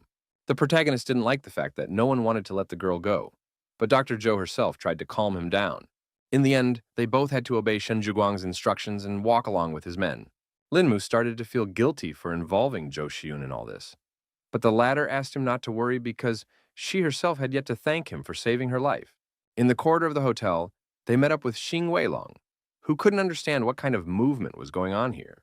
The fatty immediately recognized Brother Lin's familiar face and wondered what he was doing here. The guy couldn't figure out who all these people around his friend were, so he asked where they were taking Lin Mu, because it all looked too suspicious. Someone from the group explained that the police were working, and the protagonist fell under suspicion, and the fat man himself was advised to mind his own business. Lin Mu was glad that his buddy had shown up so timely and handed him some small note. The protagonist asked Xing Weilong to call the number on that piece of paper a little later and tell that person his arrest. Very soon, Lin Mu and Zhou Xiun had already arrived at the Public Security Bureau of Dunhai City. The policeman who conducted the interrogation informed the girl that her buddy had already confessed to everything, so she could be free. The girl explained that it was true that this was the other side of the whole situation and tried to justify Lin Mu's actions. The man asked her to stop and promised that they would definitely look into the matter. Zhou Xian was very excited and asked where the detained guy was now and what would happen to him next. At the same time, our hero was placed in a detention center, where he had already managed to enter into a conflict. Turns out, the guy had already decided to teach his cellmate, who also couldn't resist his power, a lesson. The second prisoner could not keep his feet from such a powerful blow and fell to the cold floor of the cell. The protagonist emphasized that he wanted some rest and asked his neighbor not to disturb him. The battered fellow was dissatisfied with the fact that his partners had become as stooped and didn't attack Lin Mu. Eventually, the other prisoners mustered up the courage to teach the arrogant newcomer a lesson. Lin Mu decided to play a bit with his new opponents, so he let them hit him once. The guy threw himself forward to make it easier on his opponent and warned him that he might regret it. It turns out that our hero had a cunning plan, so he concentrated all the energy in his head, causing it to become literally iron. This was followed by an unpleasant crunching of the fingers of the overly brave lad, who now realized his mistake. After only a second, he screamed hard from the incredible pain and grabbed his broken arm. Everyone around him began to realize that this guy was not easy, because he was obviously a good fighter. It was then that the strongest prisoner decided to enter the fray and teach the overconfident newcomer a lesson. Lin Mu was carefully observing the situation around him, so he instantly noticed that someone was about to attack him. The man shouted belligerently and swung around to deal with the protagonist quickly. The young man realized that he was about to make a surprise lunge to the chest and a kick to the stomach, which showed his good martial arts skills. In the end, the protagonist simply tossed his opponent aside and noted that he was still too bad to measure his strength. The man gave up and still agreed that Lin Mu was indeed a strong fighter. The other inmates were shocked by this development, because brother Huan, who fights the best, only to be defeated by some boy. Meanwhile, Shen Zhiguang, who was sitting quietly in his office, was already being told off for grabbing Lin Mu. The man was confused because he was sure he was acting according to all the rules and regulations because this guy hurt people. The boss couldn't understand the officialdom and informed his subordinate that the man was someone they could touch. The policeman started to worry that the Yan family might get angry if they let this guy go, and the chief realized that it was all this family's shenanigans. In the end, the boss informed him that if anything even happened to Lin Mu, not even the 10 Yan families would save his subordinate's head. The police chief didn't even know how to respond to these threats, because he realized that the matter was serious. He finally found the strength to reach out to Mr. Li, but all he heard in response was a humming tone. The man realized that Central Bureau Chief Li himself had called him to let this person go, and now he was afraid to imagine what kind of power Lin Mu finally possessed. He quickly jumped up from his seat and ordered Xiao Liu to quickly go to the detention center. The subordinate tried to find out what was so serious, but the boss wouldn't explain the whole situation and said that this time, the Yan family had seriously screwed them over. At the same time, the assistant informed Mr. Yan that he had already completed his assignment. He said that the Central Bureau Chief called Shen Zhuguang, after which Li Yaozhong released the protagonist from detention. The old man didn't expect at all that Li Yaozhong might be familiar with their target, which ruined all plans. The man explained that they were strangers to each other because they had only had one phone conversation before Shen Zhuguang was ordered released. The master had not expected at all that someone was capable of giving orders to Li Yaozhong, and now wanted to know who was trying to protect Lin Mu. The aide was unable to get any data because their conversation was encrypted, and if they tried to decrypt that information, they might be detected. The man didn't care about that at all, because they can't back down anymore and must finally deal with the protagonist. He's ordered to contact the Black Spikes and place an order to kill the guy, because they sure can't let him get away this time. The events moved to the Dunhai Public Security Bureau, where Lin Mu had already come out, and the police officers tried to explain that it was all just a misunderstanding. Shen Zhiguang was more than a little frightened, so now parsed the guy to not take it all to heart. The protagonist once again asked if he could go, and the policeman, bowing his head, confirmed it. At that moment, the young man heard that someone was already waiting for him outside the detention center and rejoiced at his release. It turned out to be Xing Weilong, who had already heard that his buddy was doing well, so he came to get him. The guy offered to celebrate our hero's release and wanted to do it at the Hilton, which made Lin Mu begin to suspect that the fat man was up to something since he was so generous. Xing Weilong admitted that it was only his pleasure to do something nice for Brother Lin. 30 minutes later, they had already arrived at the Hilton Hotel, where the fat man wanted to come. They were greeted by several staff members at once, who escorted guests to their table. As they sat down in their seats, Xing Weilong asked the protagonist to look at the menu and choose a seta that he liked. The young man explained that he wasn't very good at picking out food, so he entrusted this task to his buddy. The fat man chuckled and warned our hero that he had only himself to blame if he didn't like something. When he opened the menu, his appetite whetted even more, so his order consisted of foie gras with caviar, crab and curry sauce, and steamed lobster. Meanwhile, Linmu asked where the restroom was here, and the waitress agreed to take him there. Our hero thanked the hotel employee for such a high level of service and followed her. The girl stopped in the hallway and explained that the restroom was up ahead on the left side. At the same time, there was a meeting with Yao Shenxian in another room at the hotel to discuss the lead role for a new movie with her. The girl had already read the script and liked it quite a bit, and she had no questions about the contract. So she wanted to know who would be the lead actor in this movie. The director said they haven't yet chosen the person who will be her partner. So he asked if she had any recommendations. Based on the contents of the script, Yao Shenxian thought that it would be better if they put a newcomer in the lead role, and she just had such a person in mind, but she wasn't sure if he would be interested. Another team member expressed interest in this solution and asked who it was. The girl said that she met the guy at her concert and tried to invite him on stage to sing together, but he declined, which was pretty awkward. Now, a moment later, our heroes left the hall after enjoying the fine food, and Xing Weilong suggested to go here again in the future. On the way, they met up with Yao Shenxian, who was shocked that she had met Lin Mu here. The guy also stopped abruptly because he didn't expect to meet here the singer, whom he refused at her own concert. Xing Weilong immediately recognized this famous superstar and was surprised that she knew his brother and so closely. The girl immediately went to the principal and informed him that this was the guy she was just talking about, and asked his view on the idea. The man agreed that she had pretty good taste because this young man looked good and was poised perfectly for the main character in the movie. The director also got into this conversation and asked Lin Mu to talk it all over, promising that it wouldn't take long. Xing Weilong happily answered for his friend and said that they had a lot of free time today, so they could discuss all the details. The main character still hasn't said a word, and the fat man has talked about being big shots in the entertainment industry, so this conversation could be quite useful. In the end, Lin Mu agreed with his buddy, although he wasn't particularly burning to go to this meeting. After that, they asked the hotel for a bigger room and went to talk about the movie. Yao Shenxian introduced the famous investors Hua Xia and Mr. Wang, who will sponsor the filming, in front of the guys. They exchanged pleasantries and shook hands as a sign of familiarity. The girl also introduced screenwriter Huang Shuyue, producer Wang Jiang, and director Feng Yufang. When everyone sat down at the table, she immediately offered to cut to the chase because they had one serious proposal for the main character. Yao Shenxian revealed that Mr. Wang is preparing to shoot a new movie on, and she recommended Lin Mu as an actor for the lead role in it. Xing Weilong couldn't believe his ears when he heard that his friend was being offered to star in a movie, even as a lead actor. The director confirmed that in terms of our hero's looks and character, he is perfect for the role, as if it was tailor-made for him. The guy was still in no hurry to agree to this offer, because he didn't know at all what he should do. The man explained that life is like a show, so it all depends on how the actor acts in life, because his acting was just a variation of life. Lin Mu felt that it was all too wrong because he might not be able to do his job, and the movie would end up being a waste of time and effort. Yao Shenxian asked the guy to believe her because she believed that no one else could handle the role and promised that everyone on the team would actively help him. Xin Weilong also wanted his friend to try out for the movie because that way he could reveal his hidden acting talent. The girl confirmed the guy's words because a lot of stars didn't even finish acting school and stumbled into the entertainment industry that made them world famous. In the end, the protagonist decided to trust his friends, but still warned that they shouldn't blame him if something goes wrong. The director was happy that he finally agreed to be filmed and promised that there would definitely be no problems with their movie.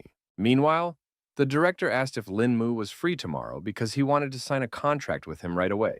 The protagonist wasn't against it yet, so he asked what time it was convenient for them to meet.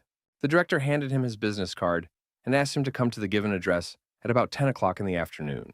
Lin Mu thanked the movie team for believing in him and promised tomorrow he would be in the right place at the right time. Events continue the next morning, when the protagonist does fulfill his promise. The director asked the guy to look at the contract and, if he was happy with everything, sign the document. Our hero confirmed that there were no problems with the contract because the terms were quite reasonable and confidently signed. Afterward, the director and Lin Mu shook hands and expressed their hopes that they would work together.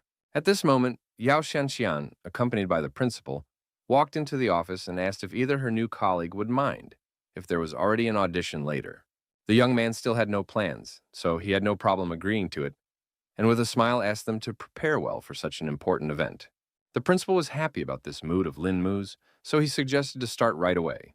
Meanwhile, the staff had already set up the lights and arranged all the cameras on the set, so the only thing missing was the actor himself. Feng Yufan handed our hero the script and asked him to try to play the role by figuring out the character's psychological state while reading.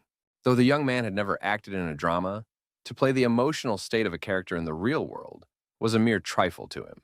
Yao Xianxian actively supported her partner and was confident that he would do well. Meanwhile, Lin Mu's roommates had just learned the news that he would be starring in a movie. Everyone knew that Wang Xiaokan was the most famous movie and TV investor in China, and all his movies sell out in no time. So there's a good chance that the guy will indeed manage to become famous. The girls thought this investor was definitely a unique person, but they didn't fully understand why he needed Lin Mu. Song Liangju was sure that the guy was not a movie and TV professional, and doesn't even have any experience in the field, so she assumed it was some kind of conspiracy. The guy has already revealed that he was recommended by Yao Shanxian herself, but then the girlfriends have even more questions, because she definitely had no need to cooperate with some mere students. Even Zixi started to doubt her Ado, because her choice of an ordinary guy, when there are many decent-looking guys in the entertainment industry, it looked too strange. The girl promised to give Lin Mu a good lesson if he dared to betray their entire company. Meanwhile, the protagonist, who only had half an hour to prepare, had already begun his drying off. The guy masterfully got into character, his voice trembling just enough to elicit sympathy, and his eyes reflecting just the right amount of pain. The director didn't expect to see such a game from an ordinary youngster with no professional experience, so he watched the process in mute shock. In turn, our hero's performance so moved Yao Xianxian that she even wept. Afterward, the protagonist returned to his team with a smile on his face and asked how he had just played. Feng Yufan recognized that he was a deserved genius and said that it was simply magnificent. The guy also asked what Yao Xianxian thought about his audition and if she would be willing to pair up with such an actor. The girl stated that he was literally born to be an actor, so now he can play with anyone. On the evening of the same day, they met to have dinner together, and our hero's coworker emphasized that it was just dinner, so there was no need for any pleasantries. Yao Xianxian couldn't wait to find out what the guy's secret was, because his performance this morning was simply amazing, but the guy thought that everything was all about experience. She still guessed that it wasn't just Lin Mu's rich experience. The girl asked the protagonist not to be modest, because she already knew very well that he was a martial arts master.